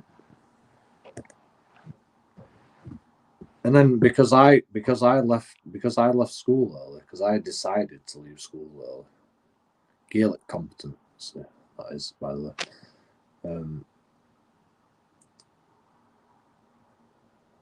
I made the decision to leave school. My mum and dad couldn't fucking do anything about it. You know, it's called Gaelic competency. You know, they had no choice in the matter. They took my mum and dad to court to try and do something about it. And my mum and dad just said, it won't go to school. We've done everything. We've taken him to school in a ladder. You know, like it just leaves. Like, what are we supposed to do? And you know, the courts can't do shit. So I got to leave school at 14 years old.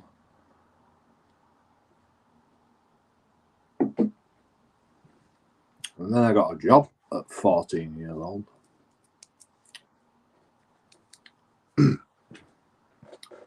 I was in the 15 years old. I was like, you know, I was in the last 2 years. But yeah, I left school at 14 years old. You know the last thing I did before I left? I went and asked the girl out that I fancied for fucking years. And she said she's got a boyfriend. So, you know, I just I just added.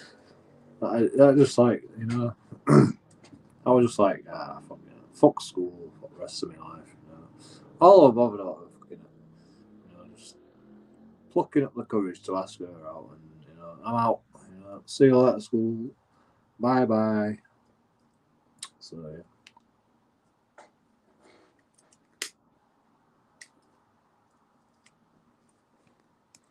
That's what I did. If I spark this cig up one more time, like, I don't even fancy smoking right now.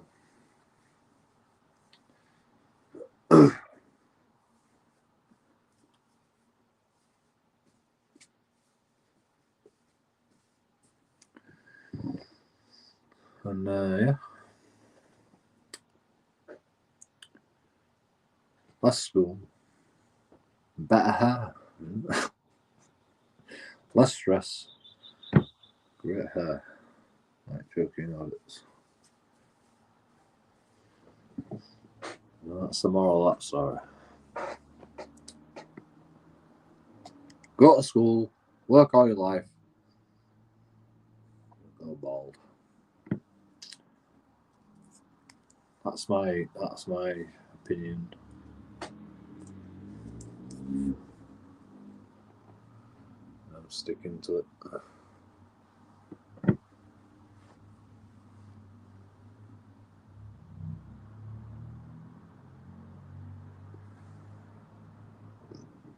I knew I needed to burp. Pardon me.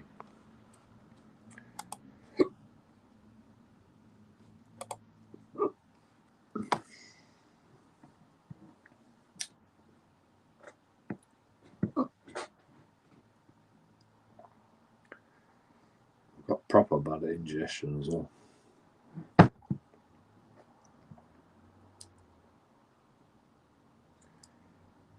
Got Rene's downstairs. I'm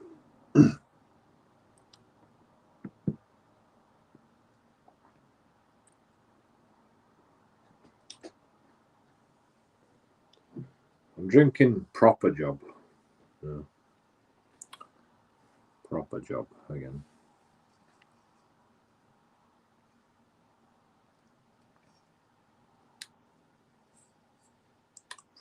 You got to get a proper job, haven't you?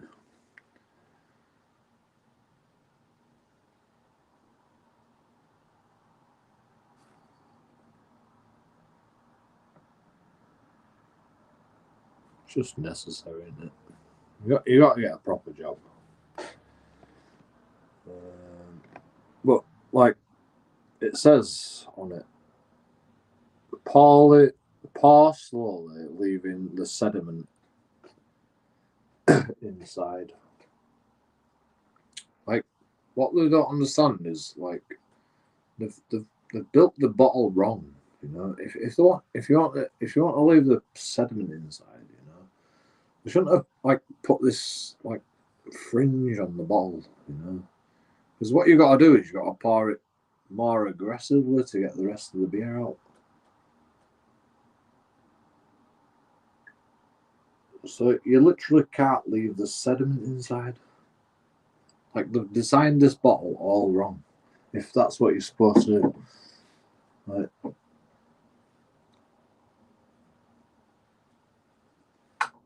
because look at all the sediment in the bottom of my glass right now.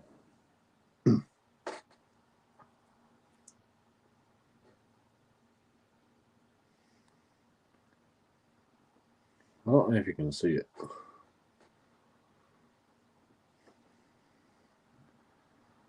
It looks like it's all mixed in, to be honest.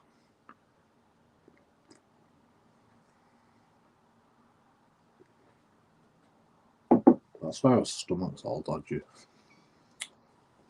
Probably. It's just all mixed in now.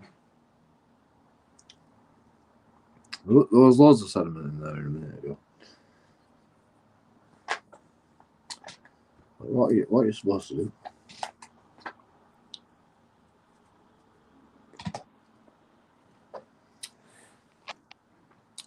Annoying. But anyway, about this 2.5% tax increase in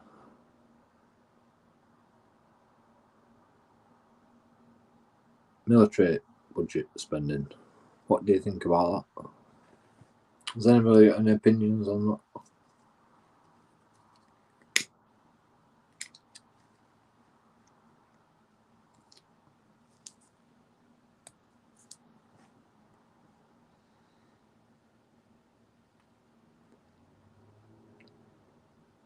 Anybody want to come on the panel?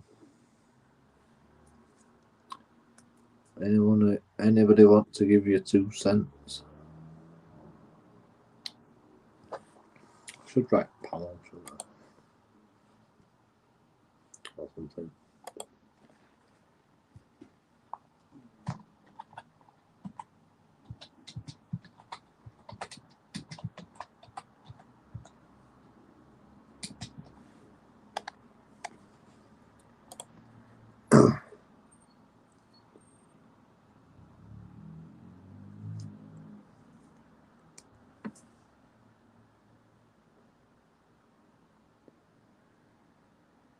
My YouTube channel is just quiet. No comments. No.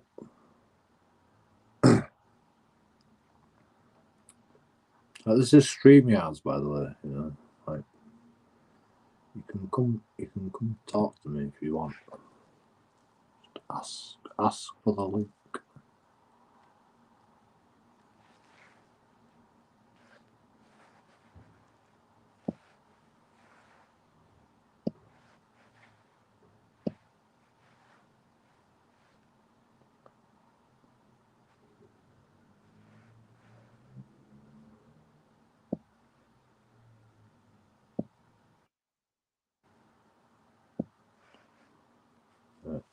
Can't fucking bears the link.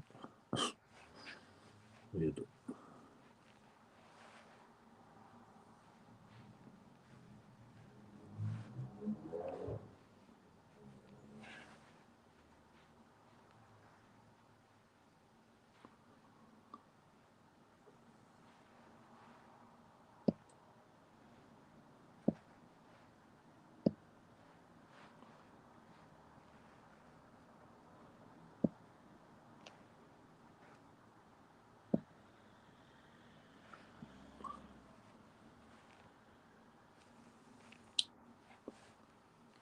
There's the link.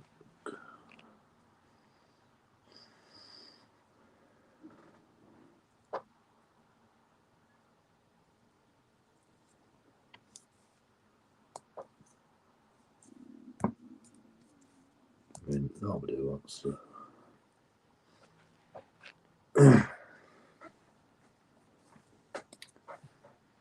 Nobody wants to fucking talk with JoeKingAudits. I mean, like, they're probably banned. People in my chat are probably banned, aren't they? Should we just unban everybody? No, because they'll just bomb on me.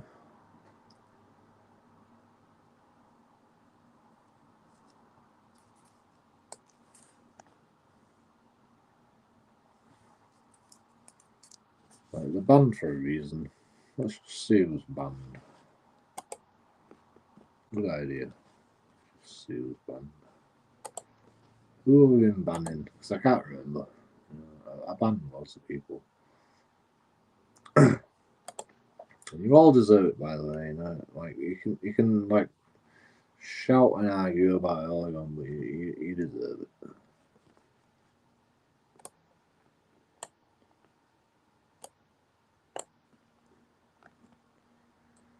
How do I find out where people are banned?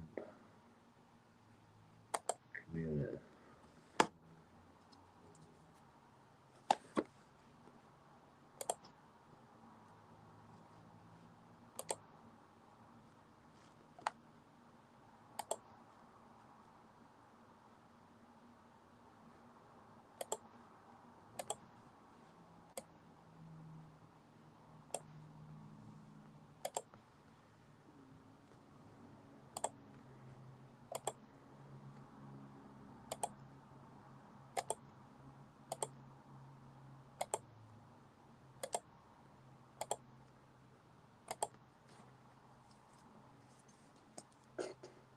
Okay, a lot of people are banned. I mean, nobody that I want to argue about, to be honest.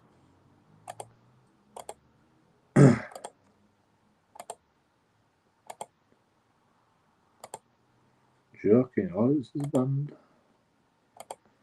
Weird, isn't it?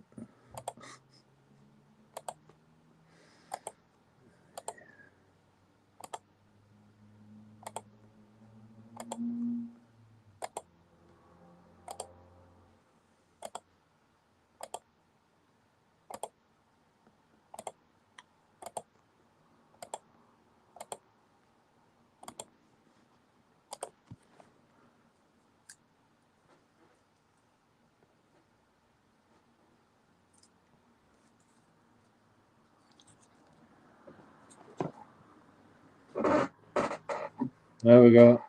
Everybody's banned again.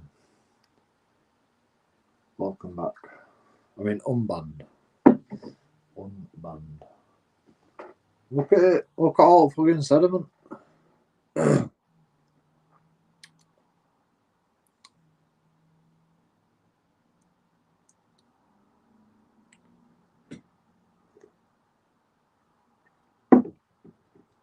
Like, don't buy proper job. Do not buy proper job. It just makes you ill. Fucking, it slows you down.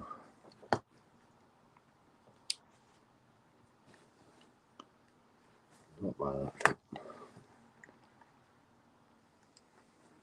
Oh yeah, I'm watching snooker. Good point.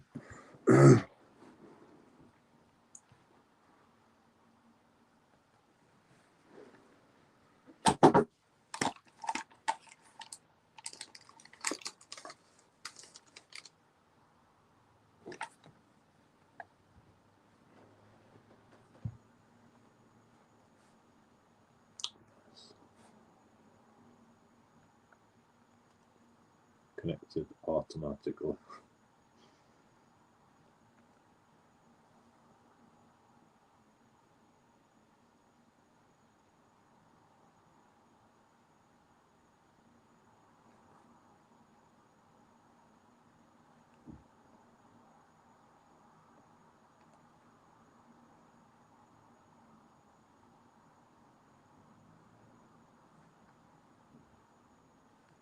Barry Hawkins. No.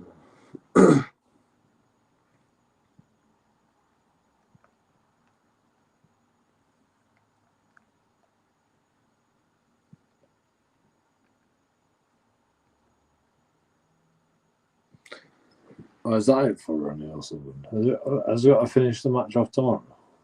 Why is the 4 live stream?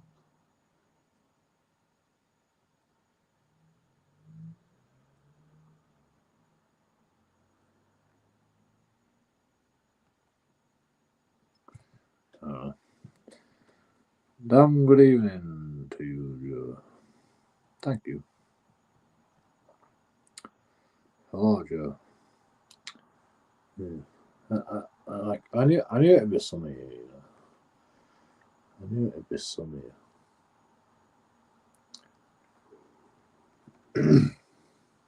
I'm sorry for banning you, but like, just behave yourself.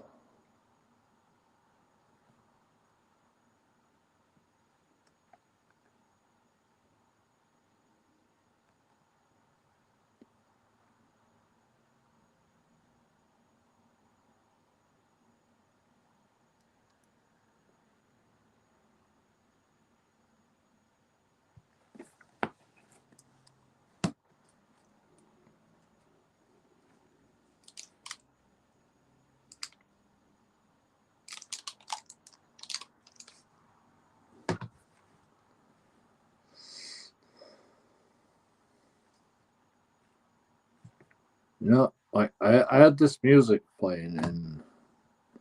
I was watching snooker on the iPlayer, right? I had this music playing in the background.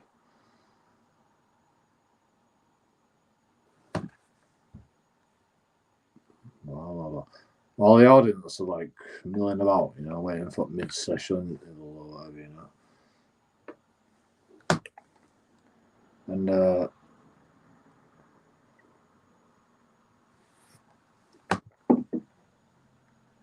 I'm like, is that demonetized music? You know, they're playing No, they're playing like a random, like homemade song.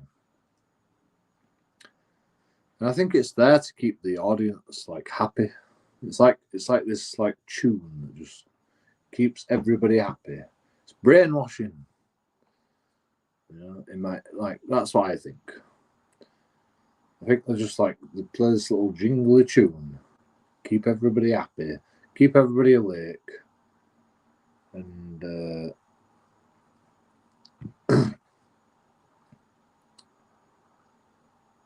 you know, they just play it over and over again. You know, it's like elevator music.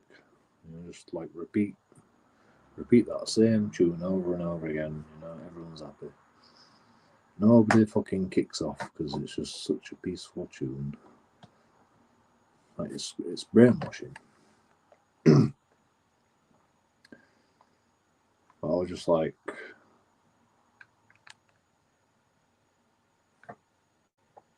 maybe that's what causes like crazy people to come and do the things that they do in the Ariana Grande concert.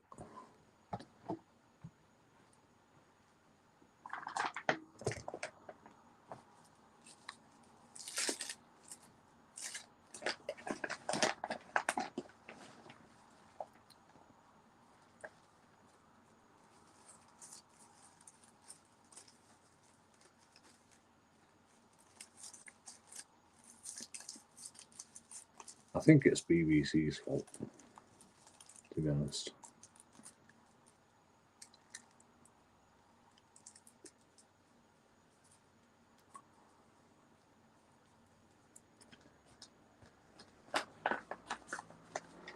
It seems like a Sheffield Arena kind of thing, you know, because I don't think anybody else has that song apart from Sheffield Arena. But I think BBC has introduced that to Sheffield Arena to try and keep everybody subdued.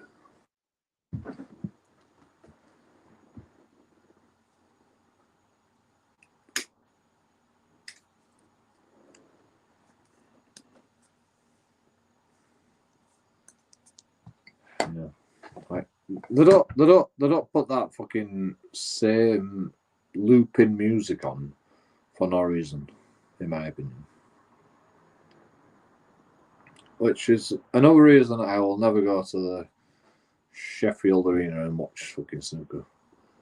Like, I'm not hearing that fucking song.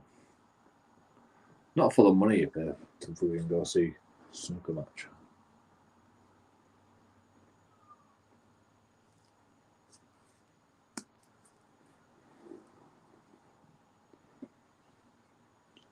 John Higgins.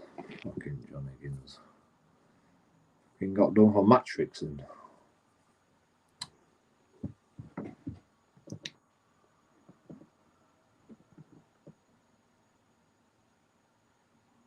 Joker. Imagine match fixing fucking snooker. Imagine max fixing for a fucking snooker game.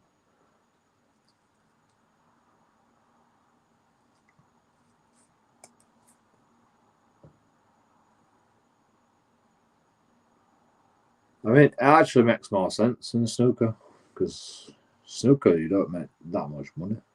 Got to put a load of effort in for not a lot of money, to be honest.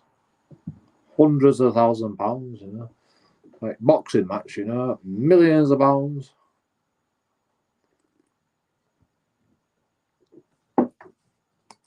If you, well, billions of pounds if you Jake Paul. But, you know.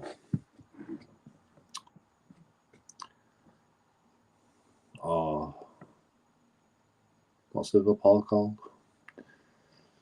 Yeah, the Paul brothers. Wasn't it?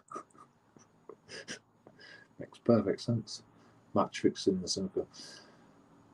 When you think of it like that, but yeah.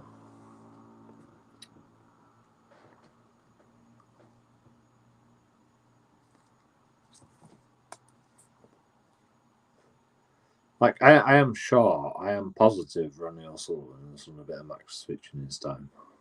Match fixing in his time. I'm pretty sure. I bet most of them have.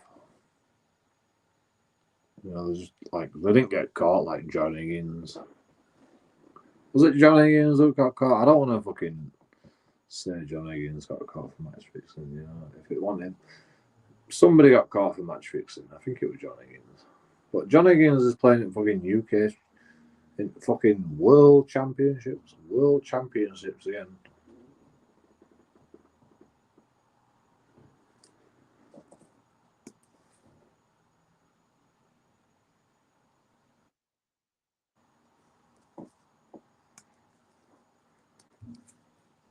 Let's watch the match fixing master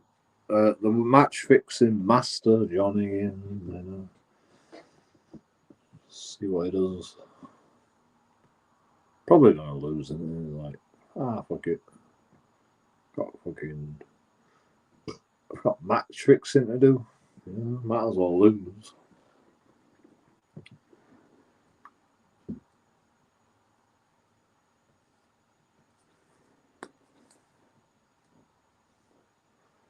Like, how can you trust him again? I think he should get a lifetime ban.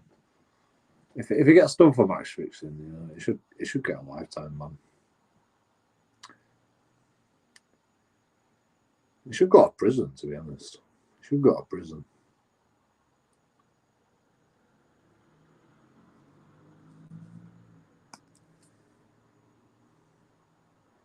It's fraud. You're frauding the public. You're frauding the whole snooker scene. You know, why would you match fix when you're that good at boxing or that good at snooker? Why would you match fix when you're that good at football?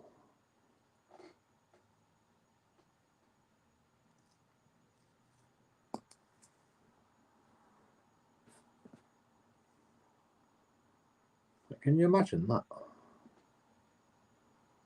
Why are you jealous because like Ronaldo makes more money than you or something? You know? What are you bothered about? You're earning 50 grand a year. Ronaldo's earning £1 million a year. You're like, oh, I should get more. Not a year, a month. You know, like 50. You're earning 50 grand a month. You know,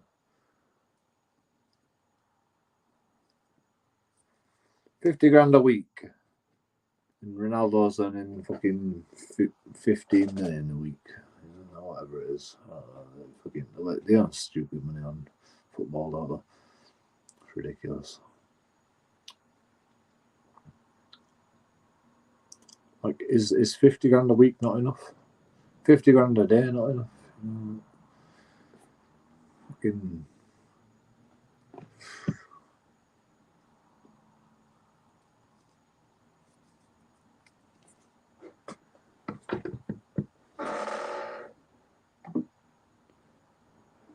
Like you've got your retirement fund in like a year if you earn 50 grand a week.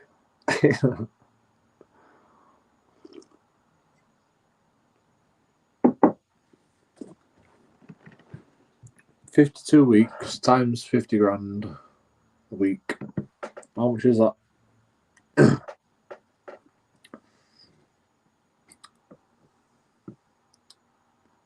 2 million.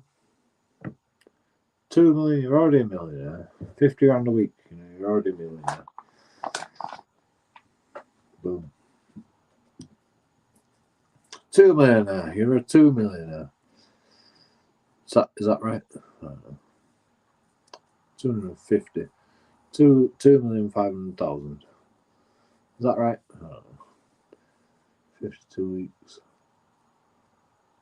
10 weeks would be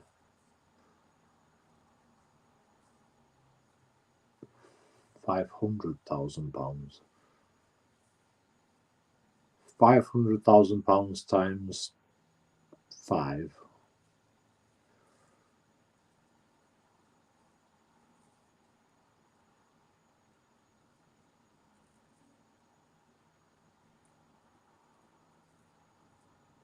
One, 2, 3, 4, 5.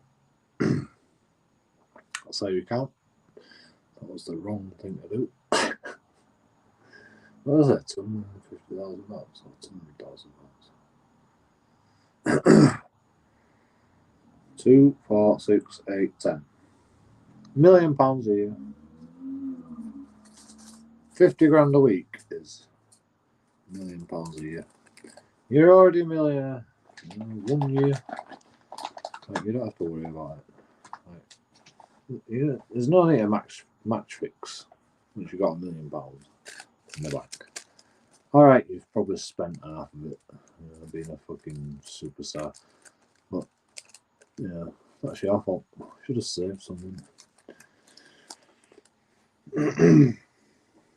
Can't be helped, can you? Can't be helped. If you can spend fucking 50 grand a week, then you need to match fix.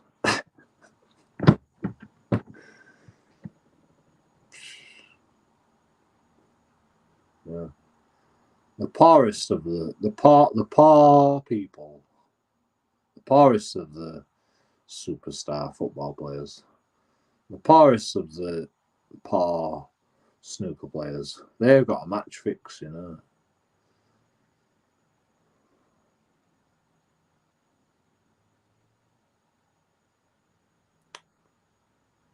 £100 grand a tournament's not enough. You know. It's just not enough.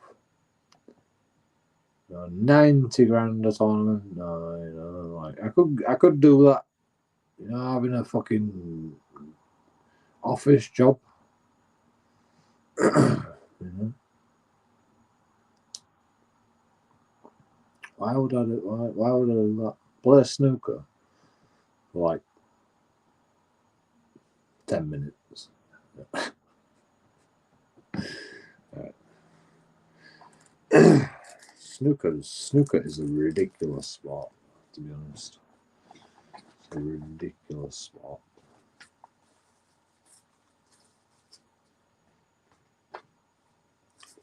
They get money just for turning up to UK championships. world championships at least. A lot of money.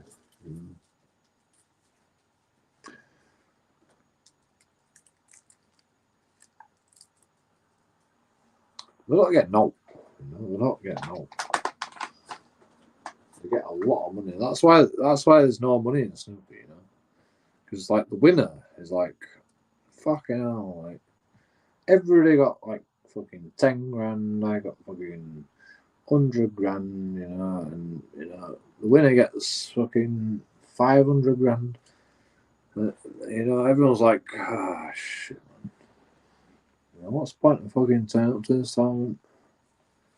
Might as well just fucking tap my 90 grand and just fucking have done with it.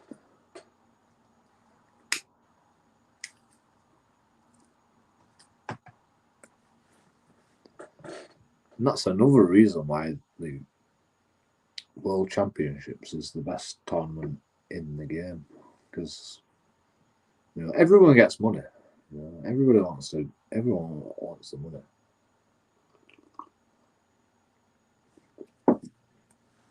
But everybody's left disappointed because you could just like if you just win one match, you get a bit more money. Every match you win along the way, you know, you get a bit more money.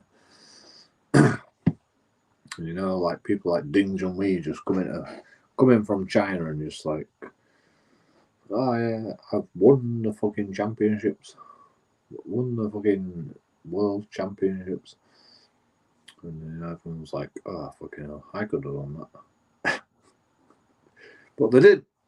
You know, Ding Junhui's out, I think. He played really well though. Like he played really well.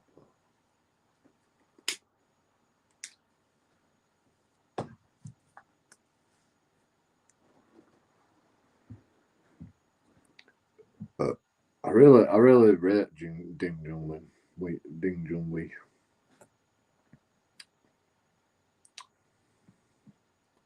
Like I love the way he plays, but he just didn't have the safety, and he just didn't have the position, the cue ball control. So fucked up.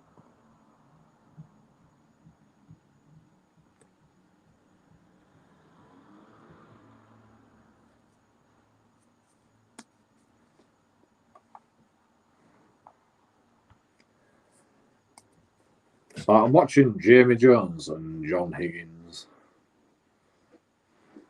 and all I can see is Jamie Jones just fucking pacing around the table. Like I don't know what he's doing. He's walking the full length of the table. I mean, the referee's in the way, but you know, I don't know why he did that.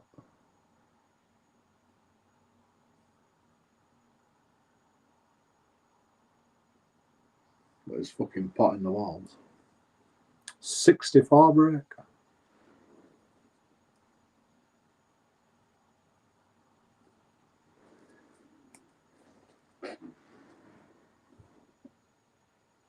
He's got like 6 balls. No, five balls left. 5 reds left. He's got 5 reds left, and he's already won the first round. He's already won the frame. 67 remaining and 7 to 1 left on the table. All right, I haven't won it yet.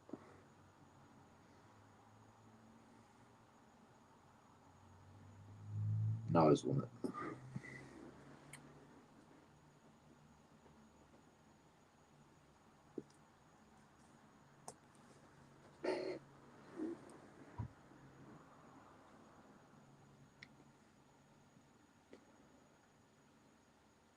I mean, I don't actually rate John Higgins.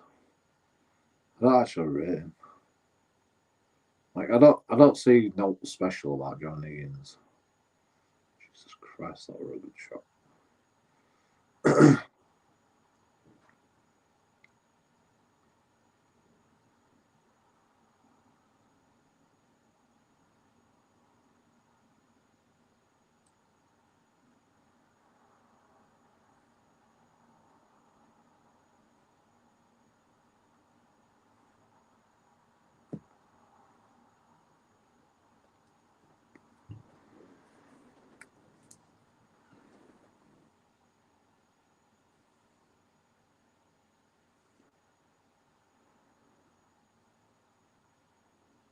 It's all over the place.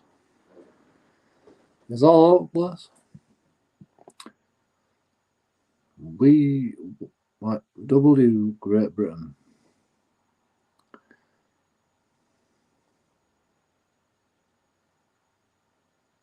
Butler is probably shaking in his pants now, on a wartime footing. Exactly. What he said.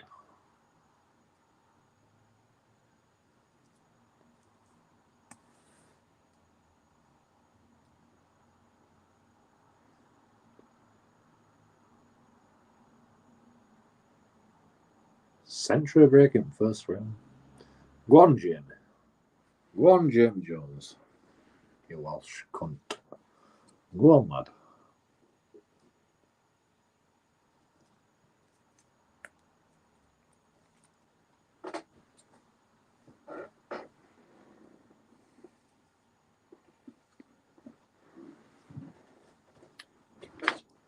I don't know about fuck a cuckoo. Fuck a.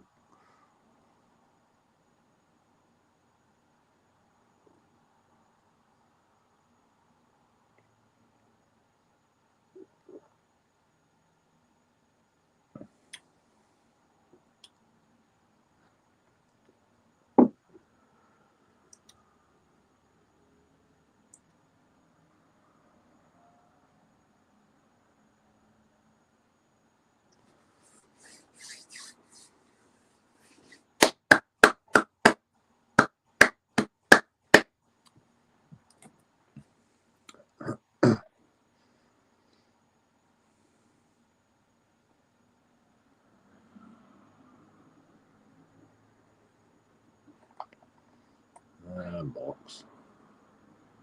Fast forward, fucking John Parrott. Fuck off. There we go. Back into action. If you are happy and you know it, clap your hands.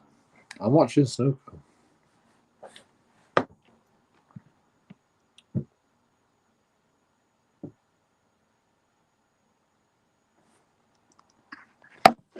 We're watching John Higgins and Jamie Jones.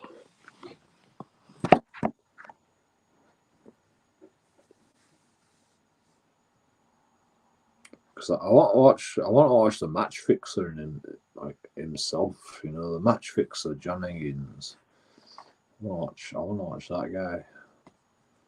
I want to see how shit he is.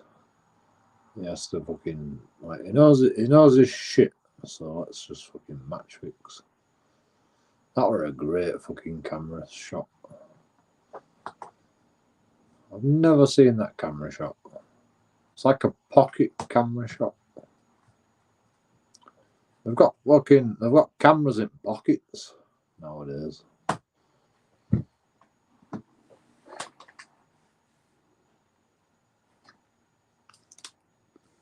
Oh, bloody Tim Davis.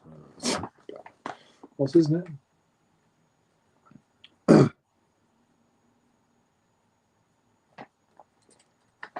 was cool, actually.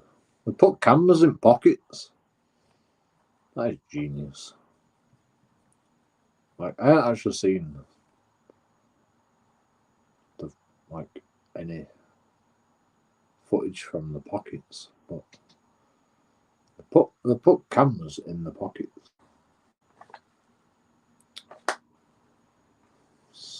You know, it looked great though. Like, it's so good as well. Like, you can see exactly where they're hitting the ball and the line and.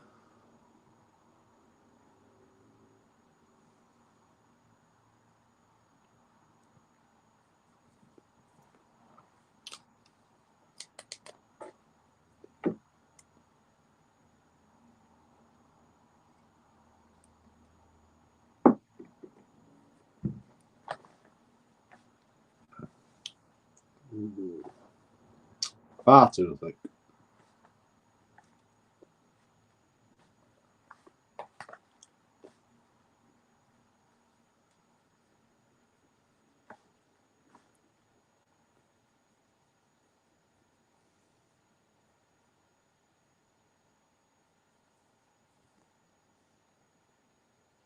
I got black from there.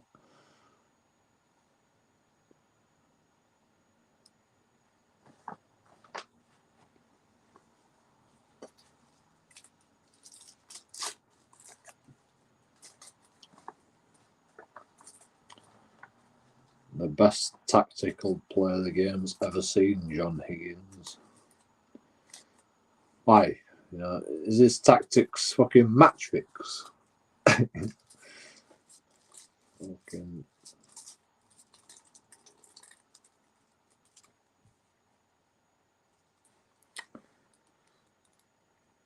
I think there might be nanobots in your apartment.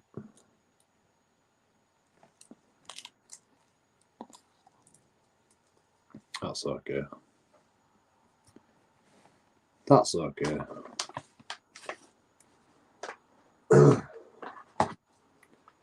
Because, like, JoeKingAudits don't do no wrong. So, if there is nanobots in my apartment or my house, I mean, like, I put everything on live stream. Like, I don't really have to hide anything. I don't have anything to hide. You know, everything goes on YouTube. So.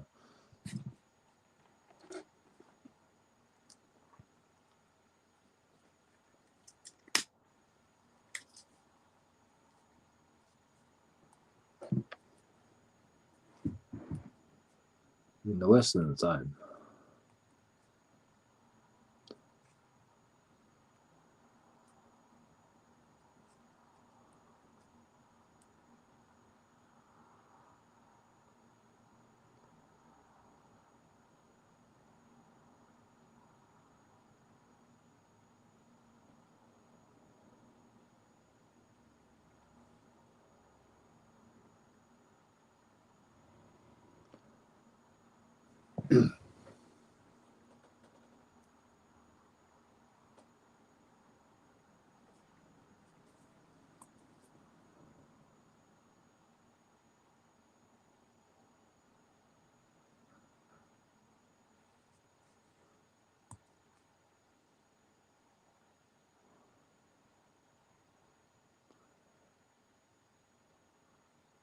Okay, well, you're asking.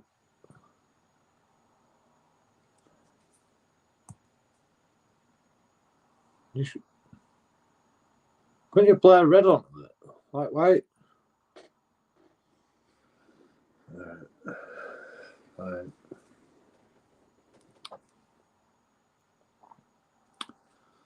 Anyway.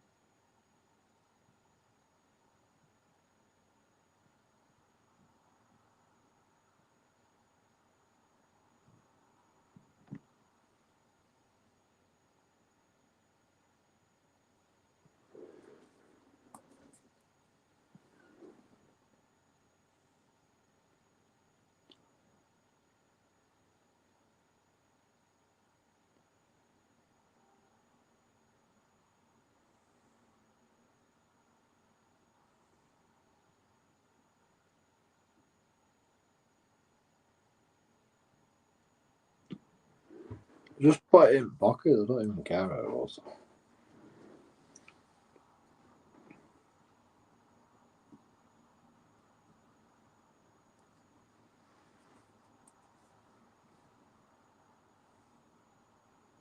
I mean, to be honest, it could have made it more difficult.